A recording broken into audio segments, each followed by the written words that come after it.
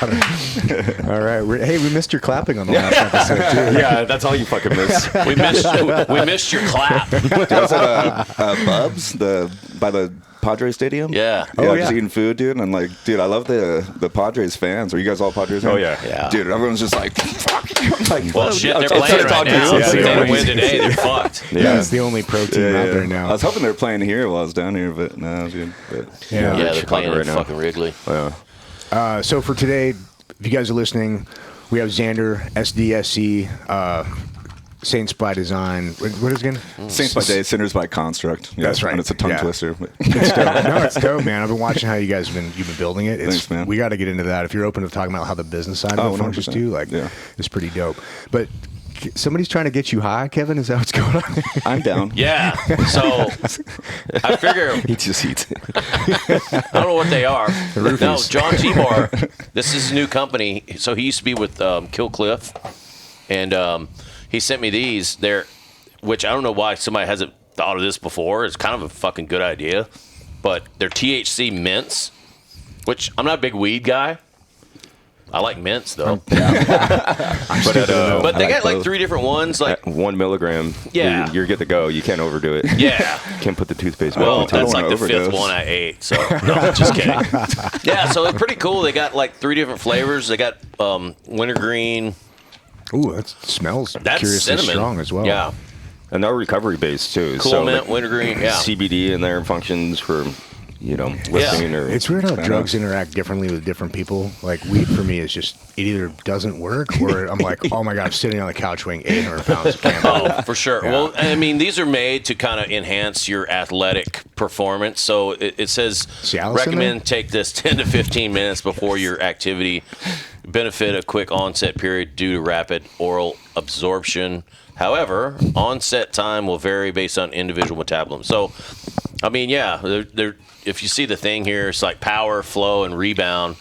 The ones we're eating are power right now. The cinnamon ones. When you originally brought this in, I thought it was an old school like porno VHS tape. Yeah, that's what it looks like, huh? Yeah. But yeah, so if you see me just laughing fucking uncontrollably this whole fucking podcast, you'll know. But, Yeah, we'll see how it goes. What if you do Yeah. 3 at the same time? So thanks, John. There's good There we branding go. on that too. I'm a Yeah, big fan. it looks dope it branding. dope. And little golf towel. I love it when guys bring drugs in here as our gifts because they always just come to me. No shit. Play Johnny with Well, his, you're like, his oh, Nick will eat homegrown anything. whole thing That's of the weed. thing with fucking THC. This shit gives me the worst like cottonmouth ever. Yeah. But I can't imagine one gram's gonna No. fuck me up. And you got Angels Envy to wash it down with. Yeah, thanks you for go. bringing this Yeah, up. of course, man. man. It's dope. Angels Envy Rye even. That shit is fucking pretty good. delicious. Ooh, I might have to get a fucking Uber home. I'll drive you. I took it over here, too.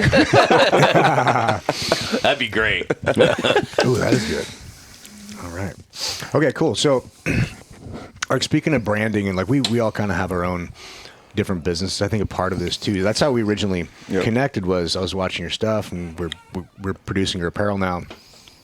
And because I know how hard it is, like I know how hard it is to do it. And That's you've what she done said. it. Well, that's 'cause yeah. But I know how hard it is to build what you've built. Yeah. And you've done it in a cool way where it's like I think you're doing a really good job of utilizing modern media, like modern social media. You're telling a great story. Everything you post has a meaning to it and a message. It's not like it's beautiful imagery, but also like the wording and the layering on of the mission behind it too. And I think that's why you've had such good success with it so far in like such a short time.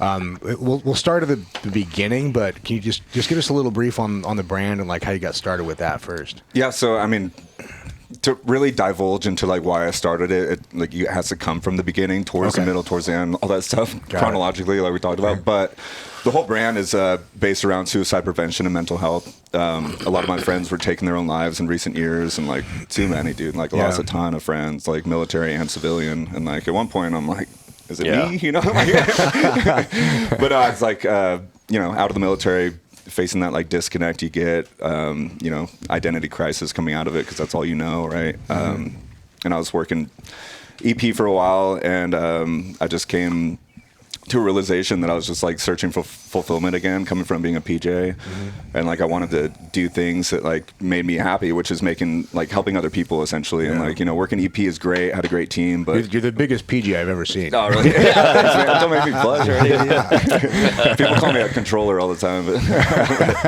but no. So I just wanted to make an impact on that, and so I left my job, that paid very well to pursue entrepreneurship and make something out of this to help save lives in a way or make a dent in it, like the only way I knew how, which is essentially putting, because I have my own story and everyone does, but just putting my whole life out there for other people to connect with and like telling real stories and just getting after it like that.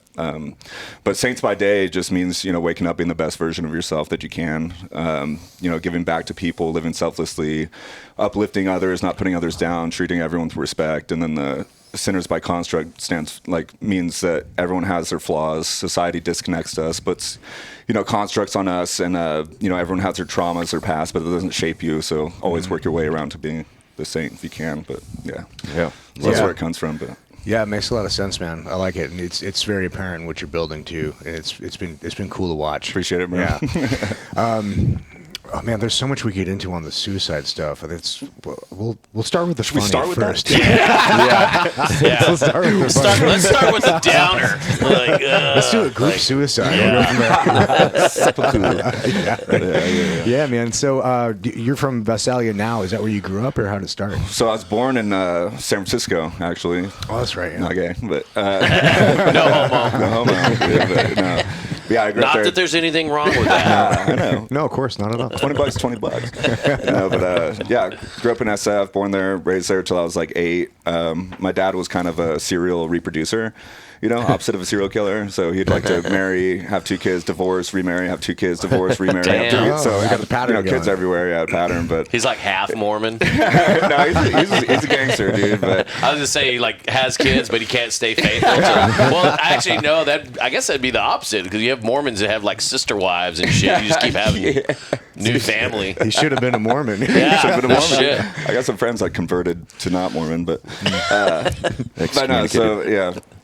Ran around there. My mom was she was heavy into addiction. She's hooked on crack and stuff, in and out of prison or jail, whatever. I don't know much about her life, but I know that the first time I met her, I was in a park. Like it was like after she got out of rehab or jail, and my dad took me to see her in a park in San Francisco, and she was me and my other sibling were playing on the monkey bars or whatever, and my dad was like looking around for her and went and found her in a patch of grass in the park, but she had like bicked her head, like shaved it completely, and was like tweaking on crack. Wow. Yeah. So did she get like that after he knew her?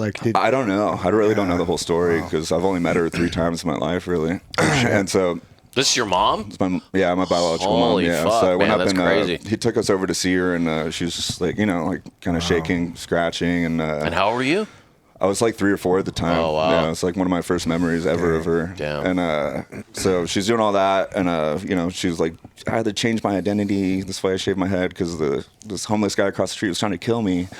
And I was like, oh shit, okay, whatever. Like, I'll still play with you, Mom. Like, I remember saying that. Yeah. So that's like my first interaction with her, and then. Just after that, didn't see her for years. And you were growing up with your dad this whole time? Growing up, my dad and his wives, multiple. So I had a Filipino stepmother, and I have 2 Asian half brother and sisters, and now I have 2 Mexican stepmother. Sorry, it's confusing. And then a half Mexican brother and sister. United Colors have been in So we it. put like a UNICEF commercial and we take like a picture together. Logistically, I'm like, did he go around and like collect and then just bring to the next relationship? He's a breeder, dude. I don't know. He's trying to breed something to. But did you grow up all the siblings in the same house, or is it just kind of sometimes? And then we kind of got separated, and then it's like a that's wild, weird environment. So it got too expensive out in SF, so we moved to Stockton, California.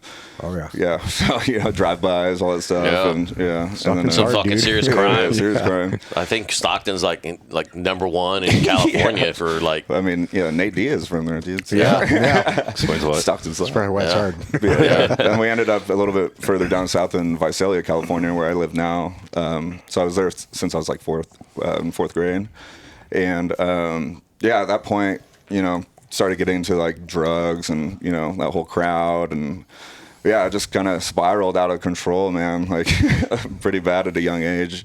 So I really had no direction, and yeah. How was your dad like involved, or was he trying? He was involved. Oh yeah, he was a good dad, man. Like he worked hard, but you know he's a G, dude. Like he serial breeder, but he hopped around a lot and was he had a kind of midlife crisis. Sorry, Dad. But joined like a band and stuff, and I didn't see him for a while. But he was always there working hard and providing. But at the same time, I had like free range to do what I wanted to do. So yeah, I started getting into trouble, doing drugs. Drinking Robitussin at school and fucking. I've been there. Middle grade, like Robo Fridays. 7th grade, dude. I was drinking a bottle of Robitussin, running a PE like mile, and I didn't have fucking gym clothes on me, so I ran in skate shoes and my jeans, and like I was fucking tripping balls, dude. Like just seeing animals running, like fucking popping out everywhere, and like just fucking huffing and puffing. And that's how it started there, smoking weed. Robitussin's a gateway drug to weed, if you didn't know. But yeah, just kept doing that, weed, and then went into hard drugs in high school, just kind of down the rabbit hole of just doing coke and like fucking Molly and fucking Vicodin, all that shit at school. So house white parties, people drugs. White people drugs, fun drugs. No fentanyl, but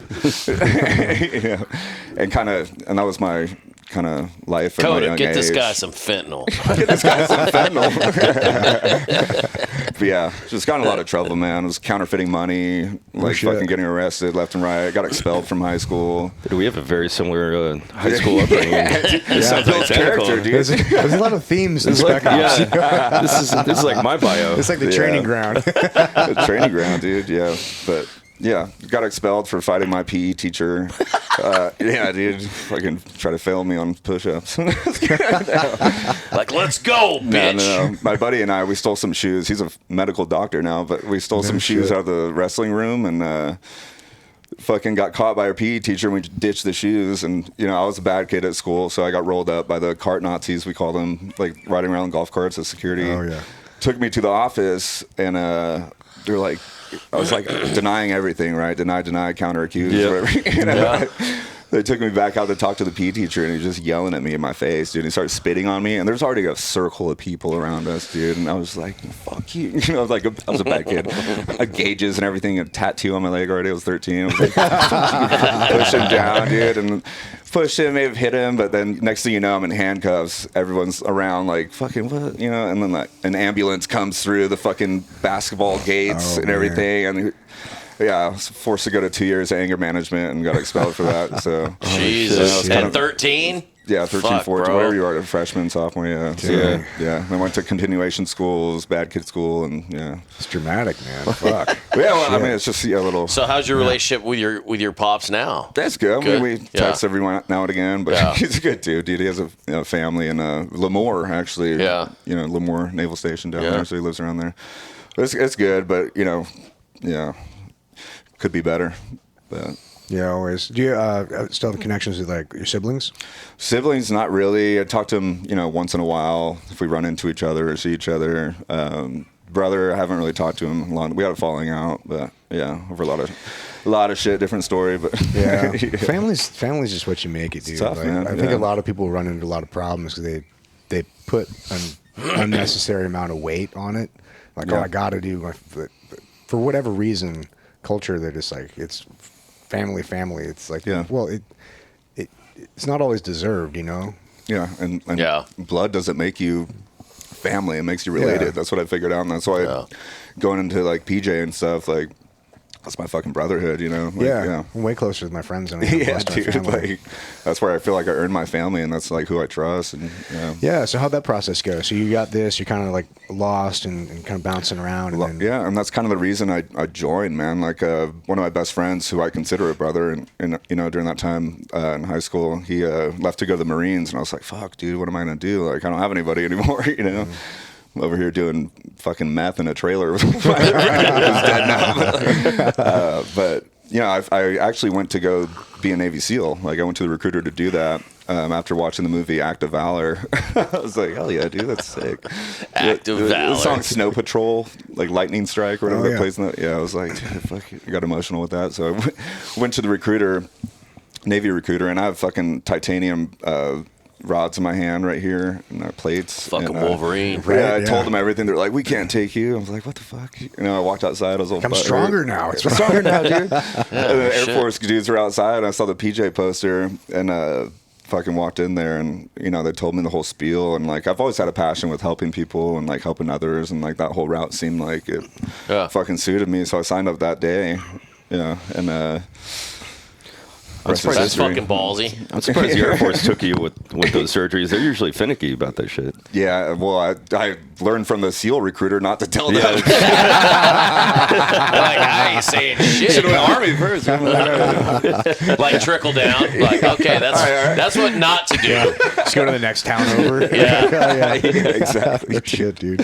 Yeah, but That's fucking funny. It's kind of how I made my way in. But. Yeah, was there any kind of I mean, aside from your buddy not being around anymore, was it like he went in? Did you see a change in him, or was it he was just gone, or did you see him go away and then come back and you're like, shit, he changed his life? Well, he was just kind of gone, dude. So I didn't really see him come back at all, and I left before he came back at all from everything he was doing in the Marines at 29 Palms and stuff, and I was just kind of alone, dude. You know, like I was living with him at a time in his garage.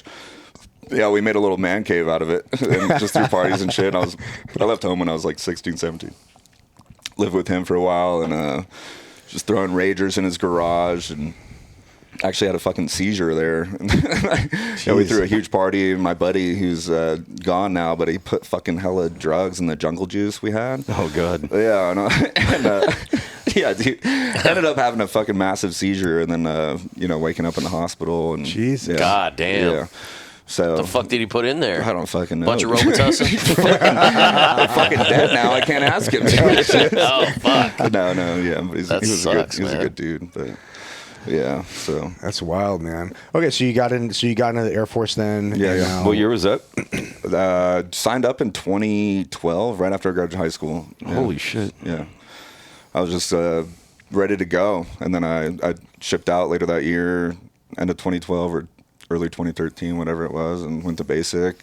What did you do in the meantime after you decided to make that change, and then? But I imagine kind of hard to like want to go one direction. We were still kind of walking the path in the old way. I mean, I was working at Hollister. Checks out. They took me in because I was juicing back then already in high school and stuff, and at that point they had dudes that hung out outside the store with their shirt off. Oh, I remember I do that. I was like, all right, yeah. And then I got Those are mannequins. Yeah, these are mannequins, dude. And I got like one tattoo, and they fired me. No way. Yeah, seriously? Yeah. Fucking discrimination right What the there. fuck? You go across the street to Abercrombie. Was there like a time when, because you said you had to go to like alternative school and shit, and then like did you go back to high school and finish that shit, or did you just get like a GED? Or no, I got my diploma. I actually graduated with 3.9 in independent study, but yeah, it was weird. They would get fuck, this is a funny story, but I'll say it. But, so they'd give you all this shit to bring home, like for your books, your science class, fucking microscopes and shit. Dude, and I was a weird kid, bro. Like I jizzed on the microscope lens, the little lens, dude. To see the swimmers. I was fucking dialing it in, dude. I saw him, dude. I was like, holy shit. Now I'm kind of curious. I don't know why I did that, dude, that's it's very scientific. But ever since then, I was like into the books after that. that's some people learn differently, man. The anatomy portion comes out. Like, I just see you going through like PJ school. And they're like, oh yeah, shit. I remember this from. Yeah, I remember the first time I jerked off on a petri dish. I just see your instructors like, what the fuck? Perfect fit. Yeah. So a finger in the ass ain't gonna be much issue. We're gonna make you the valedictorian. Any more fingers? Class leader. Dude, that's fucking. Man. Well, the whole finger in the ass thing too. Like they always we had fucking weird doctors sometimes, and like they were taking Those weren't doctors. I know they're props. They'd take a rubber glove, like a latex glove, and a medical glove, and fill it full of sand, and then and like for your prostate exam, they'd put one on your shoulder to make it feel like your hand was on it, and then it'd be like, all right, you ready? And they'd put the other one on, and then like do this, and it just feel like they went like oh, so you haven't come so hard in my life. Best sex you had since prison. Dude, I'm trying to find that thing again. Actually, Tim Spear was telling me that when he was at the 18 Delta program, that they were doing the prostate exams with I won't say the other guy's name. We all know him. But either way, they were sitting there and like tickling each other's prostates and trying to like make each other come during the Delta program. He's like, no, stop, I'm going to come. You're gay if you come first. That's some fucked up shit. Speaking of which, I saw some shit on the internet the other day. And I think it was Urban Dictionary. It was called the Mellencamp. It's like when you shit a turd so big, it fucking hits your prostate and makes you nut. They call it the Mellencamp. I showed it to somebody. I was laughing my ass off. I don't know if I've ever had a turd that fucking big, or maybe it's got a small prostate or something. I don't fucking know. Camp on that? Yeah, does Mellencamp know about that? Right? Yeah. I don't know. I bet you'd be into it. Try anything once. Yeah. It's just skin. I could see if it was like the Richard Gere or something. You're like, oh, okay. Yeah. The fucking ham, was the gerbil or some shit? Did anybody ever verify? Is that shit real? Yes, it is. Is it? I don't know. That was like the 80s and 90s, man. You hear shit and you just don't know. There's no way to check. There's one way. I kind of miss those days. Your other gift is in my bag. It's all around. Pulls out a fucking guinea pig. We're gonna try for the Mellencamp. This in a microscope, right? Sorry, we had to put a muzzle on him. We're like, oh fuck. Like, what the fuck? He's declawed. Don't worry about it. He's got braces on. Declawed, shaved. Oh, Jesus. Boy, what a tangent. So tell us, I know, right? So tell us a little bit about the PJ pipeline, because it's relatively unknown in the grand scheme of things. Yeah, it's a lesser known thing, man. That's what I figured out. Funny story about that. It's so lesser known, like as PJs and stuff, that one point I was sitting in a bar at Gainesville going through my green team, which is our it's not tier 1 shit. They have that too, but like every PJ goes through a green team to get deployable after you graduate. And I was at a bar and I didn't realize how lesser known PJs were. Right, you get told that, but you'd be talking to a girl and they'd be like, I'm a PJ at a bar in Gainesville, Florida. They'd be like, what is that? I'm like, you're a pajama? I'm like, just telling me you're a Navy SEAL. I'm like, yeah, that's what I did. I was like, I'm actually a Navy SEAL. Yeah, it worked out. We're like the Air Force version of Navy SEALs. Yeah, it's true though. I mean, I was a whore back then, but yeah. So the PJ pipeline, man. Yeah, they're like straight like I said, I was going through and I was like at a weird time in my life. I was lost, searching for direction, and I got my shit pushed in. Like when, I went to NDOC and all that stuff, and it was like the hardest thing I've ever done in my life. With the prostate thing? With the prostate thing, dude. NDOC separate, but but yeah, it was something that like kind of reshaped me, and like I feel like most, selection courses and special operations really break you down, right, and rebuild you as a person, because you need to find that level out when you get broken down to nothing, to rebuild yourself, to figure out who you are and who you are as a teammate and all this stuff. Like your past life, it's coming back to that. It's like a past life, you change that and now you're this person. And I needed that at that point in my life, and that was exactly what happened to me, because I didn't like NDOC at that point was 9 weeks long, and then we go through our own hell day and all that stuff, which is for me it was week 8 of 9. And I failed that shit, dude. And the water confidence came up, fucking drowned essentially, and was like on the side of the pool getting worked on by medics. And when I came back to, and they're like, get back in the water. And I hesitated, at week 8 of 9. Oh, and so dude, they fucking recycled me back to day 1 of I next can imagine you come out of being drowned to death. Yeah. And you're probably a little hydrophobic. Yeah. Fuck you. Yeah, I can see what they mean. They probably thought I was like faking it essentially, because a lot of people do that shit. I'm like, I was fucking drowning. It's actually out. So like I remember, I had to beg for another chance from my commandant at the time, and he's like, "Are you gonna fucking pass the next class?" I was like, "Yeah, Sergeant." Who you, sir? How old ran back to my door doors crying. How old were you going through? Must have been pretty young. I was 18, 19. Yeah, 18, 19. So I recycled day 1 of the a few weeks later, and ended up passing that class, but I feel like I needed that part too, because everything you go through is a lesson, and it's not like, why has this happened to me? At some point, it's like, what is this teaching me? Yeah. You guys go through like regular Air Force boot camp and shit, right? Regular Air Force. We have our own like. It's like 6 weeks or some shit. Like Lackland, 8 weeks. 5, 6, 6 weeks maybe. I can't remember. But so for PJs and other special operations, they're put into their own like. You guys are in like your own company. Your own company, yeah. Okay, yeah, what they call makes it. But we're around other people, but you are your own company, like Okay. I went through with, you know, Grand Thumb is? Yeah. The Mike Jones, Mike I went through with him. I thought he was a Green Beret. No, we went through together, you know, and he failed. I failed too. Like, people fail, right? And he ended up going through SEER training. So he went to be a SEER specialist. Fucking awesome guy. But yeah, he went to SEER training, and then he became a TAC P.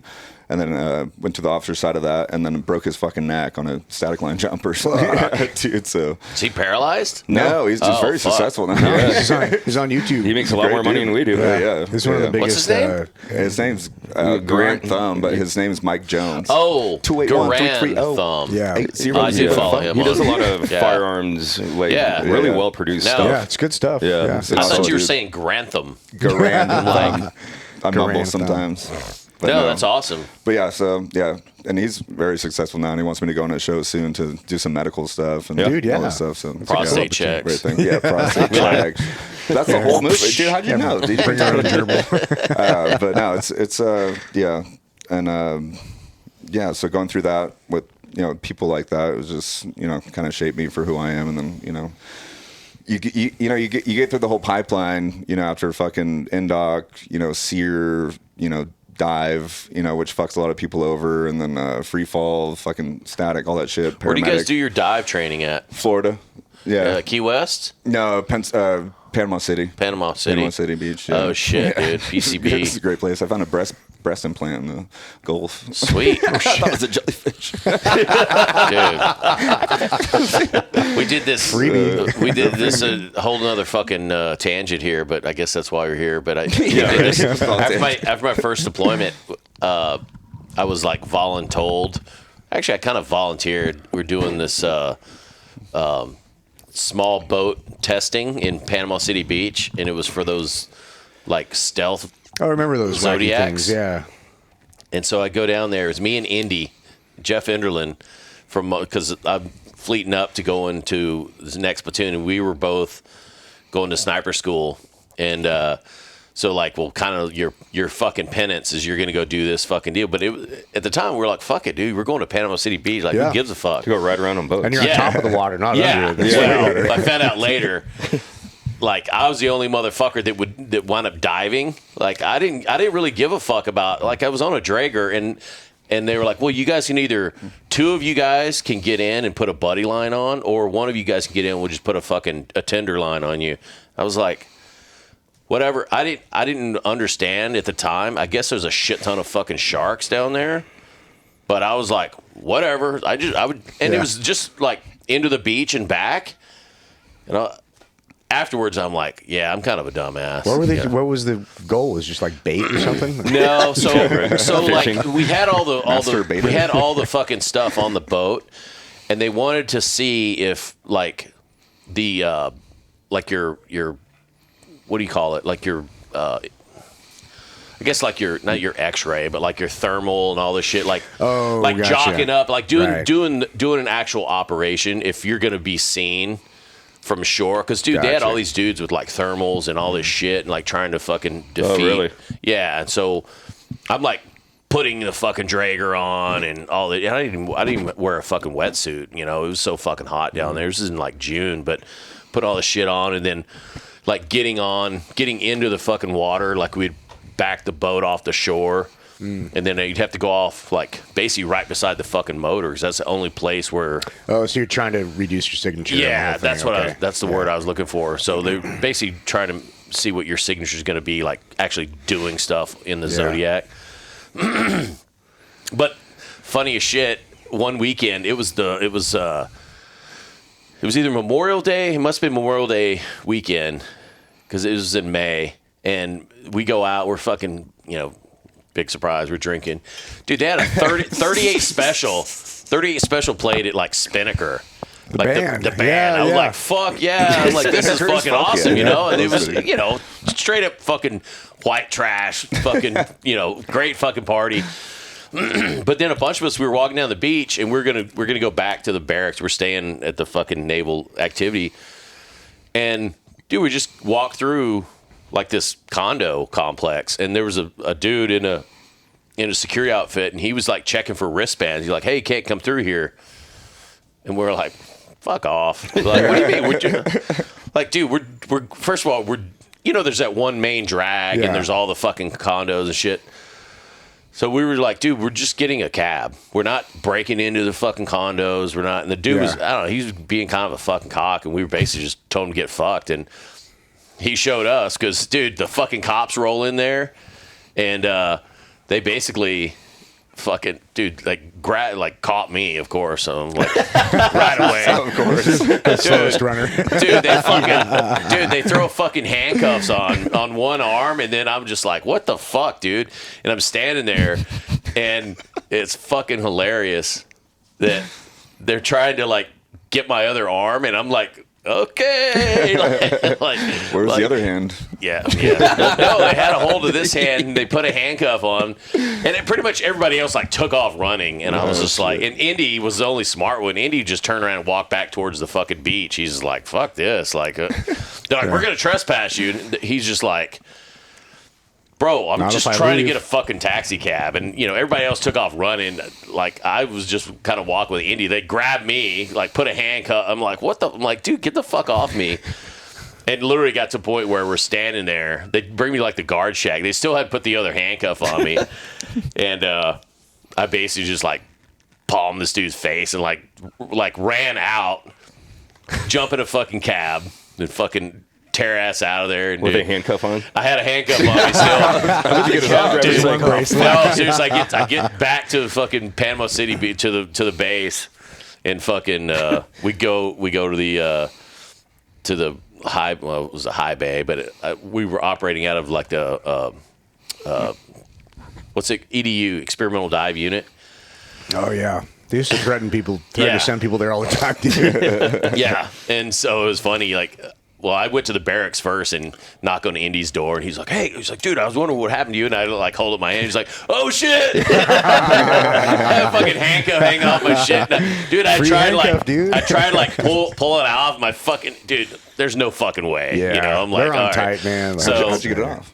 Dude, we go to EDU. It had a set of bolt cutters. He's just like, dude. chunk. Yeah, I thought you bobby pinned it like you did at Sears School. I think they're pretty easy to pick. They're pretty easy to pick. Yeah, they're not bad. I wasn't that savvy in picking fucking handcuff keys at the time. And Indy was like the first Louis guy. So he's like, well, fuck it. He goes, I know I got some bolt cutters in there. Bolt cutters are get out of jail the way to go. Yeah, Funny as fuck. He just does the chain, so you have the fucking. It's still on nowadays. I got like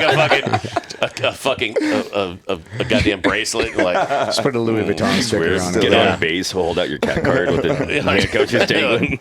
Hey, while you're here. That was interesting. So yeah, Panama City Beach is used to be a pretty fun town to party in. It's you remember the Club La Vila? Yeah, it's right beside Spinnaker, right? Yeah, we used to go to Spinnaker's and La Vila. It burned down. It burned down. Yeah, well, it was billed as that whole area. It was billed as the biggest. Was it a fair question? Yeah, was it billed as like the biggest fucking club in the world or in the fucking nation? It was like it was huge. It was massive, dude. I fingered a girl on the dance floor. Club La Vila, Club La Vila and Spinnaker. Florida's crazy. Bro, I swear it, dude. I was there. I was a young kid, dude. I was fingering this girl on the dance floor. I was like, fucking, it kind of smelled weird. And then fucking this dude kept coming up. He's like, what are you doing? Like talking to her. I'm like, yeah, what the fuck? Like turned out to be her brother. I was like, oh, dude. Yeah, dude, just wipe it under his smell. Yeah, I definitely would have done that. If I'm come here for a second. If I'm 10 drinks deep and I'm 21, I would have pulled that shit. Oh, man. Yeah, it burned down to the ground. That's fucking crazy. I didn't do it. No, I didn't.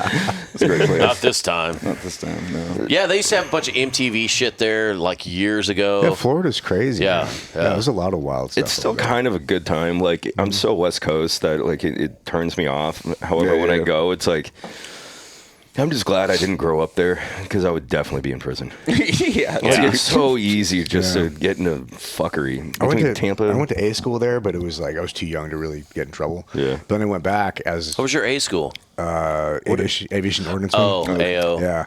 But then I went back for Athletes Performance Institute, where they would because I was in charge of like the I did that program. So but it's where it's actually a pretty cool spot. So they mainly train guys for the combine. So if guy shows promise and he's getting ready to go to the combine, their agent will pay whatever is like $50,000 a week for them to go. Dude, to that's fucking a good deal. It was a great deal, man. I got to go like 3 different times. Was that through like SQT? Yeah, SQT. Yeah. I was in charge of the training program to get guys ready. Remember when that whole tactical athlete program? Yeah, and there was some wacky shit. So I came up with my own. But thing. a lot of that was really fucking smart. Like I remember when those shit first got rolled out. Like dudes had to like bench press their body weight. Yeah. Well, that was me. Yeah, I came up with that, and then the body weight bench press, body weight squat, and some of the other stuff. And then they got goofy with the sandbag throw and shit. I'm like, what the fucking stupid sandbag throw? I'm not throwing that thing very far. I'm trying to bench some shit. Throwing. Yeah, it got really weird. It's for when you chop that dude's head off and it's in the side of a sandbag. War crime. Got to get rid of the fucking evidence. It was fun going to Florida, like as an adult, in my 30s and going to Florida. Like it was fucking fun. Yeah. Man. We had a good time. Dude, those students put up some fucking crazy numbers with body weight bench press and body weight squat. Yeah. One dude, his body weight was 225, benched 39 fucking times, dude. That's wild. Another guy at a That's body strong, weight, dude. Get this, body weight of, I think he was 195. Guess how many fucking reps he did? 195. 185. What the fuck? Jesus. 185. 185 reps of 195. Yeah. Is he black? I couldn't even do that with my knees on the ground push-ups. Dude, I did 40 at like 205 at the time, and I was like seeing God. That's insane, dude. Yeah. Some of those. 108. Yeah. Well, somebody first set the record at 72, and this guy's a beast. At like 225, and then somebody else would break it, then he'd come back and break it, and there was like this big challenge. And then they realized that I think they put the kibosh on it because like this is getting too fucking crazy. Yeah, Then dude. they went to deadlift. And it got wacky after that, but that was like I was in charge of that program because Buds is cardio based and Team is more like strength endurance based. So they put me in charge of developing the Got program. those good looking muscles. Yeah, steroid based. Well, I had to go. They sent me to West Side Barbell as well. Where's that? Like Philly or something? Ohio. Yeah, Louis Simmons before he died. West Side Barbell. They're like the Godfather. Their shit is crazy. Yeah, dude. They've got their leaderboard. They know how to build some strength, dude. They've got like a 165-pound dude squatting like 600 pounds. Oh yeah, it's unfucking believable what they're doing over there. What are they doing different than? Is it reps or just wait? They do like it's called heavy the fucking weight. No, that's just the overload principle, but that only goes so far, and you got to be doing juice to make any of it work, obviously. Yeah. But his principle was the conjugate system, which he was. Wait, what do you mean by doing Jews? You wring them out and take the juice. I know what you meant. Nice yarmulke, my friend. He had dude, he used to take the old Russian strength manuals. We're gonna get canceled. They're like anti-Semitic fucking motherfuckers. Okay, go ahead. Sorry. He used to take the old Russian strength manuals and have somebody translate them in English, and then use those. He would also have structural engineers come in and watch his lifters lift and make small adjustments in their movement patterns to make sure that they're where their muscle attachments both into their joints and their bones. I mean, that makes sense. They're moving like optimally. Biomechanics are actually it was efficient. like he was like the pinnacle of all that stuff. It was insane to learn from. There's a really cool documentary about that West Side Barbell Company. I think it's on like Netflix or something. Oh, really? Shit, I didn't know that. Check it out. Yeah, it was pretty cool. But it tells that whole story about. I mean, that guy started in 70s. I want to say in the early 70s, mid 70s, and he was doing shit, and it was all just, they have the fucking bar, and it's 225 is like tack welded on there. You can't lift anything less than that. Like motherfuckers are like, dude, I only wanted to do one plate. They're like, too late. Leave, come back when you're strong enough, and go to Planet Fitness. Yeah, but that's fucking crazy. Yeah, it was pretty cool to see it, man. Because I'd heard about it a little bit, and then going there in person, like watching those dudes train, they're like fucking straight up warriors, dude. Like they're going to fucking battle with that bar. And it's like the whole minimalist, like. That I mean, I don't know what the gym looks like now, but like from those documentaries, they were just like it's the same gym. Yeah, very old school, like 80s. There's like welded fucking like contraptions. They're like No Smith machine. No, it's no. like Looks like a deployment gym. yeah, no shit. Yeah. You're like the only lifting. thing, place to do the it. only thing after like 1985 there is the monolift for the squats, so you don't have to like rack it out or walk out. It moves for you. Right. But yeah, it was pretty intense. But anyway, yeah, Florida's fucking crazy, and API was a fucking amazing trip. Yeah, the Florida girls out there. Like sometimes I meet when I was single, I'd meet like a fucking wild chick. I'm like, God damn, like where the fuck did you learn that? They're from Florida. On the farm. From the Jews. On the farm. I was just out in Tampa not too long ago with an old Army buddy of mine, and we were staying in this like bougie ass hotel, and he's doing really well for himself. And it was Motel 6? No, it was nice as fuck, right on the water. And Motel 7. Me and 2 other guys, and we're like, all right, do we go hit the town? Or do we go to the rooftop pool bar and see what's up there? And we're like, fuck it, let's fate decide. And so we're waiting at the elevator, and all of a sudden it opens up, and there's like this harem of like just baddies in this elevator. We're like, where are you guys going? They're like, up. I'm like, yeah. Like, well, we're going down. But I was like, dude, there's some fucking talent here. Like, absolute talent. The only thing that's kind of like questioning about it is, I'm trying to figure out, this actually sounds like is given the level of heat and humidity there, I'm like, how is any chick leaving a nightclub getting banged out or eaten out? Dude. Yeah, throw them in the shower. Swamp without ass. smelling like an alligator. Funny story about that. I made a chick shave one time. I shaved a girl one time. Yeah. Like her face? Yeah. Like the bearded lady? Well, funny story about that, dude.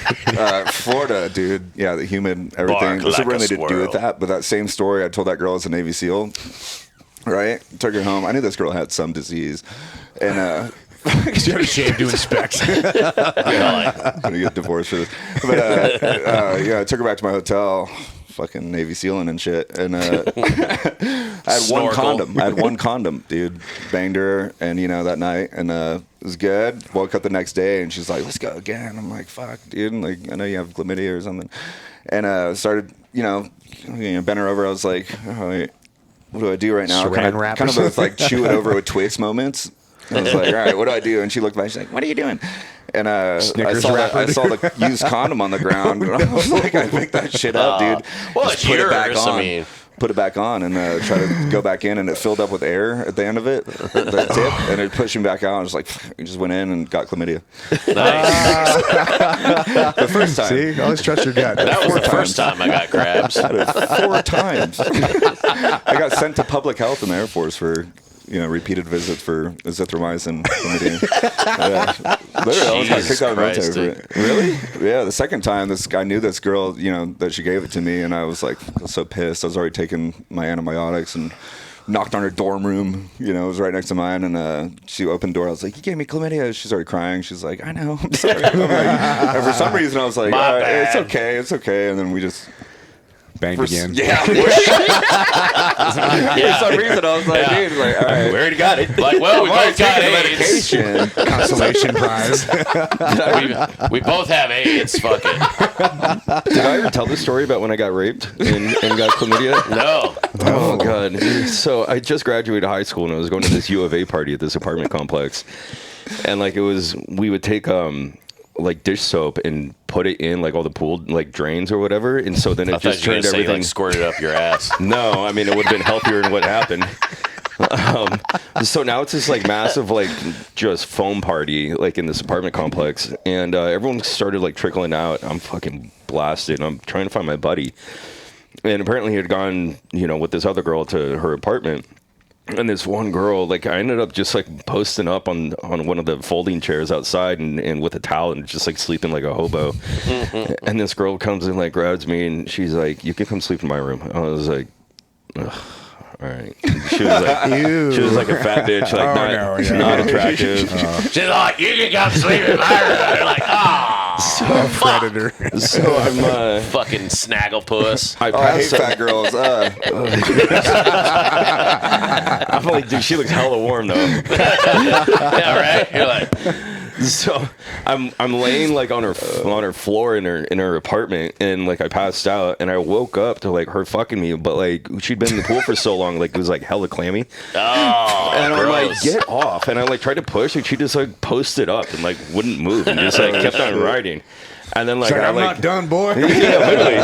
And I pass out again, and then, like, I come back to, and she's still going at it, and I was like, fuck. I'm like, well, my dick's hard. It's like, this isn't my fault. And, damn you. Don't tell my You friends. son of a bitch. I wake up, and I know, way to let me down, dude. Yeah. So I wake up in the morning, and I'm like, none of my clothes are there. I'm literally butt naked, like, just laying in the middle of this floor, fucking all, just like, ugh. And I open up the door and I look, and it's my best friend I was looking for. So we ended up at the same apartment, and I'm like, Anthony. And he's like, I'm like, and I'm like, where are my clothes? And he's like, I don't know. And I'm Borrow like, your pants. I'm like, all right, well, fuck this. So Wrap a towel around you. Borrow so her as pants. soon It as looked like parachute pants. I couldn't even find one of those because they were moving out. And so as soon as I opened the door, this brand new freshman with her parents and her little brother was coming to take over the lease. Because she was, you know, just now starting to go to U of A, and I'm sitting there butt naked with my buddy behind me, and Standing there with a boner. Morning. Was her name the lease? so I go running out, sprint all the way across the apartment complex, butt naked, and then jump in my buddy's truck, and we end up going back to my place. And I was in a relationship at the time, and so next thing I know, like, this ain't normal. And I'm like panicked, so I go to Planned Parenthood, and I'm like trying to like put off having sex with my girlfriend. That way I'm not continuing this vicious circle. And it ended up working, but then like 3 weeks later, I go back to the same apartment complex for another party. Right. And I'm up on top of it for seconds. So I'm up on the third like, story hey, on fatty. the balcony. I'm weirdly here right now. Stay away from me. I'm smoking a dart, and I'm like looking over the balcony, and I'm like, Anthony, I'm like, that's that fucking fat bitch that raped me. And she was like coming up in the grass in heels and like kind of like aerating it all at the same time. Like a tauntaun. And I'm like,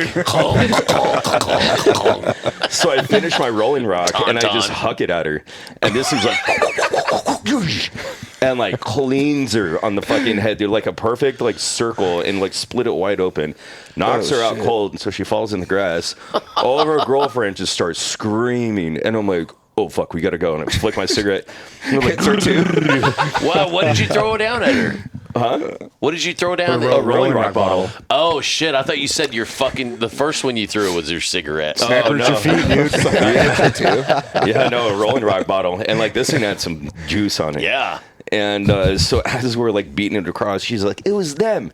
And jump in the truck, and as soon as we were coming in the truck, the police like started coming in, and the firefighters and the ambulance and everything. And that was pretty much that. And then one of the guy's house that I was at, or his apartment, sent me a photo of her in class, and she had a perfect like 15 stitches and a perfect circle on her forehead, and black eye and like everything, dude. Big old fucking Damn, lump. dude. Like, that's what you get for raping me. Karma's a real thing, dude. Yeah, dude. She fucking raped me, dude. I was literally raped. I used to hear the phrase "can't rape the willing," but I've heard that too. I was blacked out. Doesn't Yeah. count. I've checked that a few times. My dick was willing, but I wasn't. Two different brains. yeah, that's one of those sayings. You're like, I'm conflicted. like wake up with a fucking boner. You're like, damn, what the fuck was I thinking about? Dude, like this morning, fucking get up. Like Gabby's like, what the fuck were you? She's like, did you sleep good last night? I'm like, yeah. I'm like, why? She goes, you were laughing at something in your sleep. I was like, yeah, that was fucking weird. You're just getting tickled at a Playboy party. Well, I take like 2 melatonin gummies to go to bed, or when I go to bed, and like, dude, that shit.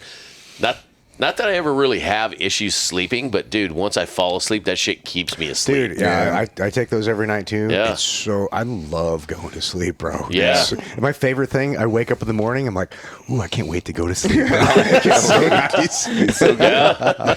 Well, it's fucking weird too, because I didn't never really used to wake up and go, man, fucking coffee. Like I started getting to the point now where I want to drink less at night because I want to fucking fall asleep and enjoy. Because if I'm fucking hungover, I'm like, the last thing I want is a fucking cup of coffee or fucking water. And I guess that's the other thing too with THC. Yeah, exactly. Well, while we're here, a little champagne. Let's continue this party. But dude, yeah, it's kind of weird. Coffee with my wife is one of my favorite things in the morning, dude. It's our little ritual, and like before the day gets fucking crazy, because she's the CEO of the company, so like we work together, and are on each other's fucking nerves all day long. She's in the email thread. Yeah, exactly. Yeah, exactly. Like, So it's nice to have a few moments where we're not like fucking pissing each other wow, off yeah. yet. Yeah. We're like, oh, coffee, babe, this. Coffee. Yeah, and then we start fucking raging. That's so fucking funny. And then at the end of the night, we come together and we have dinner and we watch an episode of whatever it is, like Modern Family and just Gilmore Girls. yeah, it's a weird thing. I never used to appreciate quality time, but now it's like these little moments, like they mean a lot. It is fucking weird, man. Like I remember years ago, like we've been married for 20. Shit, this is October of what? 2025. We got married, so 23 years. Wow. On the 6th. Dude, congrats. That's And I awesome. totally forgot yesterday after we got done with the other show, I went home and for some reason I was looking at my phone. 12 years to the day yesterday, I retired from the Navy. Wow. 12 fucking years, bro. Fuck, it goes fast, dude. Actually, Let's go. Yeah. fuck, I just hit. Yesterday was my fat girl? anniversary. I learned.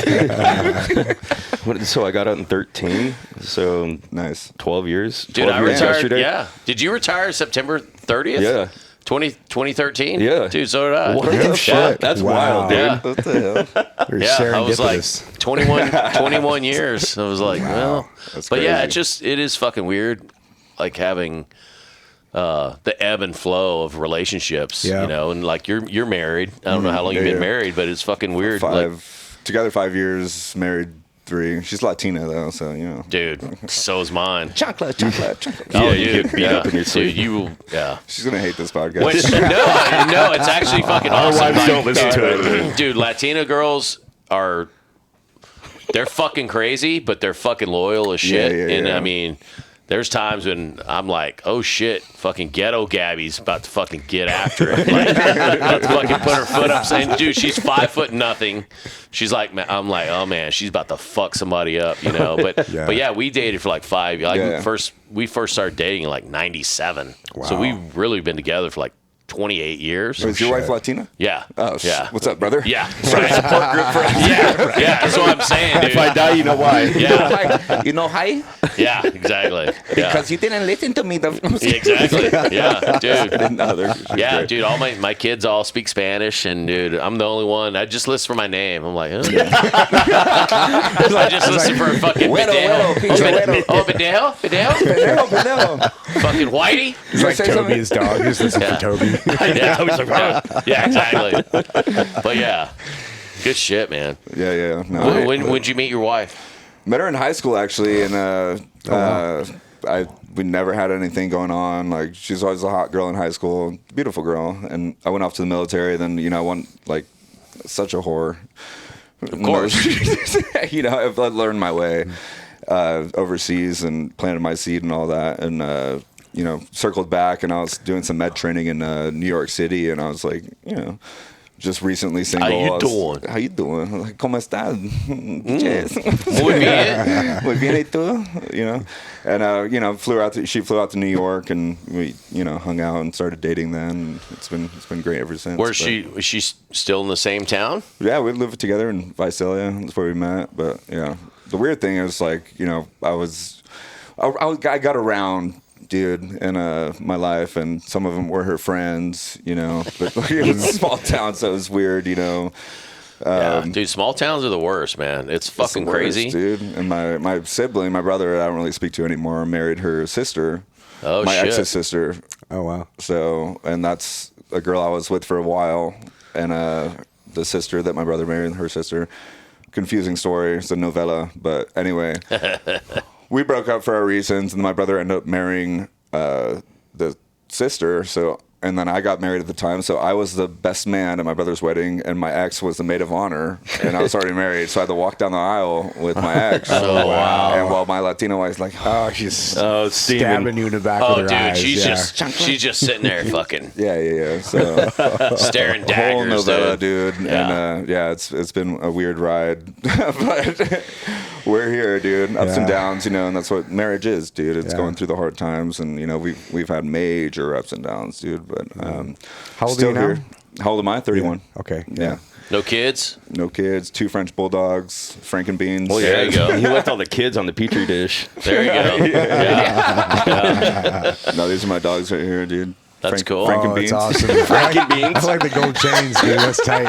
Oh, dude, Frankenbeans. What a good name. Yeah, my kids. brother's got a Frenchie. I got a pug. I've had nice. 3 pugs, but Yeah, they're the best. It's Dude, because they only live 4 years. Dude, Do you guys share CPAP machines? dude, they're the Dude, I got worst. my Dude. dog's They nose are jobs. the Yeah. fucking. I mean, we had both of our pugs that passed away. They lived to be 13, which No is pretty pretty fucking Wow. good. That's they rare. can live Yeah, good lives. we yeah. had our shepherd, which was like our shepherd Flash had both of her parents were military NPCs. Yeah. And she only lived to like 11. Really? Yeah, she had what is it? The hip dysplasia? No, had the narrowing of the spine. Yeah.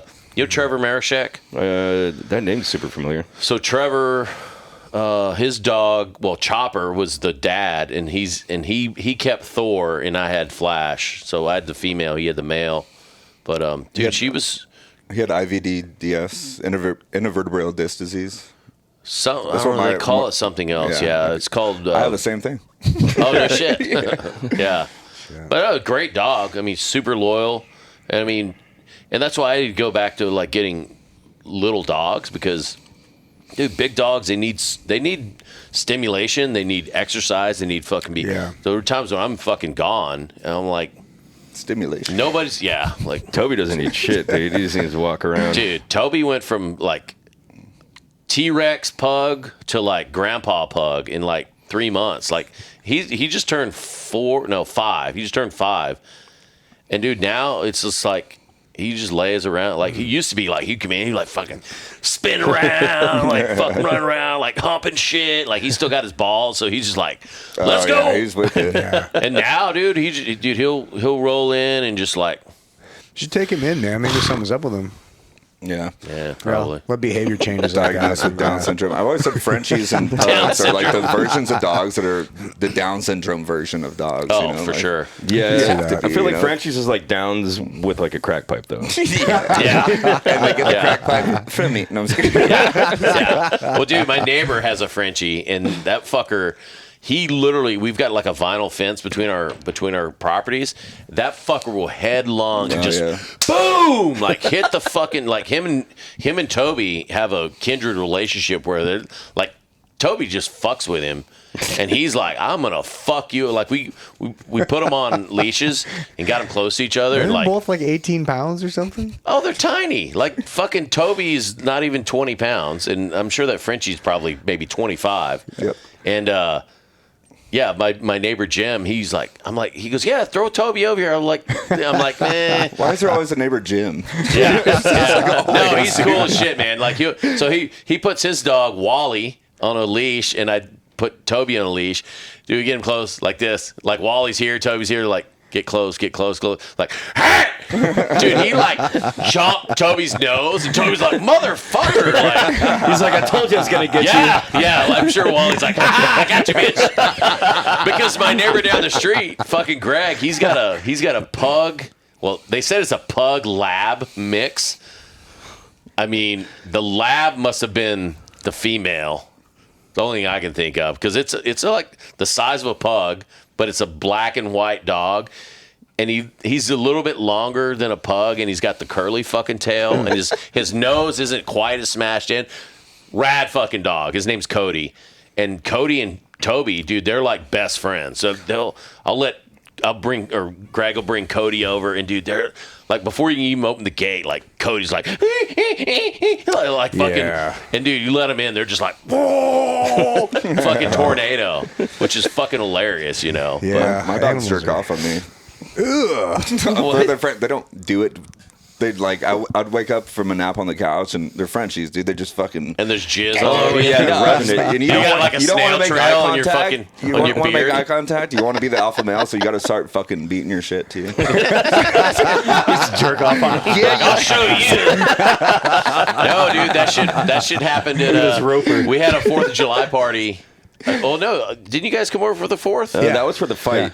Oh, okay. I did the 4th on Coronado. So the 4th of July, one of the Ethan Gavin's one of their buddies was over there, and fucking Toby literally got on top of him and was like humping and like fucking nutted on him, and he's like, oh, I didn't see it. They like told me about it, and I was like, oh, Toby's like, all walking off all proud. He's like, yeah. Toby's like, drink some pineapple juice, dude. yeah, He's got that post-nut clarity. yeah, no shit. He's I'll like, go study some math. All right, we got on a tangent. bro. Xander, let's get back to Right, you. back to Xander. Yeah. Back to Dude, I dogs. like fucking speaking of pineapple Speaking juice. of pineapple, I drink some. My cum still tastes the same. That's sure I know. So Florida dive phase, and then what other kind of savage, I guess, lessons, insights, and stories do you have from the pipeline? Well, the pipeline is one thing, but went through that, went through paramedic, all that shit. Graduated. I think. Actually, do you have any crazy shit from doing your residency? As paramedic. So I did my residency. I had to deliver a baby, and that was fucking traumatizing. Oh, yeah, Did delivered you? a few Yeah. in ambulances and hospitals. Yeah. Yeah. So a couple funny stories. I did my paramedic clinicals in Philadelphia. Thanks, brother. And first day, I was trying to be, Johnny on the spot and like fucking, new guy and fucking boots shine, fucking dress well early to my shift at the fire department in Philly, which is by Kensington, the worst place in Philly. And showed up 30 minutes early, and the fucking alarms went off right as I walked in. I'm like, am I a fucking black cloud right now? And like the fucking my instructor was like, yo, you're the new PJ coming in? I'm like, yeah. He's like, get on here. Next thing I know, like I'm running a full code. I'm doing intubations in this fucking apartment. Dude overdosed, throwing up everywhere. His family's crying in the background, fucking doing everything. CPR. Shane, what's your PIN number? Give me your PIN number. Be my plug. Steal his fucking wallet. Ran that full code and didn't even get a break after that. The next one was all we got was in Philly was this girl versus truck, MVC. Jesus. Yeah. So we show up to the scene, and I'm like fucking. I'm in the back of the ambulance, like a new guy fucking rehearsing. I'm like, I don't know. I just read some books, dude. Like, I don't know what the fuck to do right now. Jump out, and this girl is just laying in the street with a crowd around her, dude, like filming and shit. And she's got her hoodie tied over her head with like under here. And I just, my preceptor's not with me, so I start fucking cutting her hoodie off, untying it, whatever, and I rip it off, and her whole scalp comes with it. Fuck. And I'm like, dude, and she got hit by a UPS truck and dragged underneath by something that hooked her. Oh, yeah, jeez. it was crazy. And I was Holy like, what the shit. fuck? And then, I don't know. Did she make it? Or? I don't know. Yeah, we never went back to check because we get calls and calls. Philly's Philly's like a war zone, Dude, it's nuts, I bet. Yeah. I bet that's a crazy place to So be. literally the first day. So after that, I got called to another MVC, a dude and a chick. What's an MVC? Motor vehicle collision. So it was a dirt bike, like a mini bike, and a dude and his girlfriend were on it. They must have been less than 20 years old and just driving hella fast down a road. And this fucking diesel truck was coming the other way, and they fucking collided. And the dude got ejected off. He pinned into the bumper of the truck, like he was inside of it. And the girl hit him. They were going so fast together, and the force bounced her off to the back on the other side. And so I go up to the girl, and she's like agonal breathing, like on the road in there. I'm like, all right. And then the other ambulance guys got her. I went up to the dude, and I was like, he was stuck into the frame. You're like, how do I do this? How do I It's do not a this? bird. And I was like touching everything, and it was just all squished. Like nothing was left. Bro. Structural. Was he conscious? No, I mean he was just like out of it, and then I was like, "Why is this PVC pipe sticking up out of the fucking his body?" And it was his femur. It was a stake. I was like, I've never seen one before. I was like, "What the fuck, dude?" It's like, what do you know? He developed kind of a dark humor in the scene, but like, so I was just like, "What the fuck?" And then he like fucking coughed up hella blood. He died right there, and then we saved this girl. And this was all like within 3 fucking hours, bro. Those are the credit cards Yeah. and PIN numbers you need to get. I took that shit, bro. I used to be a thief. And then after that, I got called to this family reunion, and like a lot of houses in Phillies are townhouses, so multiple stories. And there was a family reunion, probably like 50 people in there. And I guess the owners of the house, husband and wife, had their whole family there. And the husband and wife started arguing like really bad, and the husband ran upstairs. He's like, "Wash this," and like fucking went upstairs, and all you hear is boom, and all that shit. And then like cops got called, we got called.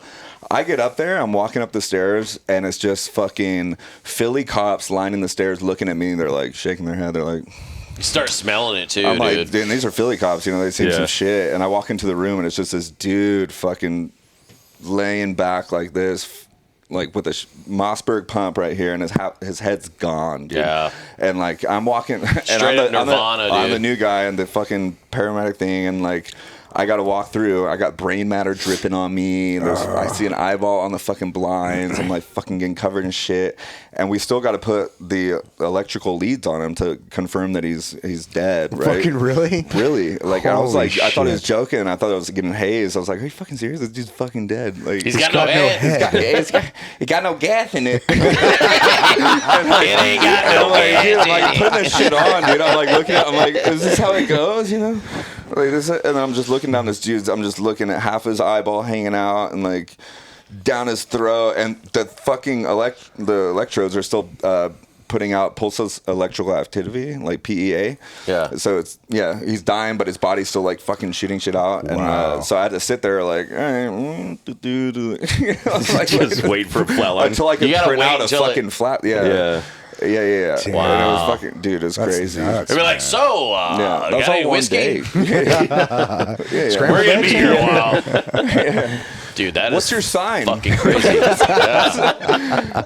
Yeah, and then the next day I got called to a house that this dude like hasn't been seen for weeks. Right, and like his neighbors called. There's a bad smell. Once you smell a dead body, you know it Yeah. forever, dude. Yeah, Like, it's horrible. But that was the first time I actually really smelled like a corroding dead body, and like I walked in, I was like, Jesus, you know, like, and we were searching the house. He split up, and like I went upstairs. I found the guy, right, and he was like, Got the bloat. You ever seen fucking what's that movie? What's in the box? Yeah, Seven. seven. It was the bloated ass fucking dude. He became like gluttony guy, 4 yeah. times his normal body Yeah, size. dude. And was covered in like shit. He had a remote in his hand. His tongue was out here. His lips were fucking swollen around it. Fuck. And he's all blue. And me being a weirdo, I was like.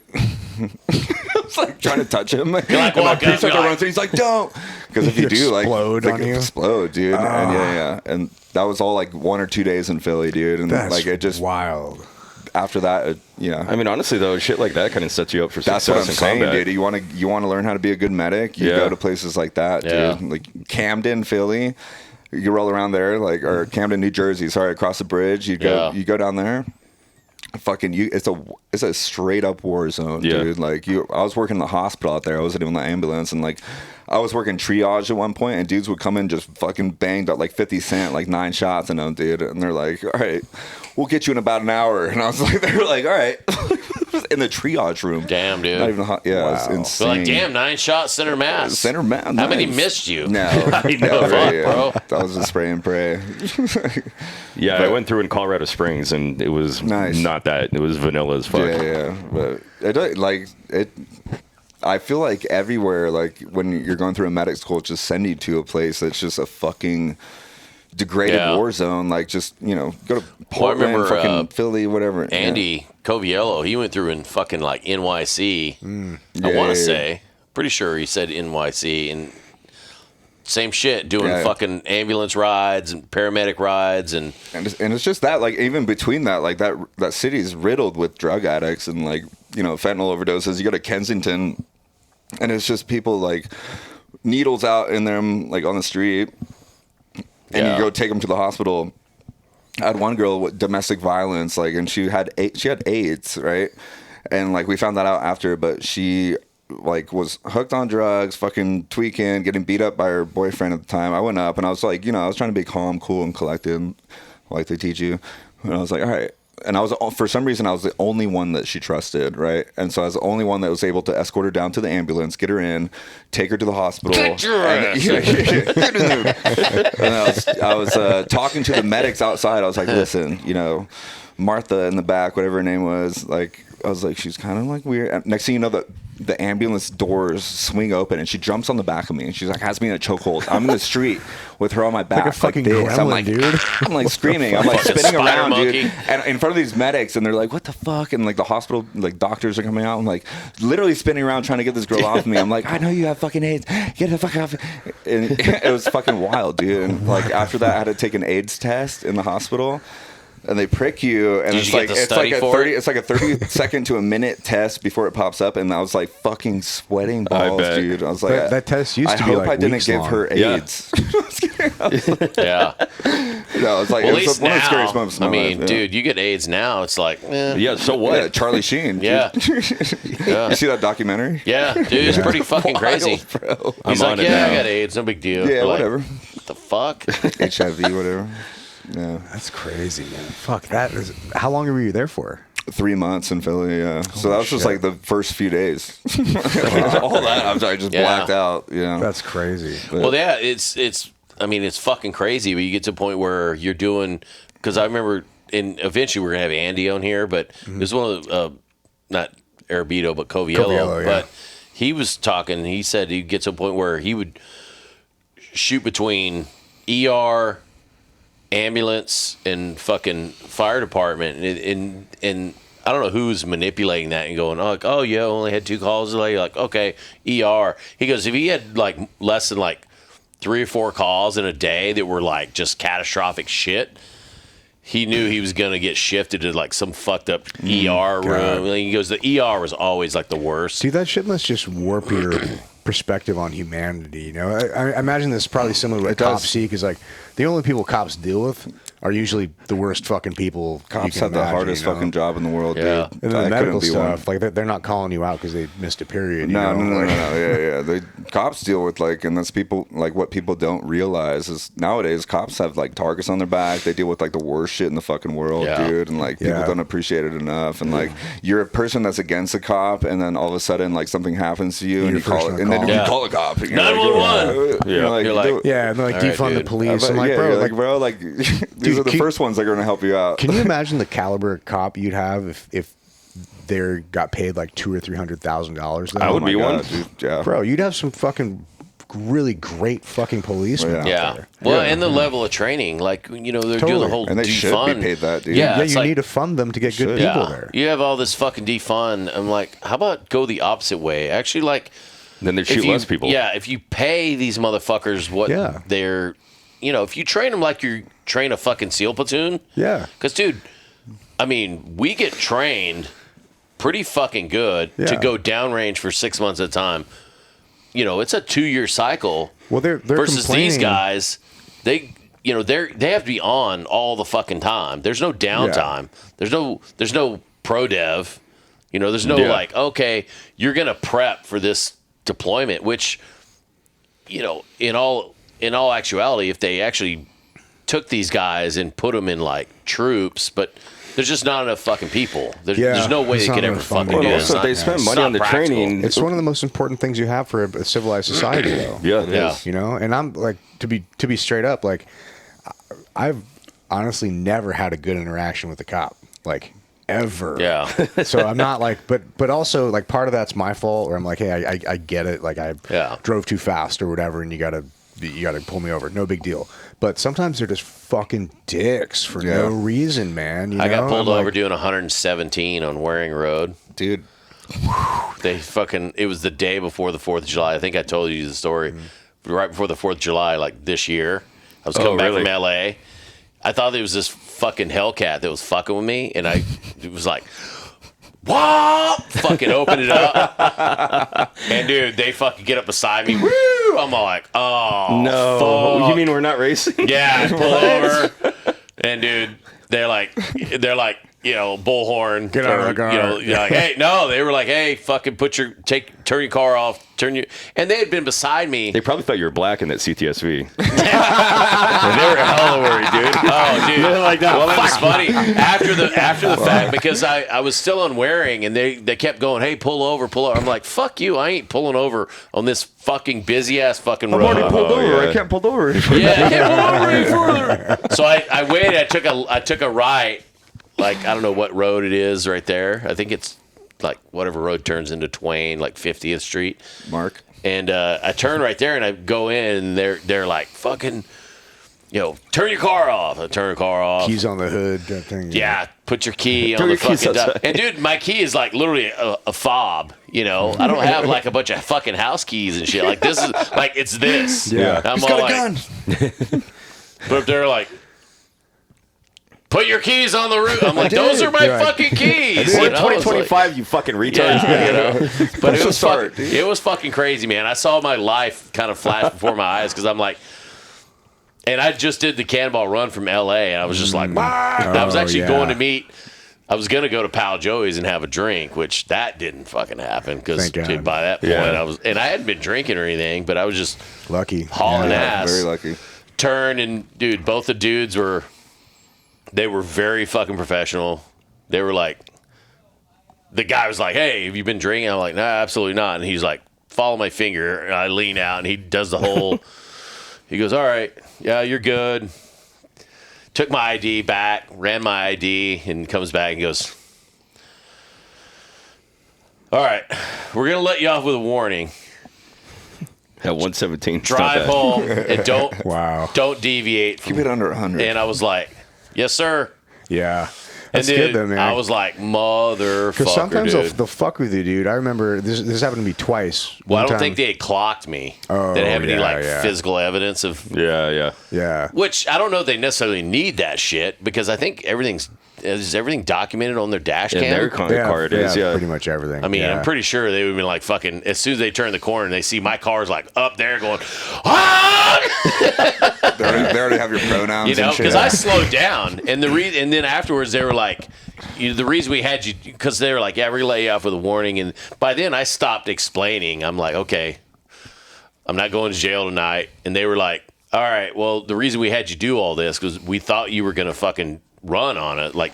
Well, you would have outran him in that car. Oh, dude, I was so fucking far ahead. Yeah. I'm like, shit. You're And, 98 Crown Vic ain't catching up to probably, this. probably just glad you stopped. Yeah, literally. Yeah. You know, and I slowed way the fuck down and I let them catch up to me.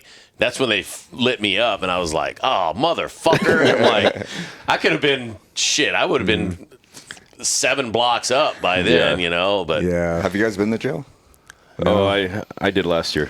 Last year? Well, I mean, in the military, I got locked up quite a few times, dude. I had a pretty good rap of Article 15s for sure. But last year, I caught my first Dewey, and oh shit, that was a thing. That was around here. Yeah, it was like, dude, it was a block away from my house. Where's your It house? always so I know is. where to avoid. I'm dude, yeah, my dude and I literally got was pulled over for going 5 over. Oh, it wasn't even that bad. dang. But the problem is, though, is Bicycle cop. no, and I wasn't even in the Cadillac. I was in the 4Runner. Luckily. Yeah, Is that yours out there, the black one? yeah. But I had a .275 BAC on me. That's what I got in Wales, bro. Dude, I I'm only banned had from Wales. I only had a .14 Wales? when I got my Wales, deuce. yeah. Banned from Wales? Banned from Wales. For drinking too much? Seems like they'd be okay with I drinking. know, right? No, so You stole someone's I horse. stole a sword. But What? No, so- Okay, we got to hear this story. Yeah, So my Wales. my first duty station was England, and I was shit, at the dude. 57th Rescue Squadron, which is now in Italy. But when I was there, As a teenager, fresh out of yeah, fucking when I was like at dope-ass 20, I pipeline. was just turned 20. Dude, I couldn't even drink yet. You're like, let's But drinking go. age is 18 in England or no? Allegedly, I don't know.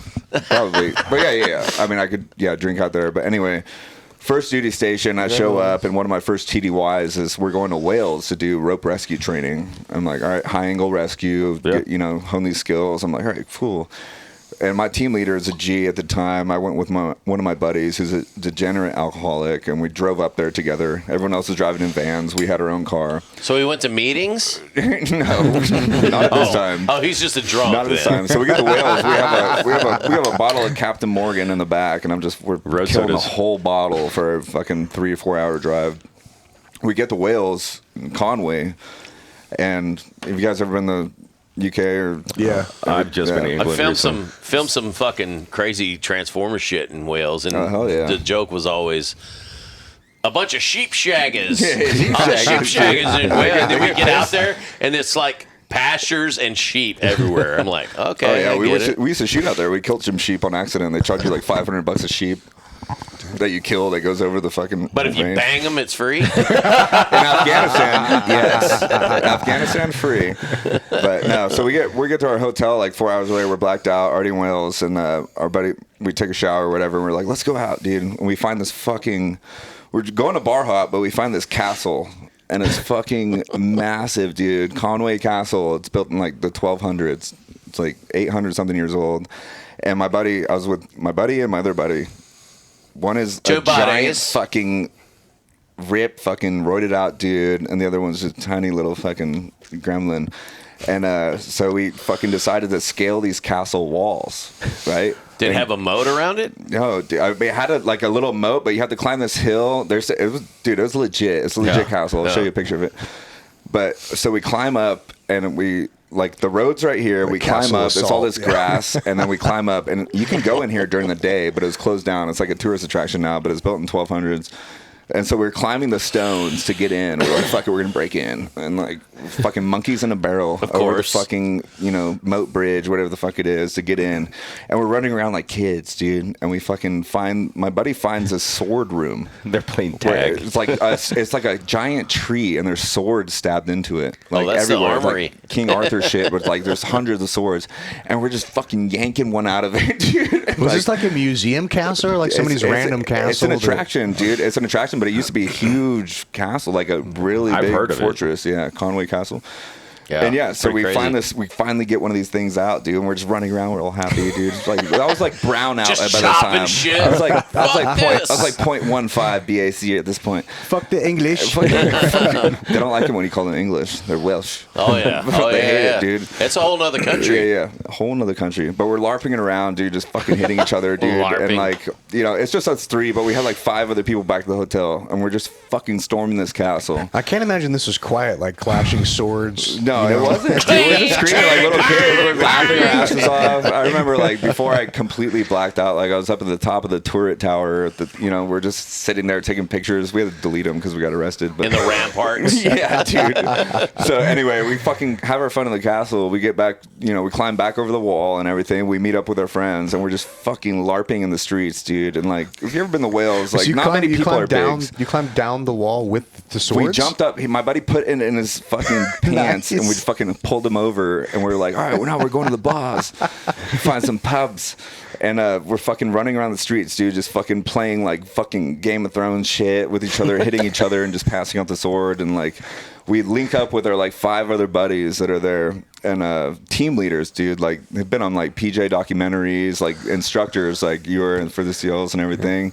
These guys are like, what the fuck? People I watched when I was about to go through on Netflix. I was like, oh shit. Have you told this story before? I'm pretty sure I've heard this story before. This was before. on my Instagram. Yeah. Oh, that's right. It was. Okay, yeah. Anyway, right, so we're LARPing through the streets.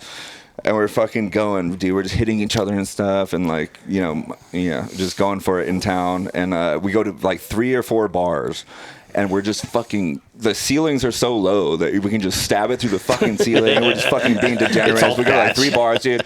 Next thing you know, it's like 4 a.m. And we're like, all right, dude, we got to fucking train at like 7. So we start walking back to our hotel. There are 6 cop cars with their lights on, lining the streets right there. We're like, what the fuck is that for? That's crazy. Definitely not for us. And I told my buddy Zach, I was like, put this shit in your pants, dude. Like, put your sword in your pants. 7 foot long sword. Yeah. He's walking around It's a legit sword. It's all green now and shit. And so he puts it in his pants. He limps past the cops, and the cops stop every one of like other of us because he's like, mate. He's like 5'2", 5'3", whatever. Sorry, Zach, 5'4", maybe. So he gets by, and we're like all held up. They're like, "Where's the fucking sword, mate?" Like this and that. I'm like, "What the fuck are you talking about?" And, this and that. Here's and like, the pork sword, we're bitch. like, they search us and shit, and we're like, we don't have it. They search us. We're like, we don't have it. So we get back to our hotel room, and like my buddy had hidden the sword behind like this vanity desk in the hallway, and he like that. He pushed it on the side and dropped the sword behind it. Smart. And next thing you know, we're playing blackjack in the room, dude. Like, we should have been asleep already, but like, we got training in like 2 hours. And the cops bust down the fucking door, dude. I'm not even like raiding the fucking room. It's like a serious crime out there. And they're fucking flipping our beds. They're taking me to my room and they put us all in handcuffs. They're putting us like in each of our rooms, like searching it. Is this the MPs or the Welsh police? This is the Welsh police. Yeah, this is straight up no military business. This is a bunch of leprechauns come running in. So they just decide to arrest us all that are involved in it. So next thing you know, I'm in the cop car with my buddy, handcuffed behind my back. I'm sitting here, my buddy's sitting over here. And I'm like this. I'm like, fuck. And this is like my first TDY. I'm like, dude, I just became a PJ. Like, I just figured out what my life was. That's I'm fucking gonna get rad. fucking, kicked out of the military and, be depressed and all that shit. I'm like, we have to get out of this car. And they turn the lights and sirens on and start taking us to jail. And I'm like, dude, we have to do this. We have to get out. He's like, there's no way out. Just accept it. I'm like, I cannot accept that. I cannot accept that. He's like, what do you want to do? I was like, I'm going to have an asthma attack right now, and you're going to go with it. He's like, don't do that. Don't do it. He's like, don't do it. Dude. And he like looks at me. He's like, don't do it. I'm like, dude, I cannot. I have to get out of I this did car. that We shit have when to I run. got my DUI. Yeah, I was like, dude, I have to. We have to run. There's a Thanks way for the out of heads this. up. There's always a way out of everything. And they're like going. It's a guy and a girl cop in the front. Lights are on, and I look at my buddy. I'm like, I'm gonna do it. He's like, don't do it. And I just go. They fucking turn back, and they're like, what is going on? My buddy looks at me. He looks at them. He's like, he's having an asthma attack. He needs his medication. And they're like, what? And they fucking stop the car, dude. And I'm like, now's our chance, dude. And we fucking dip out, and I forget I'm handcuffed, and I just fucking trip, with no arms to grab onto the door frame. I just fucking trip, and the cop puts his fucking leg on me. I'm like, fuck, dude. And what? Damn it. Gotta accept my defeat. Now you're George Floyd in your I gotta ass. accept my defeat. And they take us to fucking Wells jail. And one of the team leaders, there's 6 of us arrested. And right when we walk in, we all get separated almost. And the dude's like, stay in your circle. Seer school shit. Don't tell, don't, be fucking vague and just say why you're here. Don't say anything. He's like, stay in your circle. And that's the last thing I heard before we all got separated. So I'm walking to my, I get my mug shot, my fucking blood drawn, everything, breathalyzed. I blew a .29. And God damn, bro. Go to That's jail. what beat me. Go to jail. Impressive. And then they put us in our jail High cell. score. And Welsh, Welsh jail So is a actually... third of your alcohol was blood. Was blood. There was no blood in my alcohol system. What do you- A third of your, or no, Yeah. 2/3 of your alcohol stream Yeah. was blood. And so they take us to our separate cells, and my team leader at the time I was talking about, he's on a Netflix documentary, Corey. He was like, "Where's the yard?" As soon as I passed him, he's in prison. And it was just a nice Welsh jail. They're like, "We don't really have a yard, mate." And who's getting shit he's like, first? I walk past a window to this my ain't cell, prison, and bitch. he's out there, and it's as big as this table almost, dude. And he's just out there doing push-ups with his shirt off. I'm like, looking through glass. I'm like, what the Just fuck? American history accident. Yeah, I'm like, dude, I go to my cell. I'm like, all right, so this is where I am now. It's dirty. Yeah. And I'm so wasted, dude. But even though I blew a .29 or whatever, everyone else blew more than I did. And God damn, we dude. stayed there for 2 nights, and they would come to our cells guys are, periodically to dead. breathalyze us to see who was sober enough first to testify you go. on an interview. Oh, wow. Yeah. So I became that first one, right? Because I don't know. 15 hours later. Mine was the lowest BAC for some reason. And so I get in this room, right? Or you just metabolizing Oh, it yeah. faster. I'm just I fucking mean, sitting there. I'm reading, they give you books. I'm reading law books. I'm trying to be a lawyer. I'm like, fucking, dude, I swear, it's a nice place. They fed me Accepted his hella fate. times. You're you're in jail for a day. You're Yeah, like, dude, well, fuck in a it. day, 2 I'm, days. I'm kick you resorting sheep to in the this shower. fact. Yeah. I'm going to be a lawyer, I guess. Yeah, I remember the last time they breathalyzed me 4 times. I think I remember the last time I woke up, I was like, what the fuck is going on? And so they took me into the interrogation room. They're like, all right, mate, tell us what happened. Where's the sword? I'm like, what are you talking about? What fucking sword are you talking about? Deny. You have the wrong guys. Because the last thing I heard was stay in your circle. I'm not going to rat out my friends. I'm like, stay in your circle. So I'm like, I don't know what you're talking about. It was those guys! We're fucking medics, dude. We're here to we're medics, dude. We're here to do some rope training, some rope rescue. You can call our fucking unit and everything, all this shit. And I just kept denying, and I'll be like, at some point, they'd ask me a tough question. I'd be like, I need some water. I'm like, what kind of pliers you? I'm like, do you have any sustenance, man? They just fed me hella good. God, I got some cotton mouth here. Yeah. And I just deny, lied. I'm like, you got the wrong guys. And then she, as a girl, she stops the interview on the tape, and she's like, are you sure that's what you want to put on record? I'm like, yeah, dude, what the fuck? So she's like, all right. Deuces, bitch. All right. West Side? She fucking, they wheel a TV in, right? And I don't know if you don't know what CCTV is, but they have the best footage in the fucking world, dude. you know. Too bad you don't have a clip of this. No, I know, bro. But It's like it's weird. But so she's like, all right, watch this. Play, and it's just us, dude, with the fucking sword. I'm wearing the same fucking beat-it up The shirt. same shit. It's all me. ripped It's not up, my bag, pants, baby. everything, shoes to the hat, like everything's Says fucking Liberty the same. Wrist.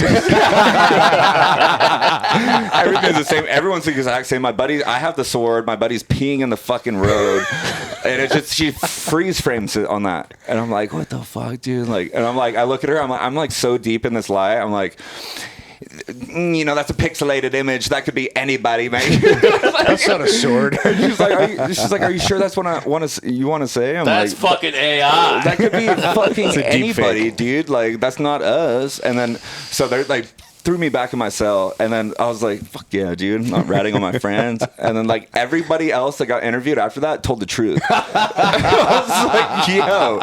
And then like they all got off. You're right? like, thanks for the fucking And then circle, I was, bitch. I was there for 7 more hours, and a lawyer came, and he's like, mate, like, what you did was the wrong fucking thing to do. Like, you're facing years here. I'm like, he's Whose like, sword say is this? goodbye to your military career, all this stuff. Like, you know, you did this. I'm I'm like, sorry, fuck. I was drunk. Yeah. And they're like, he's like, all right, I'm going to try to get you a second interview, but you have to tell the truth. I'm like, all right. And in Yeah, my head, cool. I'm like, it's going to be a different person. I walk in, it's the same girl that was interviewing me. And she's like, you got something to tell me? I'm like, Why you why- got us. So we had to sign, like, they dropped all the charges, but we're literally had to sign a paperwork saying we would never come back to Wales. Like, we're banned from Wales. Like, why are you bringing up old shit? Like, what's this? The past, dude. The past is an illusion. Like, what's your sign? Dude. Mercury's in retrograde?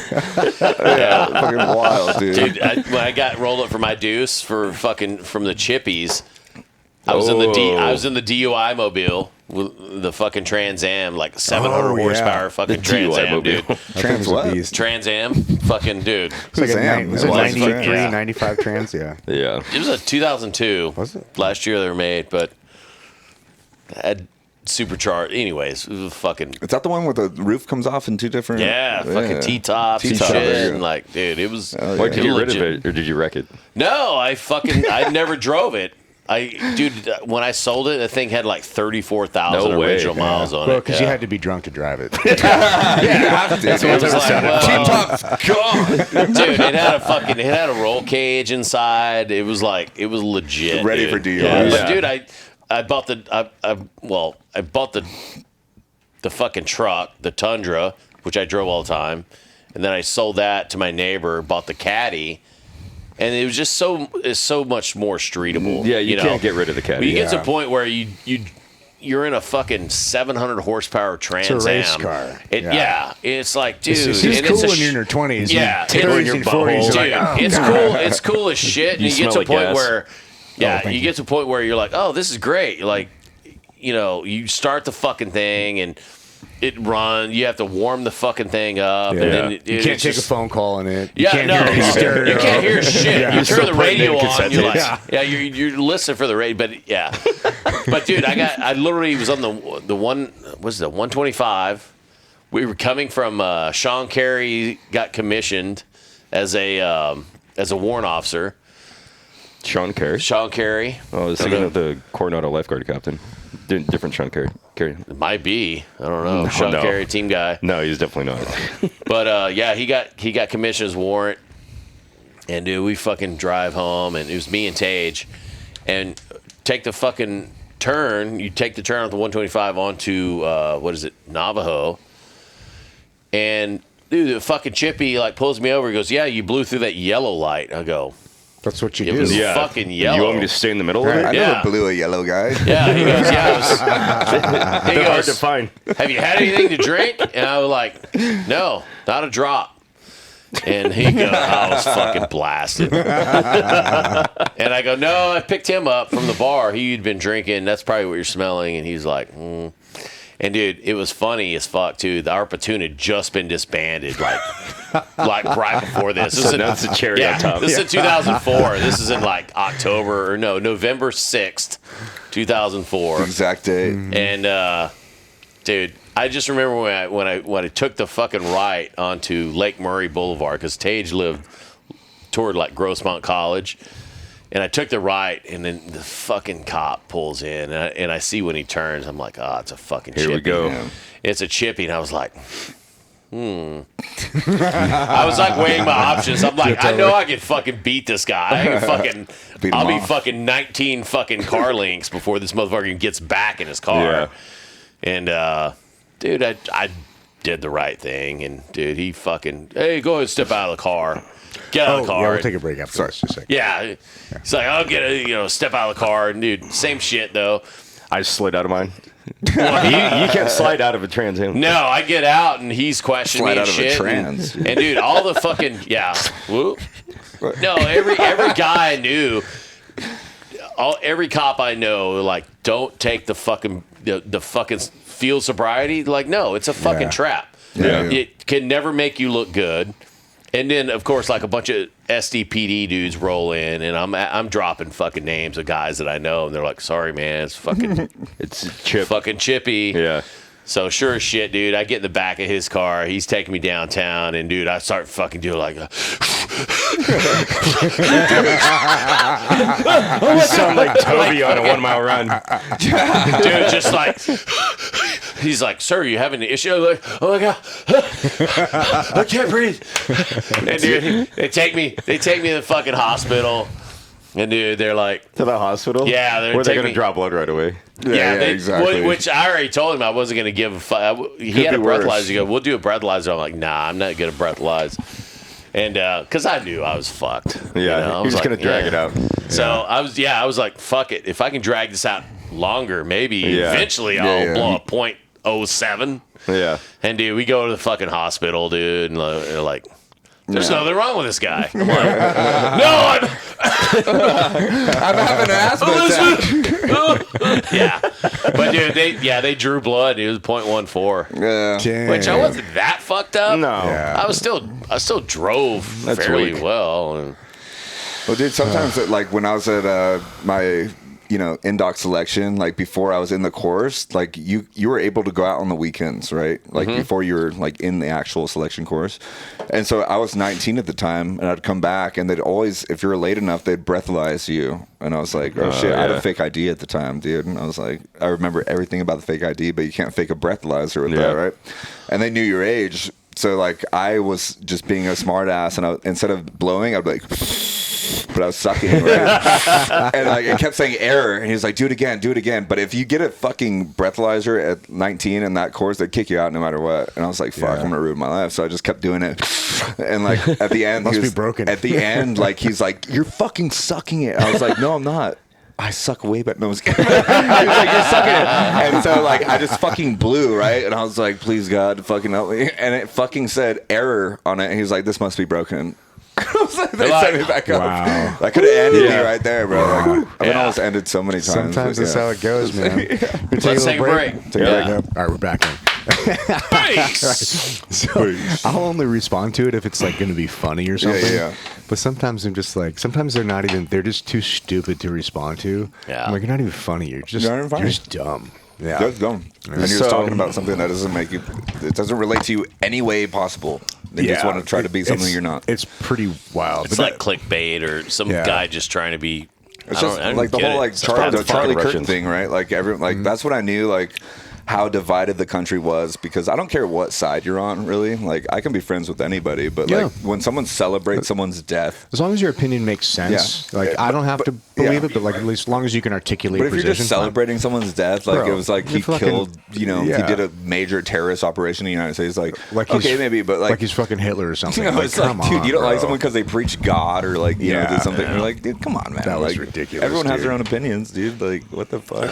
Well, yeah, but it's funny that the left is so anti-fascist, but every single thing out of their playbook is literally the fascist fucking playbook. It is Yeah, exactly hands the down. fascist Yeah, playbook. But but then they- you spit facts on them. They're like, you're Nazi, exactly. piece of shit. And you're like, They what the fuck are you refuse. They talking about? refuse to think for You themselves. don't like It's fucking, crazy. yeah, you don't like factual data. Blows my fucking mind, dude. So for our audience, that's now we're back. If you Welcome. guys are wondering what the fuck we were talking about, We have a Patreon account, and we are going to be continuously uploading all the breaks, everything that isn't making it to Spotify, iTunes, and YouTube. Yeah, by the time this airs, we'll probably be actually caught up on it too. Yeah, we'll be fired Pretty up. close. We got a very important meeting after all this in order to make sure that everything's fired up on Patreon. They were servicing all of you correctly. Lots of scissoring. Is that a real thing? No, it can't be. Well, it is. I've It seen doesn't seem it. very satisfying. I've seen it, but it can't feel good. It's like dry humping. It does. No, it's actually. just like rubbing two freshly shaven dude cheeks Like next to rubbing each two other. clams together. Yeah, Yeah, 5 but o'clock you shadows. put some lube on it. It feels good. Yeah, hot tour. Sorry, I said Can you hand me THC that, gummy. tequila there? What do we? Oh shit! Dude, by the way, Are we done with this? I can't believe how fast that went. That was some really good. Is that scotch or whiskey? What's it? Whiskey. Oh, it's Oh, rye. Rye. Technically, it's rye, which is fucking That was delicious, really dude. good.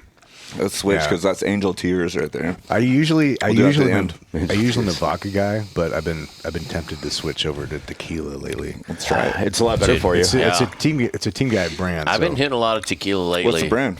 Emerald Spirit Tequilas. So based out of Coronado, founded by 4 Navy SEALs. Well, not 4, 2 Navy SEALs and 2 just really dialed in and amazing business partners. Everything's sourced in Tequila, Mexico.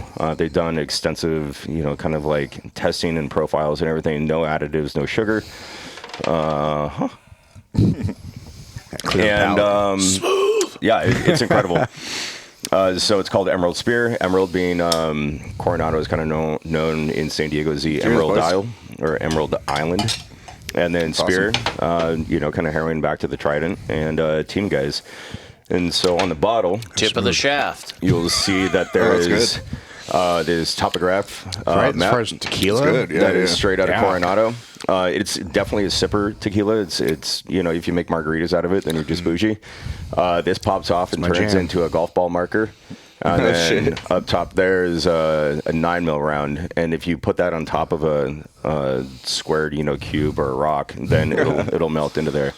Is that a reposado or kind Blanco. of Blanco? Blanco. Actually, we're going down there next week. Well, my wife is going down there next week, down to Tequila in order to go source the new Reposado. The That's new awesome. No Añejo. shit. Oh, Yeah. That's cool, man.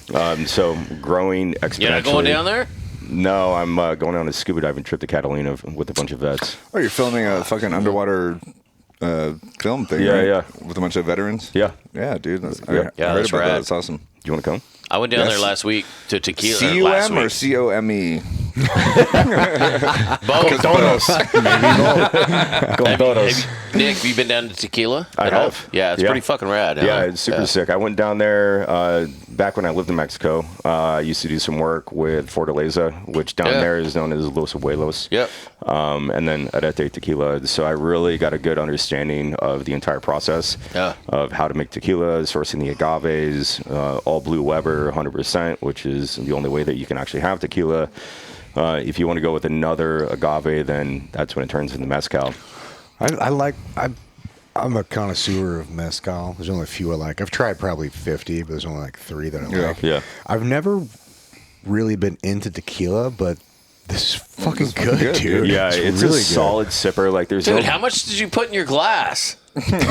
I'm mixing it with some of Mitch's smashing Mitch smash Aguirre? energy. Yeah. You can't mix this shit. This Right? shit's too He just good, said- man. he's just working with my Kevin's buddy. getting pinkies Well, up. I don't know if it's good yet. I gotta check This it. is good shit, man. Mitch, Yeah. Mitch Aguirre, we're just working with my buddy Anthony Goulart Charlie, tell me you don't like it. for XPJ. Mitch Aguirre was like one of his dudes that like did some simulation thing for some cops that were like shooting, and it like makes you feel actual like electrodes and like production. To Pretty it. good, Yeah. right? It's not terrible. Yeah. Yeah, but that's like, I'm a bougie bitch, bro. it is what it is. I like what I like. Yeah, so where This were is we? good as fuck, though. It is, right? Yeah. Yeah. Same thing. I went down there last year, and one of my buddies works at the fucking Fortaleza distillery. Oh, at Fortaleza? Yeah. Yeah. And Do you know his name?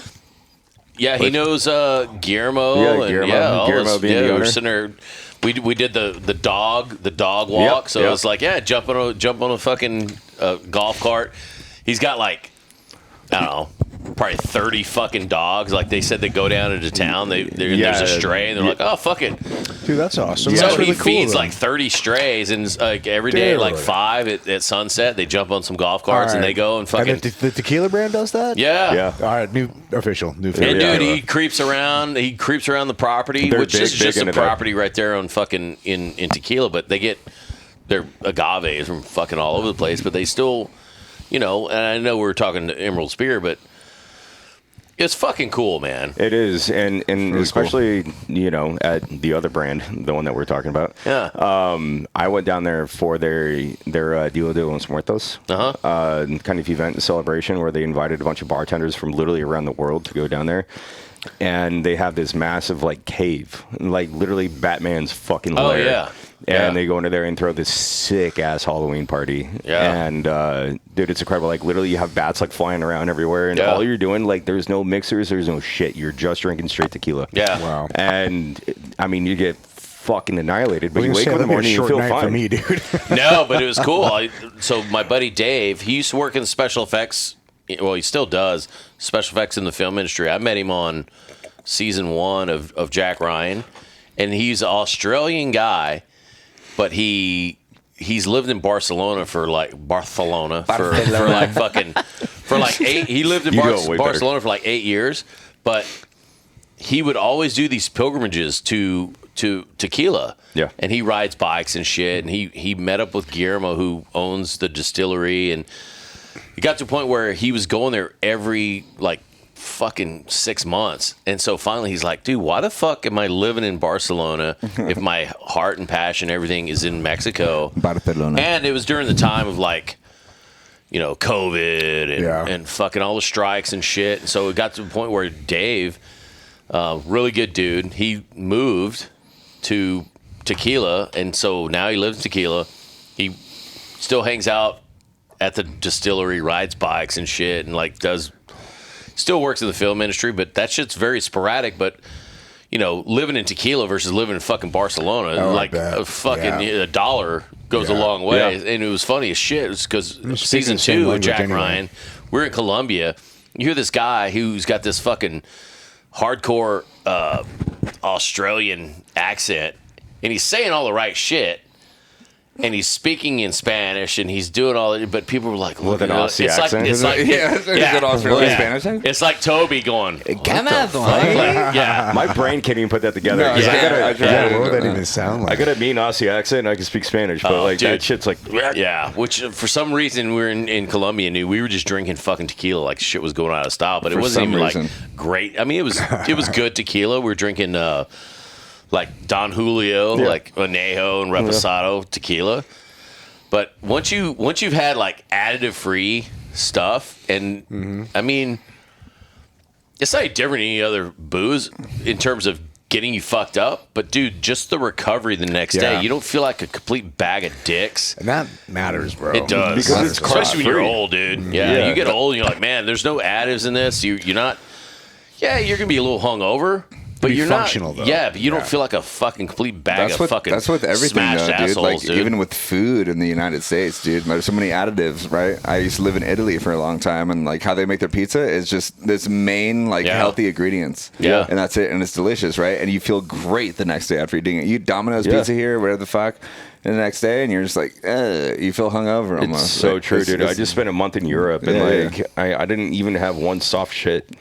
It was all normal. It's all productive. I come back here, and we were talking about that yesterday with fucking Kaj, and going, dude, I don't know what it was about being in Eastern Europe for 6 weeks, 8 weeks. Romania? No, I was in Budapest, but it was fucking awesome. Yeah, dude, it was in Greece and all these fucking places. I'm sitting there eating Greek salads every fucking day. Yeah, and I'm sitting there, I'm like, as gay as it sounds, I'm like, oh my god, these tomatoes taste amazing. You're not wrong. I got you. How fucking gay is that? I love Greece. That's what they're supposed to taste. I was born in Greece, and I would go back there and go, and I was like, dude, this is the gayest shit ever. But god damn, I love this tomato. Yeah, no, man, I would order room service every fucking day. What part of Greece? And Gabby and the kids came out there for a couple of weeks, and I'm like, I was in a routine. I'm like, I'm eating a fucking Greek salad, and she's like, Every meal I had one. Yeah, Toss she some was blue like, salad? yeah, she was like, what is wrong with you? You know, What part of Greece were you born in? Athens. Yeah, Oh, my shit. dad was in the army. Just like one of my second TDYs is Athens, and then we dove in Glyfada. Yeah, Right down there. Glyfada. Yeah. Glyfada. With That's like where we did all the fucking work. Glyfada was where there's a clip of me throwing Jack Ryan or John Krasinski. shit. That was Glyfada where we were doing all that fucking work. really? Yeah, down that's there. awesome, dude. That's so dope. Hell yeah. Glyfada, I was diving with the Greek Navy SEAls out there. And, Yeah, yeah. They're like... How did they match up?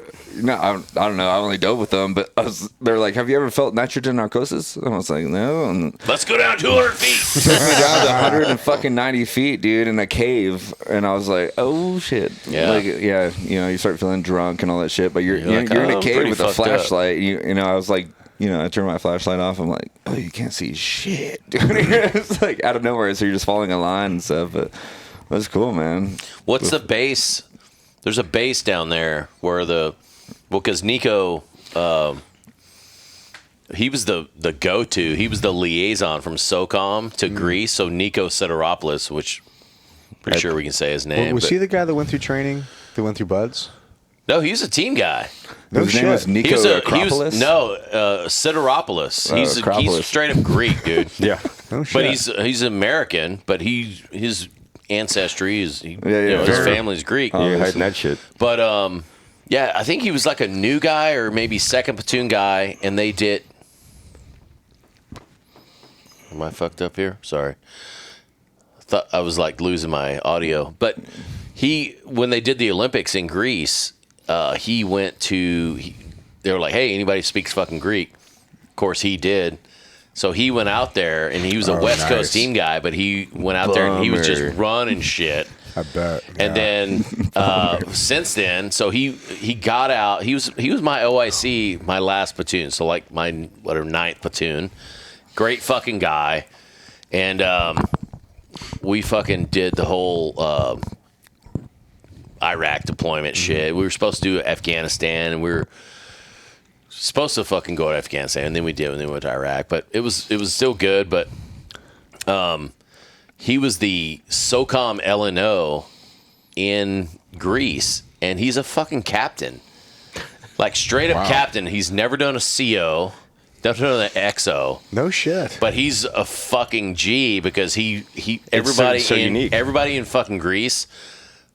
I mean, dude, he could fucking probably run for fucking president. I was gonna say dude. he'd probably have a pretty good leg up for like But any dude, of we the fucking went out there, and there was this dude who was like trying to shake me down for fucking money the first night we got there. And of course, the first night we get in Greece, I'm fucking drinking my fucking face off for some reason. Naturally. And dude, and no one else is going out. The next day, we didn't have shit to do. I'm like, well, fuck this. And I think the day after that is when like Gabby and the kids are getting into town. I'm like, well, this is the only time I'm gonna have to fucking get after it. Let's go steal some marble from the Acropolis. So, dude, Set a sword from no, the so dude, I walk out of I've been to the Acropolis. yeah, so I walk out of the fucking hotel, and there's a dude there, and he's like, let's go to a strip club. I'm like, fuck yeah. And I jump in this fucking cab by myself with this fucking ram-ass fucking dude from Greece. I've been there like 6 hours. Dude, the Greeks are amazing. And dude, we go to this strip club. At some point, I have a moment of clarity. I'm at a fucking ATM like this. Like, Usually when you do. like Closing one eye. trying to like hit the fucking buttons, probably getting more money out. Not like- realizing it's also euros and not And I'm, fucking and dollars. I'm like, I'm looking. The strip club's like, 2 blocks down, or not less than fucking like probably 2 doors down.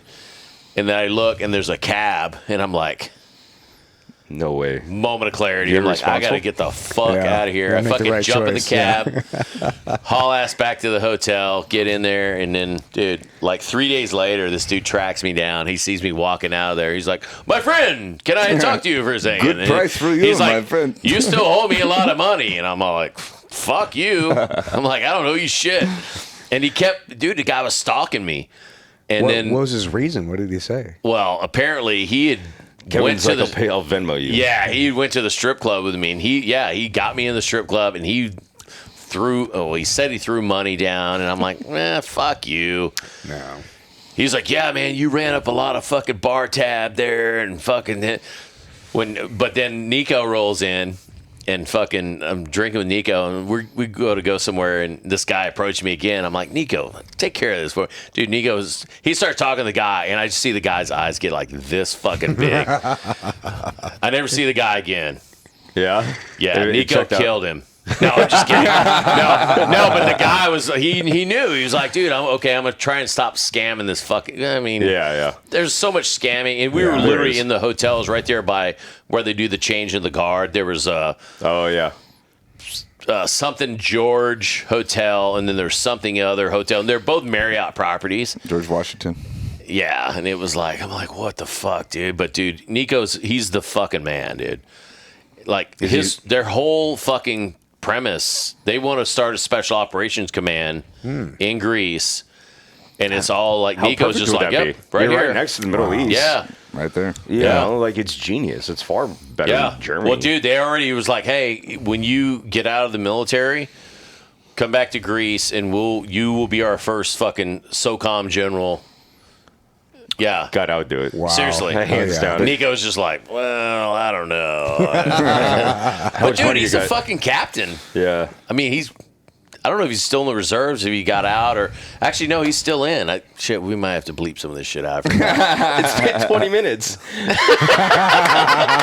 You were in Germany, right? Yeah. Yeah, so I was over there for a long time. Yeah, so my first deployment, we stopped, as our short stop in Stuttgart, I think, in Germany, to go to Afghanistan. But that was my first time like deploying, and my team leader and like all my leadership took me out, and we went to a brothel, which they have the nicest brothels ever. Oh, in Germany? Yeah. Oh, yeah. I can't remember the town. They're called the houses. HAUSs. Yeah, exactly. You got like House 51, House 14. Why do you know what that is? House 25. Cowabunga, baby. Dude, I went in there. We all had a plan. We're like, we're going to pull out 500 euros each, right? Cash. And that's it, right? We get there, gone immediately. So I have like that the platinum Amex you can get in the military. The government one? Yeah. No. Just the thing you get with the perks you get in the military, the platinum Amex. No, that's just when you're in the fucking Air Force. They state it as in the military. You can get all this the discounted price or annual price or whatever discounted. But I found out you can pull money off of that, right? So I spent my first 500 easy, right? 2 girls one time. And then the next thing we know, there's Two girls, 1 cup. 2 girls, 1 cup. Next thing you know, there's 6 of us spending $7,000 each on our Amex cards before deployment, dude. And I'm just railing out 14 chicks. I'm snorting Cialis, fucking off the counter. We got bottle service, dude. My commander's right in front of me. And like after 7 chicks, this chick comes up to me and she's like, "I want you right now. Let's go." And I'm like, "I can't." They're Eastern, European chicks. Yeah. And she's like, "I'll suck your dick right now." I'm like, "All right." Calm down. But then she starts doing it, and like my commander is sitting where you guys are sitting, but closer. And like, and I'm getting hard, dude. I'm like, oh, you call that a penis? You did it. You call that a dick? He's got blue on his nose. No, not even that, dude. I was just fucking ready to go. Cialis. And both of them took me to the room, and that was 7, 8, 9 right there. And like we woke up, we're like, dude, we just spent a college tuition. Oh shit! One night, I wake up, my commander's knocking on my door. We got to go to Afghanistan, dude. I'm like, fucking get out of my bed. I'm like tripping over bottles that I took from the fucking bottle service, just shattering them on my floor, dude. I ain't leaving. Who's got penicillin? You all reaching your age. DiCaprio.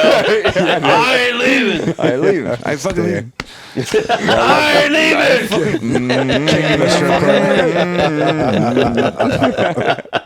Actually, that should be our intro for the podcast. Mm-hmm. Yeah. It's the Wolf of Wall Street. Yeah.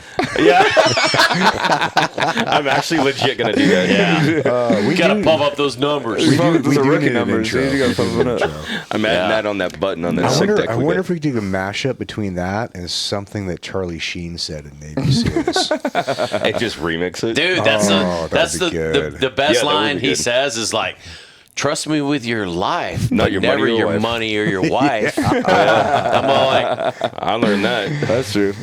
That's an absolutely true military statement. I'd rather jump off a fucking bridge than go to something that was boring.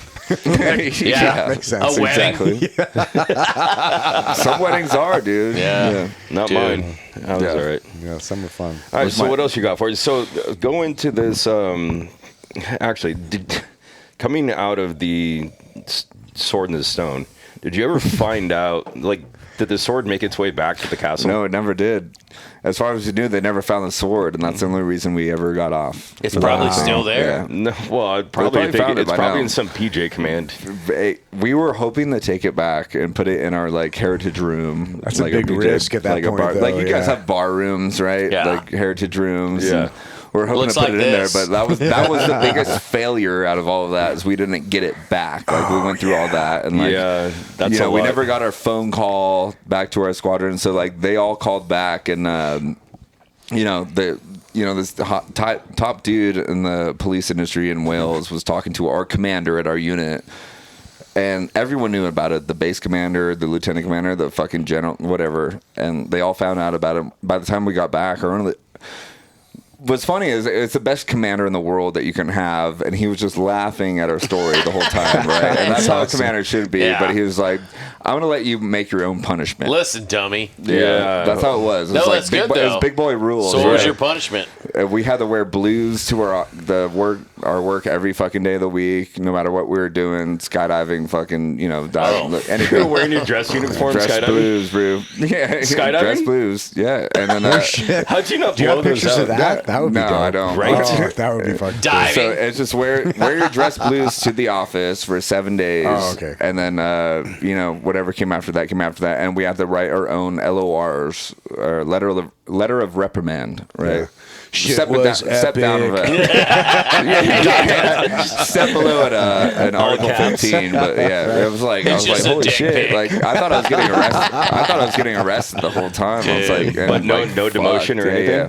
No, I deployed right after that. It was great, dude, that's even a- with the grease, dude. that's a good In commander, dude. Athens, actually, like a good one of leader. my like second TDYs. My commander was like, "You better do something cool," because I was the new guy. I was a new guy forever because in England, like, not a lot of new guys go there. Yeah, and, I like was I was gonna lucky say. enough to get that spot. And he's like, "You better do something cool," and I was just like, me trying to do something cool for him. So we went to a bar in Athens, and me and my buddy, we stripped naked in a bar, and we just fucking streaked out of there right past him, like shaking our dicks. And he got chased by a German Shepherd, my buddy, and we almost got dangerous. molested over a fence. And like I'm hopping over a church fence at the time, and we got back, and then we linked up later, and They're and like, he was "That's not cool." He was like, "That's the commander who asked me us to do something cool." He was like, "That's not what I was talking about." That's what the Greeks He's did. like, I thought you meant pick up the bar tab. Yeah. Oh, that's cool. Yeah. Miscommunication. But I had yeah. threesome that night, so that was cool. Oh, that's pretty cool. I mean, every statue has their dick out there. Like, I was just I blaming know, on that's what street I'm saying. culture. It's the Yeah. same size as mine. So- You're like, Tater tot, 2 peach pits. dude, I will say fucking Athens was pretty cool in terms of, I mean, you could walk around anywhere out there. And Anywhere. like, you stop for lunch and the food's epic. It's kind of like a third world country, though. It dude. is Yeah. now. Yeah. It Yeah. is now, especially. And Crazy. everything's, I mean, fucking everything's old. Like, you're literally walking on the same shit that people walked on like Yeah. 500 Oh, years yeah, ago, yeah, yeah. 1,000 years ago. Yeah. I mean, you go up to the Acropolis and you're like, Jesus Christ. like, this is fucking cool. Yeah, this was built cool. in fucking That's where year. I got that rock from from Prague, from one of their Ooh, Prague. stones on the street over there. Actually, Just dude. stealing shit, huh? I was Yeah, sorry. well, yeah. Well, to your point, I actually just stole some marble from the Temple of Apollo when I was Oh, out shit. in Greece a couple months ago, and Right. like, Yeah, now we got him. We got him. I'm trying. Did I tell you that that's a rock from Sir Richard Branson's island over Yeah. there too? Yeah. There's all kinds of little mementos in there. Yeah, No shit. Little Easter eggs. I love that shit. I'm trying to get Beto to like put it into a knife handle somehow, in order to like cool. Yeah. incorporate that and like call it the Apollo. I had Yeah. a chunk of rock that some dude from Team 5 brought back. It was part of the fucking wall. The Berlin Wall? The Berlin Wall Oh, that shit. fell down. Yeah. I thought you were gonna say crack rock. No, but dude, it's fucking crazy. it's A back lot from of people. Chicago. Rock are we talking No, about? I mean Brought a her all lot the of way back people. from Chicago. A lot of people don't fucking realize that shit. Like, dude, I mean, Eastern Europe was still fucking like under Yeah. Soviet control until like '96. Yeah. Like, people go, what the fuck? Like, I was talking to something about fucking, what the, dude, you just threw me for a loss there. Yeah, right? But, no, talking about fucking crazy shit with Hungary and everything. The Berlin Wall and the guy. Yeah, but I was like, holy fuck, dude! Like, you don't really realize it. Like Prague and fucking Budapest and Romania. You know, what's the big town in Romania? Bucharest. Yeah. I mean, all these fucking areas. You're like, holy fucking shit, bro! Like, yeah. I mean, essentially, there's a crazy fucking museum in Budapest, and it talks about. Essentially, it was like, well, they talk about what it was like under Nazi control, like World War II, but then they talk about post-World War II. It was the same shit. It didn't get any better. It was the same fucking shit. You have fucking, essentially, I mean, they're not Russian because it's a different country, but it's just, they're still under the influence. And you have this giant wall that goes all the way up through fucking Berlin. And it encompasses like all of Eastern fucking Europe, and people couldn't come and go. Dude, it's crazy. It's crazy how unique. Because we're jaded because we grew up in America, obviously, but it's really interesting how unique America really is. But you don't realize until you go to those other countries and see like their history and their stuff, and you realize, holy shit, America was just completely fucking like literally built. It's different. New. It's brand. It's brand fucking new too. And set a whole new standard to. You know, a country of ownership. This is why I hate going anywhere else. Like, we were just in London a couple months ago. I'm like, fuck this motherfucking place. Fuck these fish and chips, dude. Oh my god. I asked him for a bunch of like recommendations. He's like, nah, fuck all of it. Dude, nothing. I'm like, dude, I'm so fucking sick of pretending that this shit is good. It's not fucking good. It's historical. It's got a lot of heritage, but it fucking sucks. I'm a bougie motherfucker. I like convenience. I like my shit to be on time. I like fucking running water and fucking warm water and fucking power taking a piss and all this shit. And I just flush your fucking toilet paper. It sucks that you had that. It sucks that you had that experience because, dude, I had a fucking blast in London. Like, and we went out to Wales and all that fucking shit. But you know, I think what a lot of people don't understand is like they see Europe as the States. No, and dude, you literally you could almost put. Like, fucking Alaska is almost bigger than fucking Europe. Yeah. It's fucking massive. It's right next to Russia, though. You know? Yeah. But if you take, the states are like the countries. Well, if you take fucking Texas and you superimpose it on, like, a map of fucking Europe, like it would be like... countries. Yeah. Belgium and Austria. And that was one of the cooler things that I remembered from, you know, being over there and, you know, working and shit is... Had it not been for all the fucking goddamn COVID bullshit, like, well, you got to get a COVID test every other day or every other day. Like, the shitty thing about that was by the time they release, you know, like, stop fucking doing all the dumb bullshit of these day and a half tests. Mm-hmm. We were in Greece, and we actually, me, Kaj, and a bunch of other dudes, we like flew up to like Prague and like all this other shit. And we're like, but there were times when I was in Budapest, and I was like, dude, I had friends that were filming like John Wick up in Berlin and like filming shit. And I'm like, dude, it's been fucking awesome to like go up and fucking hang out with these fucking cats, but I can't go for more than a day. Because I got to get a fucking COVID test. You know what's funny? You know what's funny about the COVID test? When I was I went to Japan after Italy when I was stationed in Italy. Did you go to like Yokota? I've been to Yokota, but I was stationed in Okinawa. Oh shit, Kadena. Kadena, yeah. But so the whole COVID thing was rampant back then, right? And I never believed in any of that shit, dude. Like the whole COVID thing. So like, I was already pretty tactical about it, but they took me to get. They put everyone in the basketball court in Kadena to get a COVID test. And I was like, all right, I'm not getting this shit, right? And so the first station they have you go to is they put you in the system, right, in the computer. And the next thing they go to is they give you the card.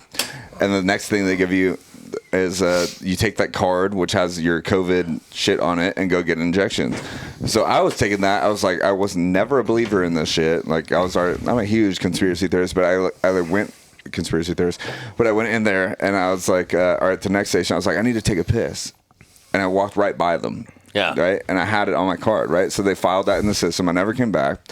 And then the next thing you know, Smart, I have dude. a few doctors that like sign my shit. So now I have 3 COVID injections, and I've never got the vaccine. Me either. Dude, I that's put my smart. degree to use. I faked put my everything. common sense to use too. Yeah. But if you can put your degree to use, that's awesome, Yeah. dude. Yeah, but well, especially being active duty, you know, Yeah. like that was really hard, and a lot of guys got fucking booted. And now what? Now they're all getting reinstated. And now they're asking to come back because you know numbers asking are. or getting reinstated with all your With back fucking pay. back pay. I'm Yeah. like, dude, fuck yeah, I'm going in. Yeah, fuck like you. The back pay on 4 years. I'm like, dude, Yeah. bet. Oh yeah. Now you see headsets too with pulling all the fucking generals and Yeah, shit. yeah, and it's it's like, yeah, it's all you that shit. motherfuckers better get on That's fucking right, dude. I'm like, your dude, shit change the straight. standards, bro. Yeah. Yeah, dude. The standards are set, dude. Those Yeah. clips from yesterday just fired me up. I even said I'm like way too old now, not even for a waiver, but I was like, all right, I'm fucking re-enlisting. I had so many people DM me and they're like, are you serious?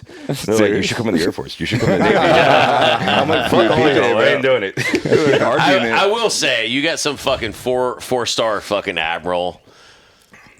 That's, I mean, tentatively, I mean, you got some of these dudes serving up to 40 fucking years, dude. I mean, McCraven, I want to say, did like 42 years. Yeah, the physical requirement is different. I don't even mean the physical requirement. I mean, I just Based mean, off the age range. yeah, I just You know, mean but like the 5 male standard. Yeah. Like the fact of some of these cats, you're not expecting some fucking 70-year-old man. Or, well, yeah, actually, some of these cats might be close to 70 years old. Yeah. You're not expecting that motherfucker to run 3 fucking miles. Nah.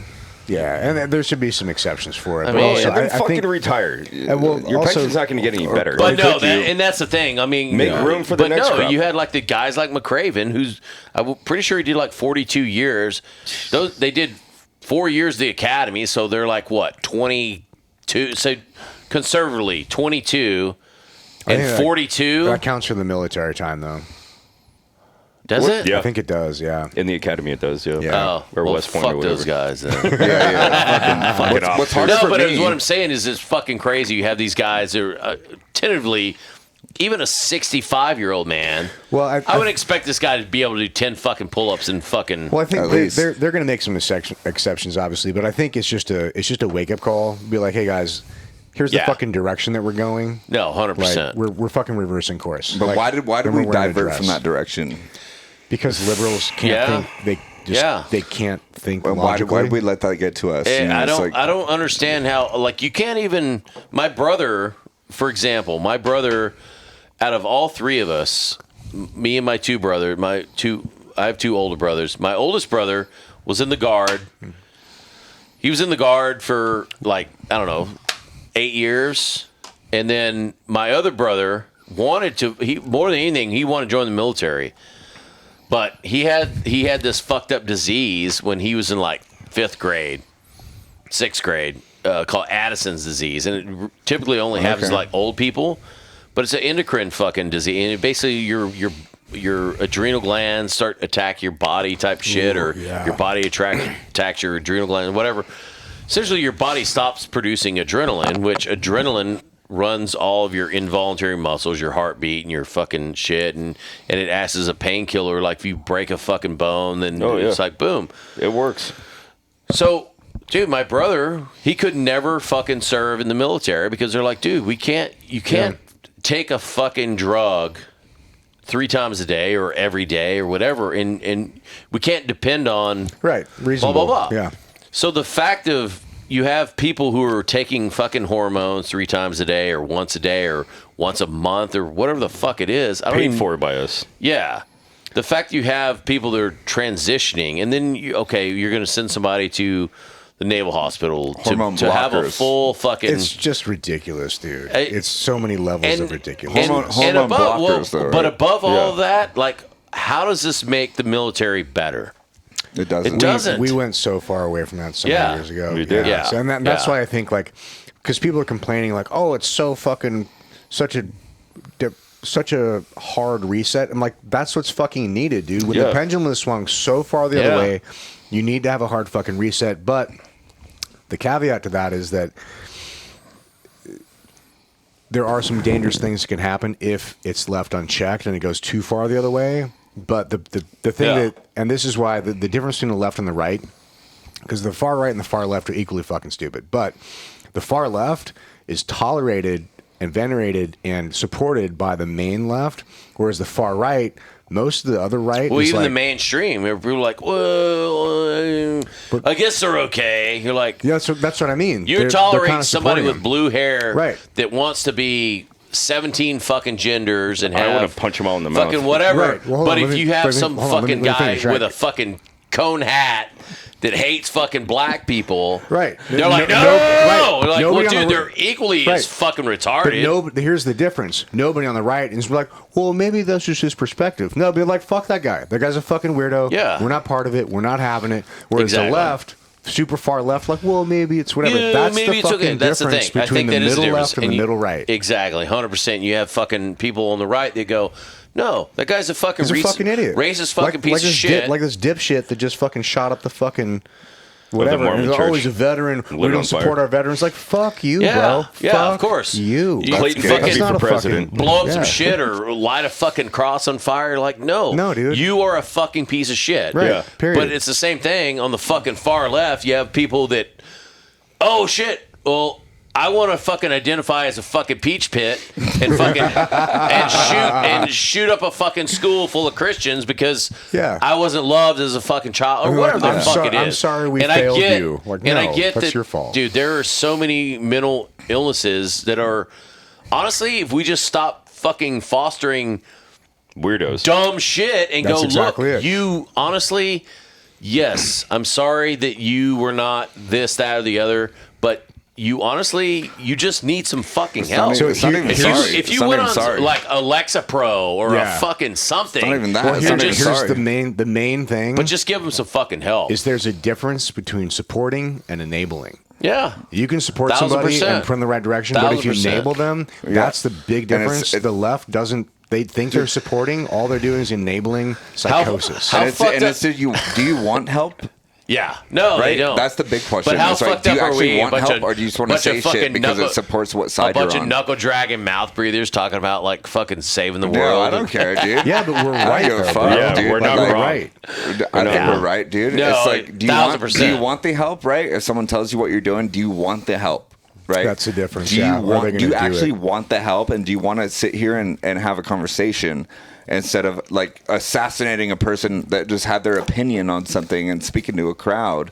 That he only opened up conversation to opinion of his beliefs and his ideology. You can believe it or not. You can walk away, right? And you choose to assassinate that person. Oh, you're talking however about it Charlie happened. Kirk. Yeah. Well, it's 'cause however they're- it happened, they're right? saying words are However it violence now. happened. Like, and there's no, so no, no. many theories about how it went out. Yeah. And like, no, violence is violence. Violence is violence. and you want to go back Yeah. to Jews? Yeah. Hold my beer.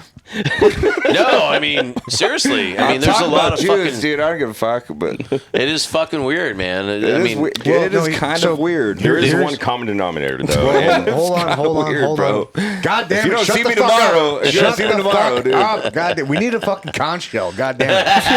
Actually, I can mute this shit. So here's the thing about the Jew thing, because a lot of the people wait, what's that, the Jew thing? Oh, we're not talking about steroids anymore?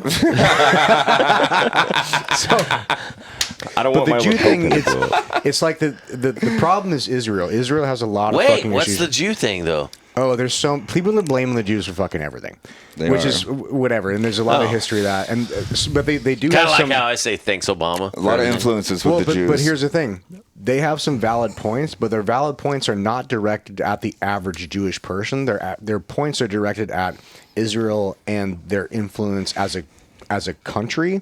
Same thing could be said about like America's fucked up. Yeah, America's fucked up in a lot of ways.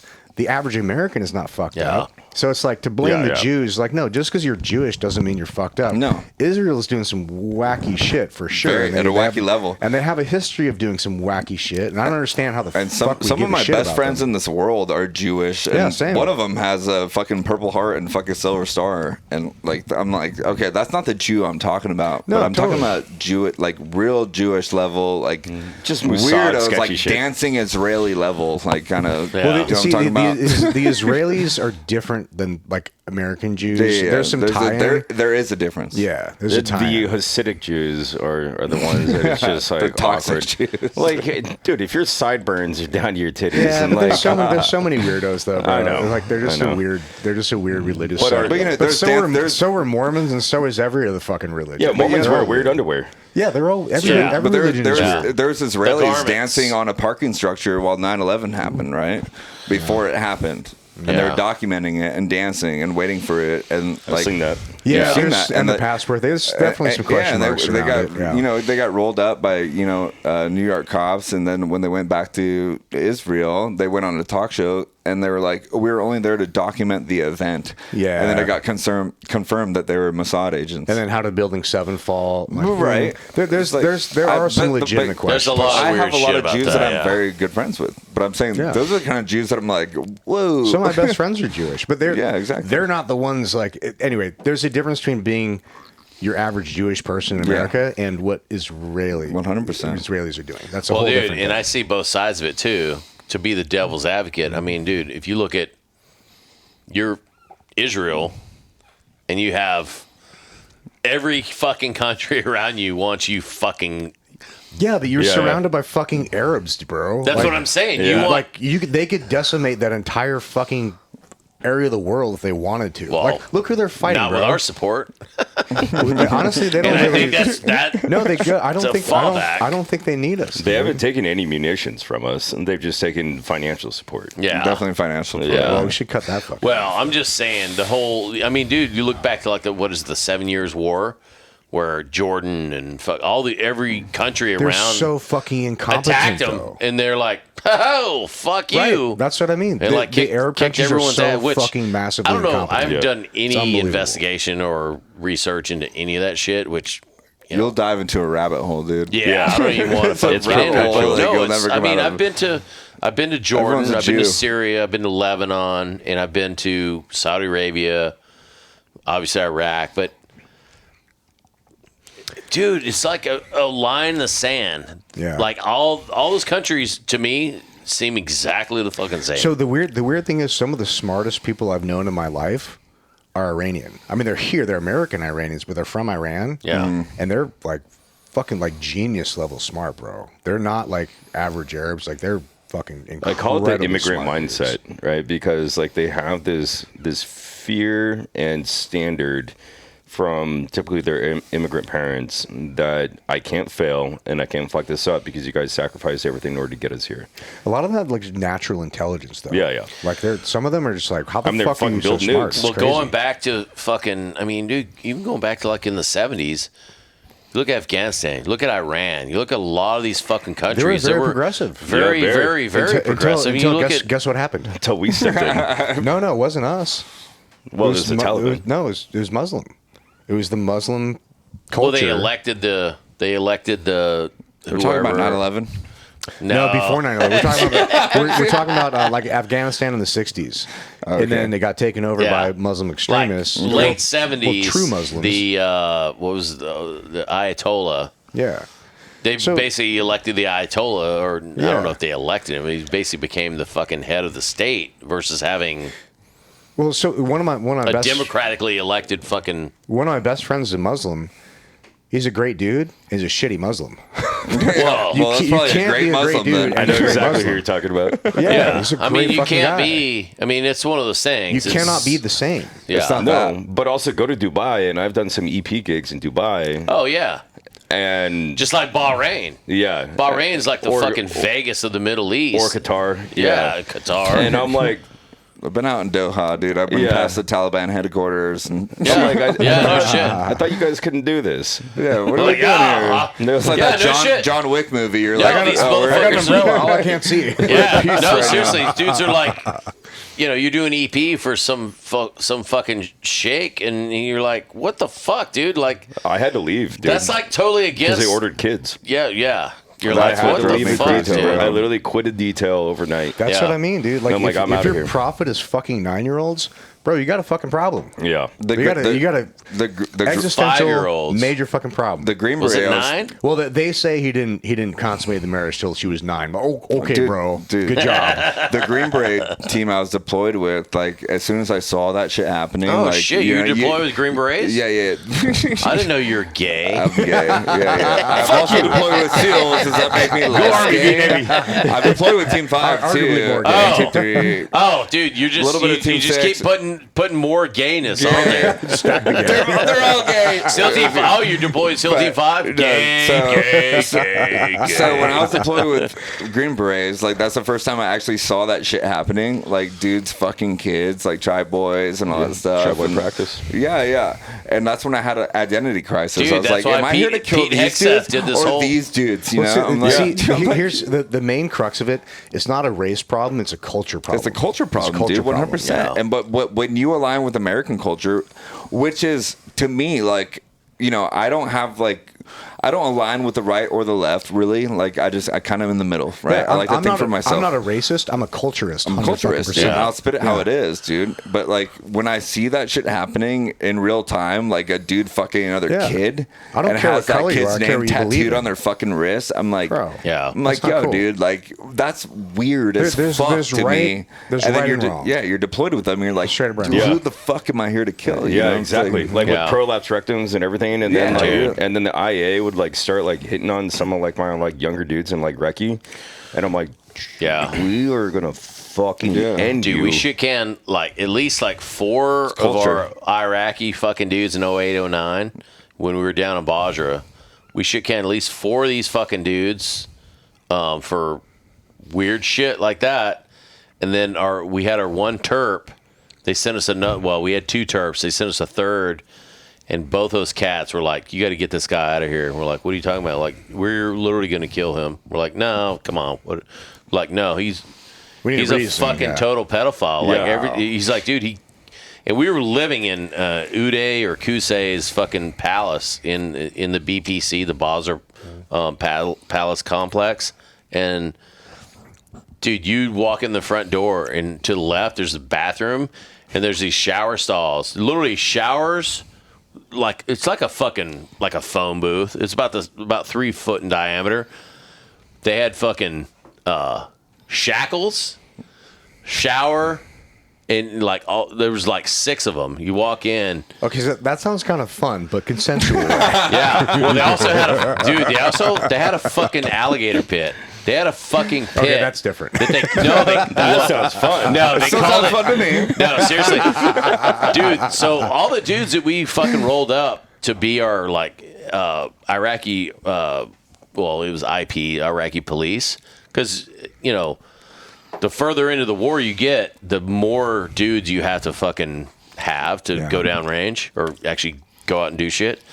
But you had some of these guys that were telling us these stories. They're like, yeah, you see this big water thing. I heard They those called guys it. were just Well, like no, fucking they called the alligator pit. evil. We're like, there's not fucking alligators, and they're like, well, not now. And Only dude, we one were way like, to find out. Yeah, no, seriously, dudes are like, okay, it's bullshit. Yeah, there was water there, and it's fresh water because you have the fucking 2 Euphrates. rivers that run there, the SAA and the KAA, and we were on one of those fucking rivers, and then we were going out in boats all the time. We were like hitting up all the boats coming in and out, and but it was fucking crazy. You had the Iraqi army cats that were our partner force, and finally one of the dudes brought in a fucking picture of that. I mean, it's man-made. It's a concrete thing with like the water zoo. in it. It was. Yeah. And dude, we're like looking at it, we're like, what the fuck is that? It was a fucking alligator, No shit. crocodile, Yeah. whatever the fuck. They'll throw them in there. And they literally, one of the dudes one of our guys had a brother. He's like, he was a gardener here. He goes, he went to work one day. We didn't see him again. And then they started shit. asking around. They're like, yeah, supposedly he was trimming some fucking shit and like was accused of looking through a window. snatch his ass up, boom, alligator pit. Yeah, I heard those brothers were doing some like insanely dude, those evil, guys are like straight up fucked. evil shit. Yeah, Uday and Kusei, they were supposedly just Uday some, and Kusei? Yeah. yeah, Guess who Evil didn't people. kill him? The SEALs. yeah, right. No, Army Delta did. Yeah. with the 101st, Yeah. right? Yeah. Is that who Dude. rolled them up? Yeah. Yeah, Yeah. dude, Cad that rolled them up. night. So you remember- should have had the team guys do it. Should have Eddie do it. Dude, the night that shit went down, we had a TF, whatever it was. We had a Brett source, and we were on buyout. We were at Camp Jenny Posey, and we're deposing this guy, this source. We're getting ready to take this guy back to the green zone, which wasn't truly the green zone. It was just south of the green zone. And we start seeing fucking like fucking gunfire everywhere, and we're like, "What the Celebratory. fuck?" Yeah, and then celebratory fire. We found out Uday and Kusei had been killed up in Wow. what was it? It wasn't Tikrit, right? It was like the northern part of Iraq. The clip? The cliff. This is Northern Cliff. That's where you get in the canoe, right? Yeah, It was, like, it was like the hood. It's a Pokemon card, right? the northern part. But dude, it was crazy. Wait, you mean it's not south? So we took My the car's source. fucked up. Dude, so we took the source back into buyout. We drive them off, and the fucking Brits they're fucking legit, dude. Like, I mean, we drank at our camp, and like Brits are a whole nother level. Yeah, they Same were with the like- Aussies. Some Like, nefarious activity going on I over mean, here. dude, they're like handing out beers, and we're all fucking drinking and shit, and like we're like, oh, that's cool. Only thing we had to do was leave and run the Cannonball Run back through IED Alley, the fucking down route that Irish. strip? So, yeah, we're Down like, Irish? yeah, I mean, how fucking hard can it be? Go fast. Probably do it when I'm drunk. So, dude, we're all not gonna fucking get a drinking. DUI there. Cannonball And Run, dude, we made it through. Everything was fine. Then we get to the camp, and then we had a couple of the dudes in the platoon. They were like, I mean, I was the LPO, and fucking Kremens was the chief, and they were just like, they're like, all right. They're like, yeah, okay, all right. We should, yeah. The people driving probably should not drive. And they're like, no, that's what we're talking about. Like, no one should be drinking. And like, Kremens like, well, goddamn, if you're gonna fucking die for your fucking country, you should at least be fucking drunk. And so, yeah, it turned out like, all right, like we won't fucking drink Woof. around you guys. Around you, motherfucker. All right, So- so off that 1 hour run, Xander, give us. We need more out of you, bud. All right.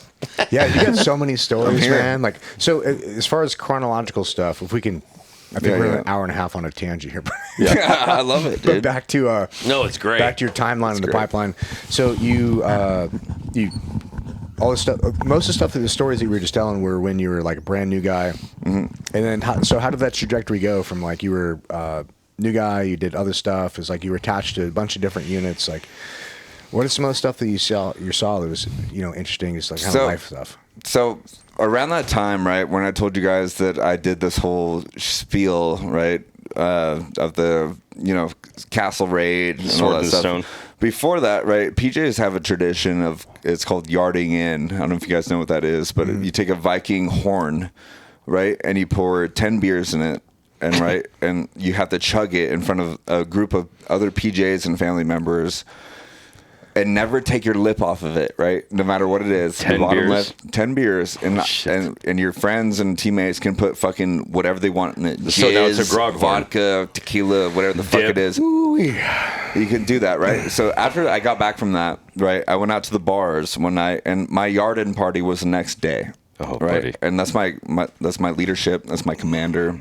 Same commander that just saved my ass. Yeah. Out of all the coolest commander in the world. I'm not removing any I of go my out. lips. I go out, and we're at this British bar, and I'm living at a flat with my friends in Cambridge, England, right? And just we're partying, and across the park is all these clubs and bars. So we go to this club called Revolutions, and Wait, where is this at? in Cambridge, England. Okay. Yeah. And so we're partying all night, and I'm trying to impress my commander. So I take one girl back immediately to my flat that's across the park, bang her out, bring her back. I take her friend back, bang her out, bring her back.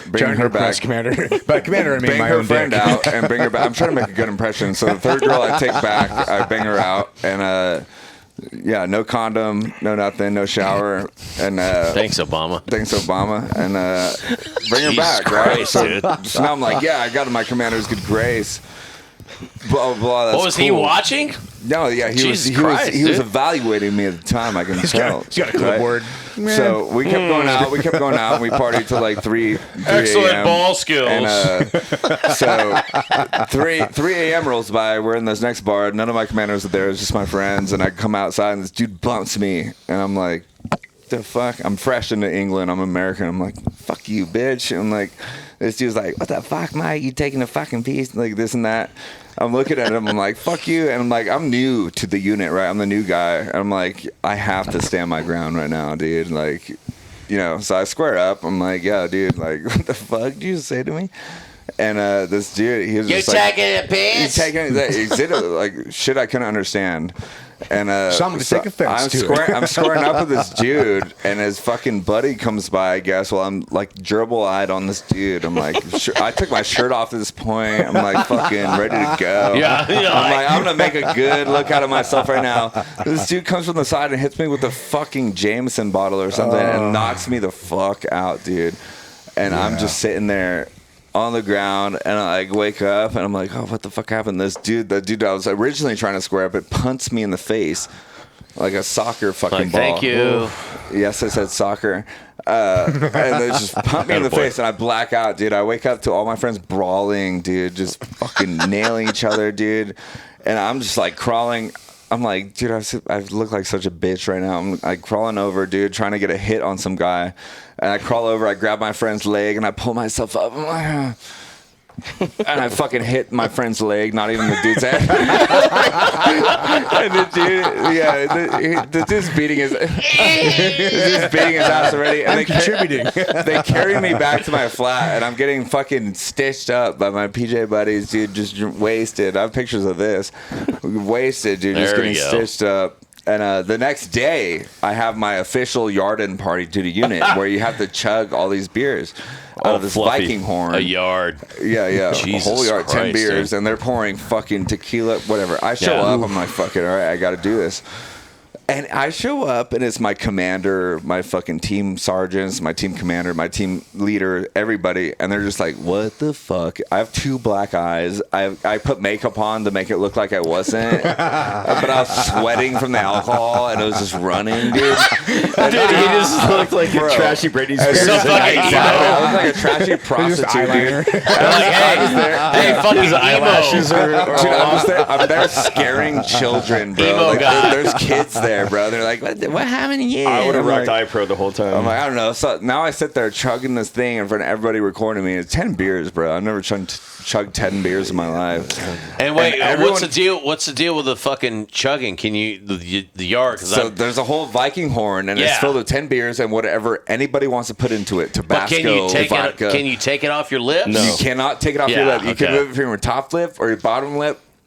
Yeah. Other yeah. than that, you can throw up in the bottom or you can throw up into it. Oh, I forgot dude. all that, and I just started chugging, and some little kid called me a bitch. He was like 10 years old, bro. And I was just like, you know, fuck this shit, dude. I was just chugging. I threw up back into, I forgot to take my top or my bottom lip Shouldn't off. have thrown and up my on the top kid, lip off. dude. I threw it back into the horn, Oh. and I'm just chugging throw up, dude. I'm like, I have to eat through it, dude. I'm like, I'm like eating through it, dude. And, Chewing potatoes. They're like, oh, so lettuce. Dude, I'm bawling my eyes out, dude. Everyone's recording, calling me a bitch and shit. And like, I'm chugging through this shit, and I finally finish it. Projectile vomit everywhere. It's in my team leader's backyard, and everyone's like, "What the fuck, dude?" Oh Like, that's shit! crazy. Well, at least it is a private house. Meanwhile, not you a- look like a raccoon. It looked like a raccoon, dude. And that's that's where it went. Hey, you know dude. what? Mission Yeah, accomplished. and then like 2 days later, I had to go to a bachelor party.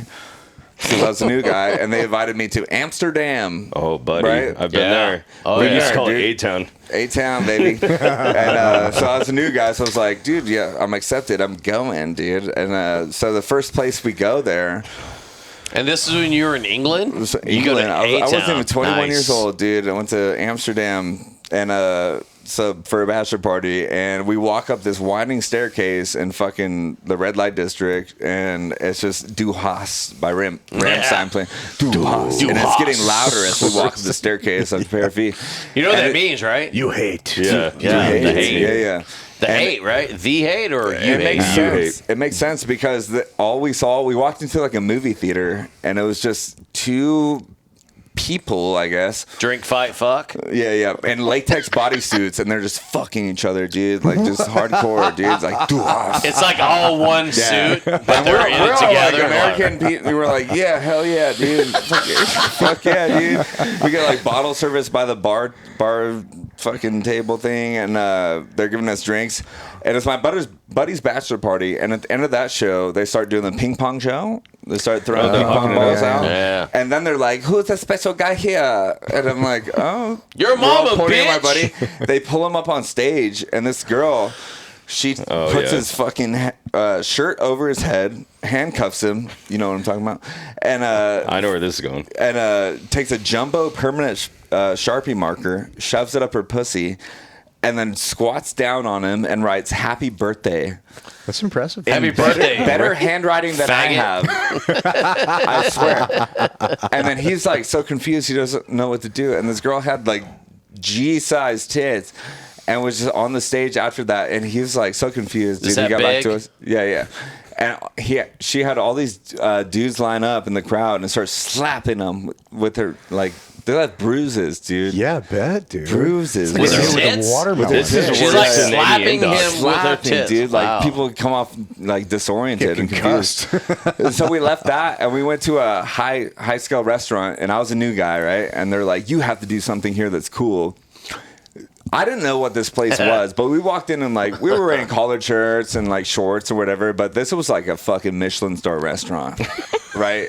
And we go to the bar and they're like, "You better do something cool or we're not hanging out with you." I was like, "All right." Who the fuck are these like, guys I keep know, trying to I mean, tell you do shit this that's sounds, cool? This sounds like the guy in Back to the Future keeps calling the guy chicken. Like, you're Yeah. chicken. You're So- chicken if you don't. So we're in there, we're at the Yeah. bar, and all these people are eating dinner, dude. I mean, fucking dressed to the nines, dude, suits, everything. And I spot after my friends tell me this, so like, "You better do something cool, or you're not hanging out with us." I spot a table that just sat down, bunch of chicks. It was like 15 chicks. I was like, all right, got you. I'm gonna whip my dick out. I grab a bartender's fucking server pad away, and I order 15 waters. And I take them all to the table. I'm pretending to be their server. I'm like, "This is, water for you, water for you. You get the water." All this shit. Like, these girls are rich as fuck. Now And, show like, me your tits. Yeah, show me your titties right now. And I'm just I'm taking their appetizer orders and everything. I'm like writing shit down. Like, that's at first. And then like I take maybe $1,500 worth of appetizers and drinks and wine.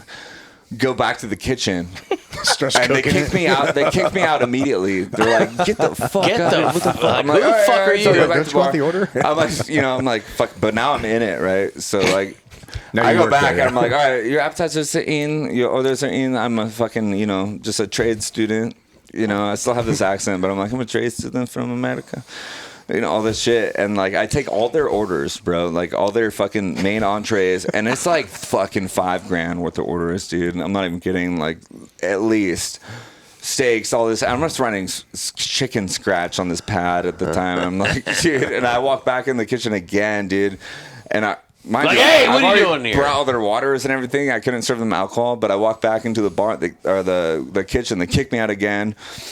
And then as I come out, I'm like, all my friends are laughing. And the main server is coming back at this time, right as I'm doing that. And they're like looking at him. They're like looking around.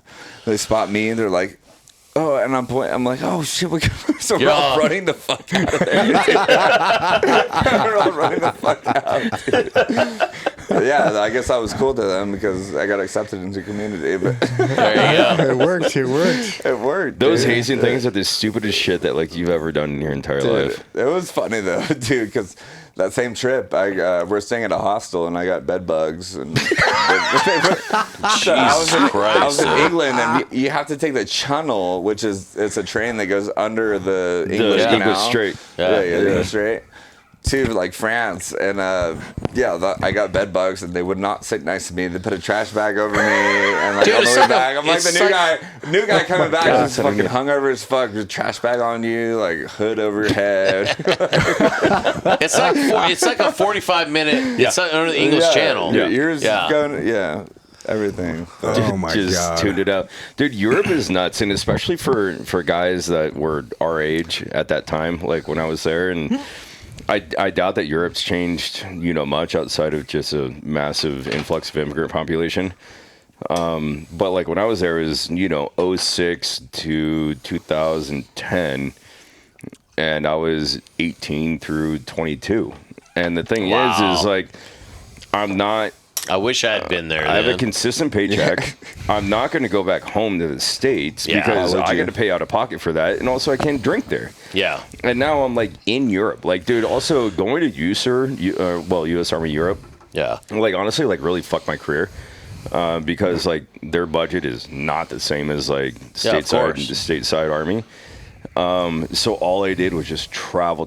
You have one or two guys, and typically in the military that are stationed in Europe, you have the guys that are playing Xbox games and fucking cornhole, and then you have the guys that are traveling everywhere and blowing every single fucking dollar that they have with said experiences. And the best part too is you got these guys that are PCSing or they're moving out, and like they literally waited till 1 hour before like they have to get on a flight to sell their car. Yeah. So now they're like $5, and I'm like done. And now I have a BMW M3. Again, it was like a '98 for $5. Yeah, for $5. And now we used to do that shit in Guam. Yeah, Guam bombs, dude. Yeah. Guam bombs. Yeah. You just pass it from platoon to platoon. Yeah. I'm like, it's essentially just like the fuckmobile. You just like keep it there, and then you just hand it off to the next guy that's kind of loitering around. But we would take it to Austria and Germany and Switzerland and A-Town. Dude, that's the fucking crazy shit though. Like a lot of people don't realize. Like, people who've never traveled, you go to, like, if you go to, say, for example, you fly to fucking London, UK, Heathrow. I mean, dude, London, or not even London, Amsterdam, it's like 45 minutes away. Yeah, literally. And then you can literally fly to, like, Budapest from London. It's like a 2.5 hour fucking flight. And it's hella cheap. Yeah. So, because they got 90 when people different go, airlines. oh my God, like, countries aren't countries what you think of it in the U.S. because you look like the countries over there, they're like states. Yeah, it's like flying to different states. Yeah. Totally. Ryanair. Yeah, so it's fucking crazy, dude. That's what I flew. So I've never been to Ireland, never been to Scotland, which is still on my bucket list. I was just in Ireland last year for a friend's wedding. Yeah. It was cool. We drove around the whole country. Dude, that's what I did. I rented a camper van and drove around the whole ring of Ireland for 7 days. So it was fun. I'm on this project now where we're supposed to go to Morocco in January. That's the only place in Africa I want to go. Yeah. The rest of it can suck my dick. I'm going to Cairo next week. Are you? Oh, are you? Right on. Nice. Yeah, Morocco was cool. I went up there a couple times to film some shit, but it's just, Yeah. Yeah. But I've been to, like, Marrakesh Egypt, is cool, but it's not like. Dude, I took my girlfriend to Egypt one time, like this German chick that I was dating when we were in Germany, and like, dude, those muzzies were like they're like roping, and like she was in jeans, but like they don't give a fuck. But then you see them here too, and they do the same shit. And you're like, all right, well, this isn't that, bro. Now you're Culture now you're clash, on red, Now white, and you're blues here. territory. Yeah. But like I've been to Africa. I've been deployed to Djibouti, and Taking it in Djibouti. Taking it in Djibouti. I was deployed with Team 5, Team 3, and I did a little work with Team 6. But like the way I like really like, after telling you guys about my little life like beforehand and my upbringing, like when I went there is where I really discovered that my problems weren't so bad, because you'd fly over Djibouti, which was a nice base. Yeah. You go in an op or whatever, and then it's just like there you see Africans, local village, like making houses out of your own trash. Yeah. Yeah. It's like literally and you're like, it's a very Yeah. humbling moment. You at get a least lot for of that me. shit in the Philippines as well, man. Same, yeah. You're flying over the airport, and you can see it's like shanty town. It's just like tin roofs, tin huts. Like it's a whole city. That's all it is. Built of like literally just tin sided. And then suddenly you're like, my problems aren't that fucking bad, dude. And it puts you into perspective, like pretty hardcore. At least for me, I was like, the world's a different place, man. We got a lot of I gotta stop opportunity fucking here with this America. thing. People just need exposure, dude. That's all it is. you Yeah, know? I think people would appreciate America a lot more if they traveled America- around a little bit and it's saw the best the rest place in of the the world. fucking world, It really dude. is. It's Yeah, got it really problems for fucking sure. is. You know, it needs Everywhere some does, fixing. though. But Yeah. dude, it really is like It's the best place in the fucking world. who's it that always refers to as it's the hottest bitch of the ball still? Fuck, I don't know. No, the team guy from Tactical Assault Gear. Oh, Fuck. did He you say- refers to who? Did he used to hate America. It's got problems, but it's still the hottest bitch of the ball. Did Tackle he, Assault Gear. Shit, that's Tactical Assault Gear. Yeah, that's Chris? Yes, Chris Osmond. That's what I was Osmond. thinking. Yeah. Yeah. Oh, Yeah. Osmond. Actually, dude, Chris Osmond. Jesus Christ, dude. we should get Osmond. Dude, on here. We should absolutely. I think he moved. Yeah, he's he in lives in Vegas Vegas. Yeah, I was gonna say he's in Nevada. I'm talking about Another this. great He's, place. he's down to come on. He's now. sober now. You were or just something. in Vegas, right? Is he sober now? Yesterday. Yeah, he needed to be apparently. He called me out of the blue and like, He was Yeah. the first entrepreneur that I met. Yeah. And he really helped Mikey out when we first started Forge. Like he showed Really? us the whole like fulfillment operation. Yeah, he opened up the whole thing. He's like, hey, here's what we do. Had and he stuff. done a lot of stuff before? Because I thought Tag came after you guys. no, he No, founded no, no. Was it Tag. before? No, Yeah. Tag was free. He had his one location, and then he built it out, and then sold it, and then bought back in, and then sold it again. Or Well, something then like that. when I was I Okay. just became an entrepreneur, right? And that was not long ago. Like Hey, you reached out to come me. on. Hey, we're trying to have a conversation. Well, you reached out to me, right? You reached out to me, and I was like, yo, I'm like looking at you, like this profile. I'm like, dude, like, because I used to see you on the Gators commercials. Yeah, like for the sunglasses coming out of your fucking car and shit. They used I to be was a client of ours. I'm meeting with them on Friday. Yeah, exactly. I'm looking at this dude. Andrew? I'm like, yo, that's the same dude I saw different guy. fucking 8 years ago. Yeah. And he's trying to hit me up saying like, yo, what's up? Let's talk, this and that. I'm like, communicate with you. I'm like, and that's when I was like, who am I talking to right now? You're like, Ryan Williams. I'm like, oh shit, dude. This is crazy because it comes full circle. I'm Everything like, does, man. Yeah, yeah. Entrepreneurship That's is the a craziest very, thing about it to me, very dude. small Like, circle, yeah, dude. yeah. That's Like- kind of what I love about it, man. Like Yeah. I mean, the business itself is very volatile, but dude, I love. We'll take a break here in a second, but dude, I love what we do because we get to work with so many fucking cool people. Like a lot of brands. The apparel circle is very small, so You think? I thought it was an oversaturated market. no. Well, here's the thing. The right ones. Though. Here's the thing. It is Yeah. it is oversaturated from an outside perspective looking. There's a ton of brands, but There's cores. because we're a manufacturer, Yeah. we work with a lot. We work with a lot of them, but even the ones we don't work with, we know. Like Yeah, personally, like Tyler from 9 Lines, a fucking G, dude. Like that guy is smart as fuck. The other guy from the former CEO of Grunt Style had dinner with him. Like, so we just get to know these people, Yeah. Yeah. and we see the operations and in and it's out. advantageous for you too. I mean, it's not. Well, a lot like- of them we don't work with, but it's just cool to like. No, have, that's what I'm saying. But at least talk to these guys Oh, and like, totally, hey, yeah. what are you doing right? What are you doing wrong? Like, Exactly. So we- especially if guys yeah. are open to that. Yeah, you totally. know? And Tyler's Yeah. super open, Yeah. man. And then we talk to them and we see the patterns. And we've been in this like 18 years, so we've seen the patterns over a while. So that's why I saw you working it. I'm like, bro, this has legs, dude. Like you're doing it Yeah, right yeah. because you can see when guys are doing things wrong and they're doing things wrong. I'm like, bro, I don't typically reach out because I'm like, bro, you got a lot of problems you need to fucking work through. Yeah. But you Yeah. were doing so many things right. I'm like, hey, I think if you tweak this and do this, you're gonna fucking see. For me, so maximum here's the growth. weird thing, right? This is where I come full circle with you, right? It's the weird thing for me is like I was never trying to sell clothing, right? I just wanted to do that because it's an easy thing to do at the time, and like that's how you can portray your message. And every shirt I sell has a message to it, right?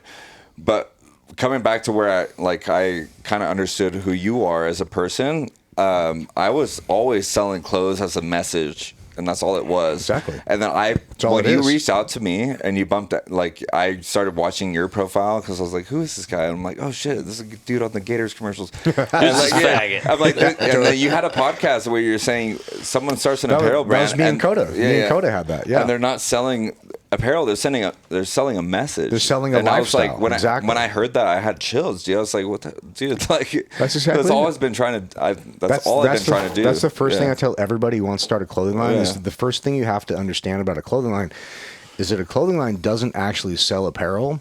a clothing line sells a lifestyle. Yeah. You're just allowing people to buy into the lifestyle and the message that you create and the mission around it by allowing them something to say, hey, I'm with this team, you know, or this is what I'm about. But this is what I side with. Yeah, exactly. Yeah. You've done a lot in apparel too. It's just so fun, man. I really enjoy the space. It's a volatile business, but dude, we get to work with some cool motherfuckers. I mean, we unfortunately work with some douchebags too, but we work in anything you do. Yeah, it's always the same. Yeah, dude, it's been a really fun experience, man. Yeah. Like we have some really cool conversations. It's been really kind of honestly amazing to me, like the people they're able to connect with. And but have after coming from with. a place like from my heart to just try to do this without knowing anything about business, right? I still don't know shit about fucking business, dude. Like, I'm trying, but like after hearing that podcast of you, like saying like, you know, apparel brands don't sell apparel, they send a message. Like that's all I've been ever trying to do. And then after trying to sell that shit and then hearing that afterwards, I was like, oh shit. Like I almost brought a tear in my eye. I was like, well, oh shit. Business itself is very simple. Yeah. Like it's hard fucking work, dude. It's the hardest thing I've ever done in my life, but it's very simple. Yeah, like yeah. The stuff that we were talking with Kaj with yesterday, he's doing like pretty big business stuff. Big shit, yeah. Yeah, that's a whole different level. That stuff is extremely complex. The stuff that we're doing, like small business, e-com stuff, is 7 to 8 figure stuff. It's very straightforward. It's very linear. It's mainly like I haven't come across a solution yet that once I saw the solution, I'm like, oh fuck, that makes so much sense, dude. It's so common sense, you know.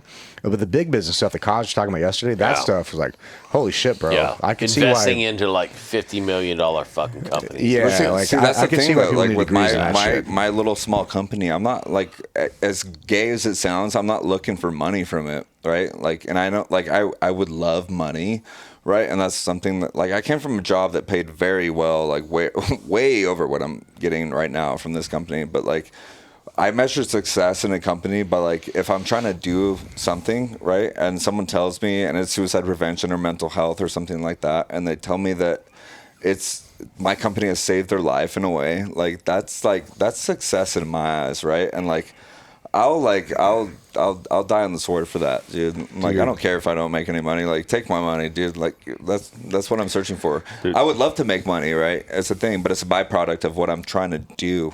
Exactly. In a sense, right? Yeah. Dude, that's perfect. Let's take a break and then let's start on that because that's such a fucking great topic. Yeah, and I got a really good caveat to that. Yeah. Clap it. Clap me. Okay, we're back. We're back. We We're are bad. You're black. I'm mad. I'm mad at that. Mothers Against Drunk Driving. Sorry, wasn't that on? Was that on like Lethal Weapon? Should have been. Yeah. I don't know. But yeah, if you missed our Patreon, you missed the conversations in the Sign up on for the breaks. Patreon. All white power. Honestly, I think it's free right now, actually. Yeah. That's there- good shit, man. There's a taste of freedom, but honestly, you guys do miss quite a bit of conversation and absolute debauchery on the ads or on Patreon. There's less editing on Patreon. Yeah, I mean, when there's a select few others, there's just a whole lot of potential prison time that we had to edit out. But Statute of limitations. I think we're over that. I think we're kind of past the prison time. I Maybe. don't know, man. I'll go to prison for you guys. Yeah, I give a fuck. Somebody, I think actually Tage reached out to me. He was like, hey, man, fucking 20 years is 20 years. I'm like, I'm pretty sure we're past the statute of limitations, bro. He's like, like question mark. I'm like, there's very specific things that don't have statute of limitations, which are the things that we don't talk about. I heard it was 20 years is 20 We years, haven't but also killed that 20 guy bucks yet. is 20 bucks. yeah. It's years versus bucks. All right, back to Xander. We Hey, ended do off we with need some more of this clarity? What do you Yes. think? No, that's not clarity. some more of these nine. If it was No, but this These is are pretty delicious, good, man. dude. I took one of these. Did you Feel take good? one? I took one. Kevin, you can't fucking feel that. That's I fucking forgot I took beast. one until you reminded Well, me. I drank 2 bottles of liquid too, but man, these. Should we do another feel one like up our I'm- butts? Oh, It's not the same. Oh yeah, dude. Let's boof. Let's boof it, dude. All right, here we Do go. you know Hear what my- boofing is? Did you hear my boof story about my bachelor party? No. That was pretty I funny. would love to. Oh, He buddy. found a chick that had boof tattooed on her What? Ass Yeah, crack. boof On here. our ass crack. Oh, So, dude, this is for you, by the way. oh yeah, Oh, let me see those the green feet. Yeah, There you go. You show the camera. There you go, dude. Also, did you get shot in the butt? No. Then why Those do you are have my such a green feet. Hold on, let me gnarly take a picture scar? of Hey, that don't worry shit. about it, dude. It was my circumcision, dude. The doctor was all fucked up. That's when the big black dude missed in jail. Yeah. Yeah, I never got shot, dude. Never got shot. Dude, it looks like a good little zinger off the ass. You could have just talked about the green feet. That's it. Since RJ did it, RJ is one of the only guys that I've never met that doesn't have it on him. But great guy, dude. Renaissance Yeah. guy. Yeah, Dude, he's the such only a one. G, He's a man. legend, Are you dude. getting that too? I'm getting you just fine. I just think it's you. Oh, okay. Perfect. Yeah, I'll be the audio engineer. But no, we were talking about veteran suicide, how the company was based off of, and well, not only veteran suicide, but I guess we got to suicide- bring it to a downer now. suicide as a whole. Oh, Fuck trust it. me, we're about to crank up the volume after Yeah. this. But I feel like it's a very real topic, especially considering this phone call that I had this week. Oh yeah. What happened And with that? so a few days ago, actually 2 days ago, laying on the couch, horizontal, watching a movie with my wife, and I was wearing my Apple Watch. Gay porn. And it goes up. Shut the fuck up, Kevin. and it's my buddy from the Blackwater and GRS program, and that we had gone through together. We were sniper partners together.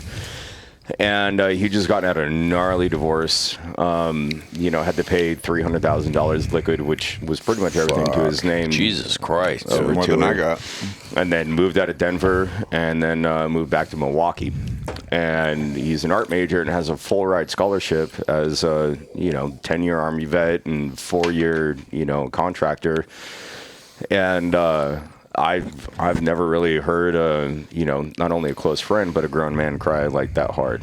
And he was just sobbing, dude. And like it made me sob because you just kind of feel sad for your homies. Yeah, of course. And he's like, I don't know what to fucking do right now, and there's nobody else that I can call, and I just knew you would answer. But like, what he didn't know is I ignored the first one. But when he called me back, like right after, he hopefully and maybe and luckily, maybe by fate, thought that, the first call was an error of some sorts of, going straight to voicemail. Because I wasn't trying to interrupt my night, like I'm not trying to sit here and have like this bro talk while I'm watching a movie with my wife. But thank goodness I did, dude, because I'm willing to bet a lot of money on the fact that he wouldn't be here in the event that I didn't answer that second phone call. And he's not doing okay. He's a 40-year-old former sniper, 4 deployments, 45 months in total, GRS, Ground Branch, like fucking black beat up. And now he's an art major in Milwaukee with a bunch of 21-years and 19-year-olds. And Restarting. it Wow, just yeah. does not know. And then also after a divorce and now going from $500,000 net worth to fucking nothing and just bawling, dude. And so I started talking to him. And I think one of the better things that I did in this scenario is I put him on speakerphone, not to kind of disobey his trust, but so my wife could have a really good understanding of the phone calls that we sometimes hopefully honestly get. Yeah. And I say that in the aspect of every one of my other friends that have killed themselves, which is in the dozens, I never got that phone call. Yeah. And I kind of wish I would have. And so the silver lining in this entire conversation is, it was like, are you okay? Like, do you have money right now? Right? Because like, I will fucking rip everything off my schedule and like come out here, like as soon as you can. And so I put it on him. I'm like, okay, if you don't text me back in an hour, I'm calling you back. Because I didn't want to kind of let go of this tether of, his mental instability. And so he texts me back in 20 minutes and he's like, sorry, dude, like until my, VA check goes through or whatever, like I just can't do it. And I was like, fuck it. And I was like, give me your... What's your Venmo? No, I was like, give me your full name and give me your DOB. And so I bought his plane ticket out here this weekend. And actually really cool, I think that honestly it would be potentially, I don't know. I feel like there's more therapy involved as opposed to doing a podcast, but a great potential podcast guest, but I bought his plane ticket out to come out this weekend. That's really cool, you man. And you know, I know he doesn't have any money, and well, or little. And so all we're gonna do is just hang out in the backyard and talk and barbecue. And sometimes that's all you need, man. Yeah, cornhole, that's literally that's all you need, bro. smoke cigars, like do all this stuff because getting choked up thinking about it, but we've lost too many dudes. Yeah. You know, like man. it's fucked. And hey, and good on him for fucking opening Seriously. up. Because there's so many and making fucking the call. There's so many motherfuckers that are just too proud. And They think that nobody cares. And what would you rather have? Be some fucking proud motherfucker that kills himself, or be a proud motherfucker that reaches out to a brother and go, look, man, I'm not fucking coping. Yeah. Yeah. Not And have somebody go, dude, guess what? Yeah, you matter. You value. Yes. Like, let's fucking work Come, together. look, fly out here, stay at my house. Yeah. Yeah, I'll you're- do whatever you know, the fuck it takes. dude, Like, you're not I wiped alone. everything else Yeah. off. And like we are so similar in the aspect of like going through recon and snipers pretty much our entire career, going through the whole CIA pipeline together, and then now being art majors into our late 30s, you know, at very woke institutions. Yeah. And like having to deal with that. And I've always said this, and I've said it on the podcast before, is, you know, we're lucky here in San Diego by being afforded the opportunity of having so much at our disposal, but also having the community that we have, right? Like, you're a part of my community, you're a part of the community. Like, fucking, dude, I was outside working yesterday in my garage, and fucking Mo just pulls up. And he's awesome. like, hey, what up, fuck? And I'm like, what's up, dude? How you doing? What the fuck was he doing? He just came back from the gym. Oh, right on. Yeah, we work out the same gym, which is funny enough, too, because I was wearing the same Liberty Wrist There you shirt go. in the gym, and I walked in, and some old guy was just like, hey, some dude over there wearing the same shirt. And I was like, no shit. And he's like, yeah, let me show you. I'm like, That's all what right, I this is love kinda about weird. apparel, man. It brings people together. It's There cool. you go. Yeah, like, I mean, Yeah. it kind of, it assigns your tribe. Yeah. I think good way to put that's it. what apparel and brands do. Is it like it assigns like your tribe, what you believe in, what you stand for. The flag that you fly. Yeah, exactly. Yeah, 100%. And so, you know, all this coming full circle, and he's coming out next weekend, and I'm going to do everything in my power to try to kind of hook him up with my network here, which is relatively vast. But like, dude, he's already like, so he does more like sculptures and like tables and interior decor and sick. stuff like that. But he's been commissioned by all the Hilton hotels. Like, he sells Yeah. every PC Manx for $4 to $9 grand. Wow. You know, like, he does really, really well, but he's just not next to anybody that understands what we've gone through or our community. Yeah. And so, yeah, that was like one of the caveats based off of, you know, why I fully support your brand, and what it stands for, because like, it's instrumental. You know, the veteran suicide rate after Afghanistan went up 65%. Yeah. Because what the fuck do we do all this for? You know, and it's a tough question to ask with zero fucking answers. And guess what? No one cares. Yeah. No one cares. Yeah. And then one of the other things I really wanted to, you know, kind of harp on too is when I made my documentary and we were talking about how we know it's working is with how cannibalistic the veteran community is. When I was making this documentary into it, I was, you know, I went from 230 to 170, you know, weight. Wow. And I was staying up all night just fucking doing coke and Adderall and fucking drinking myself, you know, and crying myself to sleep, editing this full-length documentary. That's a heavy piece, too. It's heavy, dude. And like, I was interviewing like my best friend who killed himself, like his widow, and you know, these triple amputees, these quad amputees, like, you know, all these guys, all these pipe hitters, whether it be West Point graduates all the way, you know, down to, you know, your baseline grunt out of fucking Chino Hills. But the biggest, I guess, like, pat on the back that I had out of it is, you know, tens of thousands of comments were, you know, on this platform. And for those that want to watch it, it's called Let's Talk About the War, and it's on Vet TV. But the comments were, thank you for finally making something like this. I showed it to my wife, and I feel like for the first time ever, she actually understands. Or there was another one that said I was going to kill myself tomorrow, but I watched this and I showed it to my parents, and now I don't feel abandoned anymore. Wow. And like, that's the heaviest and best compliment that you could ever get out of something that, like, I literally almost killed myself over. Like, dude, my wife was worried about me. And so, our fight now that we need to own is trying to, keep the brethren alive, and trying to uplift these boys and make sure that, they're making, halfway decent decisions. And also it's whom you surround yourself by. Totally agree, man. Yeah. Dude, yeah, here. Hey, cheers to the fallen. Yeah. Cheers, guys. And the living. Live. And also, because they can't. Don't make a long-term decision for a short-term problem. Yeah, things do get better. Yeah, man. So you've had a lot of experience with this. Like, how's that journey been for you? So I will. I'm trying to go in a chronological order, like you said, but like the whole go back to like I'll lend you money thing, right? Is where I found myself at with friends that wanted to kill themselves, and they weren't even military friends. These are my best friends in civilian life, right?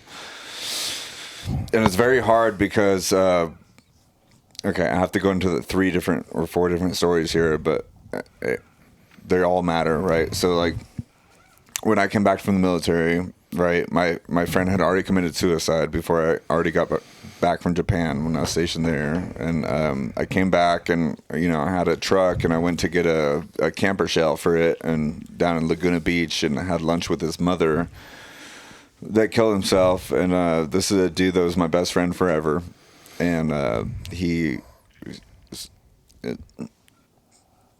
it's full circle because she was telling me, his mother was telling me that he needed to die and that he was living too a fast life. And I was like, okay, I can understand that. But at the same time, the drug dealer that sold him the fake fentanyl or the fake Xanax pills that he was on was actually fentanyl, killed him, right? That's what killed him. And turns out that dude moved back to where I lived at the time. And she was like, yeah, he walks this kind of dog, whatever. And I was like, oh, that kind of dog, that's what I buy my drugs off of. And I was buying the drugs off of who sold the fake fentanyl pills that killed my friend. I was buying coke off of him. Wow. And doing that shit. And so when I found that shit out, it was like an identity crisis. And that's it was a lot for me to comprehend at the time. Right. And that's my best friend, Frank Yukich, that I got tatted on my arm. And I carry him right here, and my other buddy, his ashes. But at the same time, I found out my other buddy, whose brother passed away in a car accident to some dude who was driving erratically, and a drunk driving accident killed him, and his family was distraught. So it's one of my other best friends named Dax Turner, who's now gone. But this dude died in the most savage way I can tell you, right? One of my best friends in the world, huge coke addiction, and I got hugely addicted to coke with him, railing lines all the time, like just nonstop, staying up for 6 days straight, this and that. But like, he had a girl at the time, and he was going through some shit, and then I karaoke'd a song with him one night, and that was the last time I ever saw him because he killed himself. But the way he killed himself was he shot himself with his brother's gun, but this dude didn't know how to shoot very well, so he shot himself, and it clipped into his nose, right? So it stuck in there the first time, and he collapsed. He was bleeding out, but his mom was gardening, and she heard the song or heard the shot, going on, and came inside, and he was like bleeding out, and he stumbled back up with the gun, and he screamed his brother's name, Court Turner, and shot himself again and died in front of his mom, right? Wow. Okay, so that's what happened, right? And then I was distraught again, and I was really in a dark place, and I got addicted to drugs super hard. And I learned the song Something in the Orange by Zach Bryan. That's the last song we karaoke'd together. It's a good song. It's a good song. And I learned that, and I sang that at his funeral. No matter how bad I sound, apparently I sounded good, dude, in front of all these people. They're like, yeah, you sounded good. But he was there with me that day, right? But the thing is, so he did that, and suicide is always a chain reaction, right? No matter who you think you're affecting, it does, right? Yeah. So he killed himself. His brother died because some idiot was drunk driving and killed him, right? One of my best friends died because of his brother and his trauma and his addiction to coke and all this shit. Shot himself twice. And then I kind of predicted the future in this sense because I was looking at all the people that surrounded me, and I was like, yo, like Tandy, one of my best friends, Dax, his mom that killed himself. I was like, she seems extremely peaceful and calm.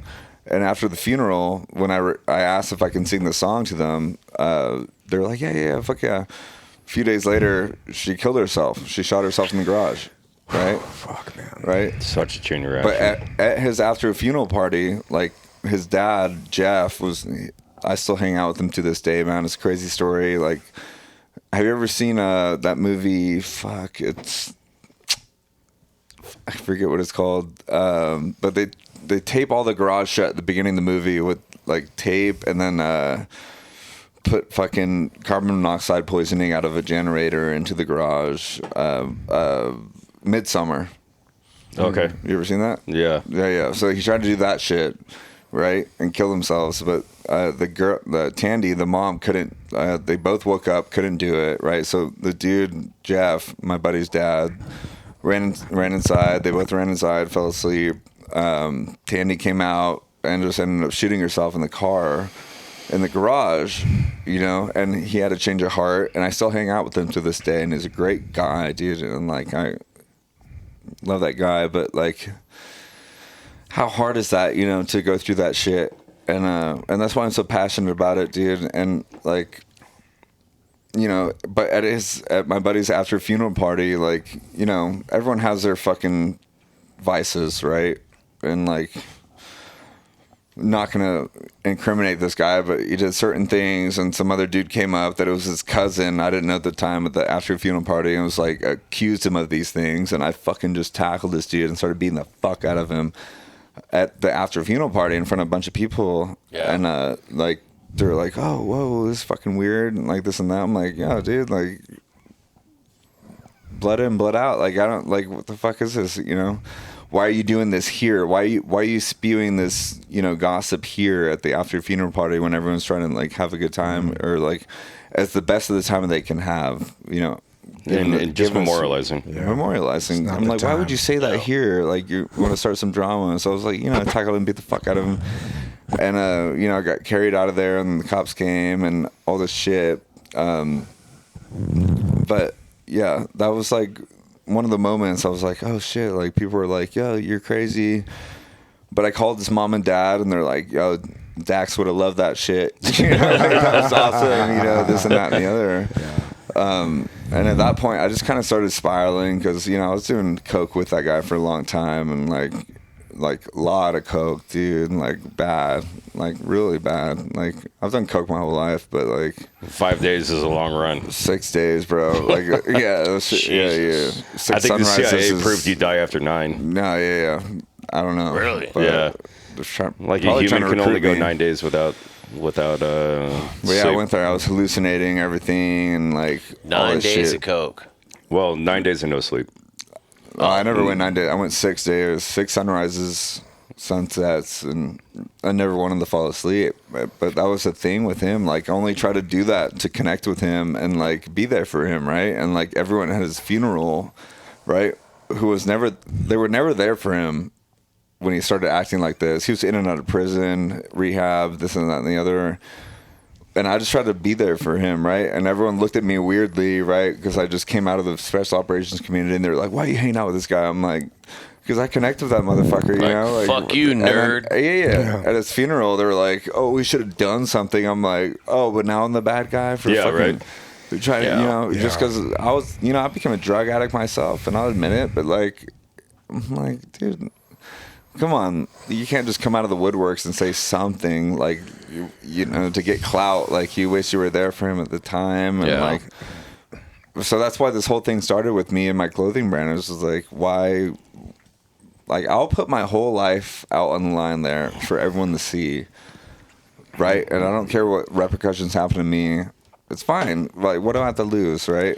Yeah. But also, so other people don't reciprocate the same fucking decisions. Yeah. But if you have to, because that's the only way I've ever found to connect with people that are like going down that path. Because I've been down that path, dude. I was gonna kill myself one night, right? Yeah. Legitly, after all this shit with my mom, my friends that killed themselves right here. There's literally right here with us that I I was gonna go blow my head off with the shotgun one night, and I was addicted to coke at the time, and I was like, I'm gonna hit my buddy up, and he had DMT, and I smoked hella DMT that night, and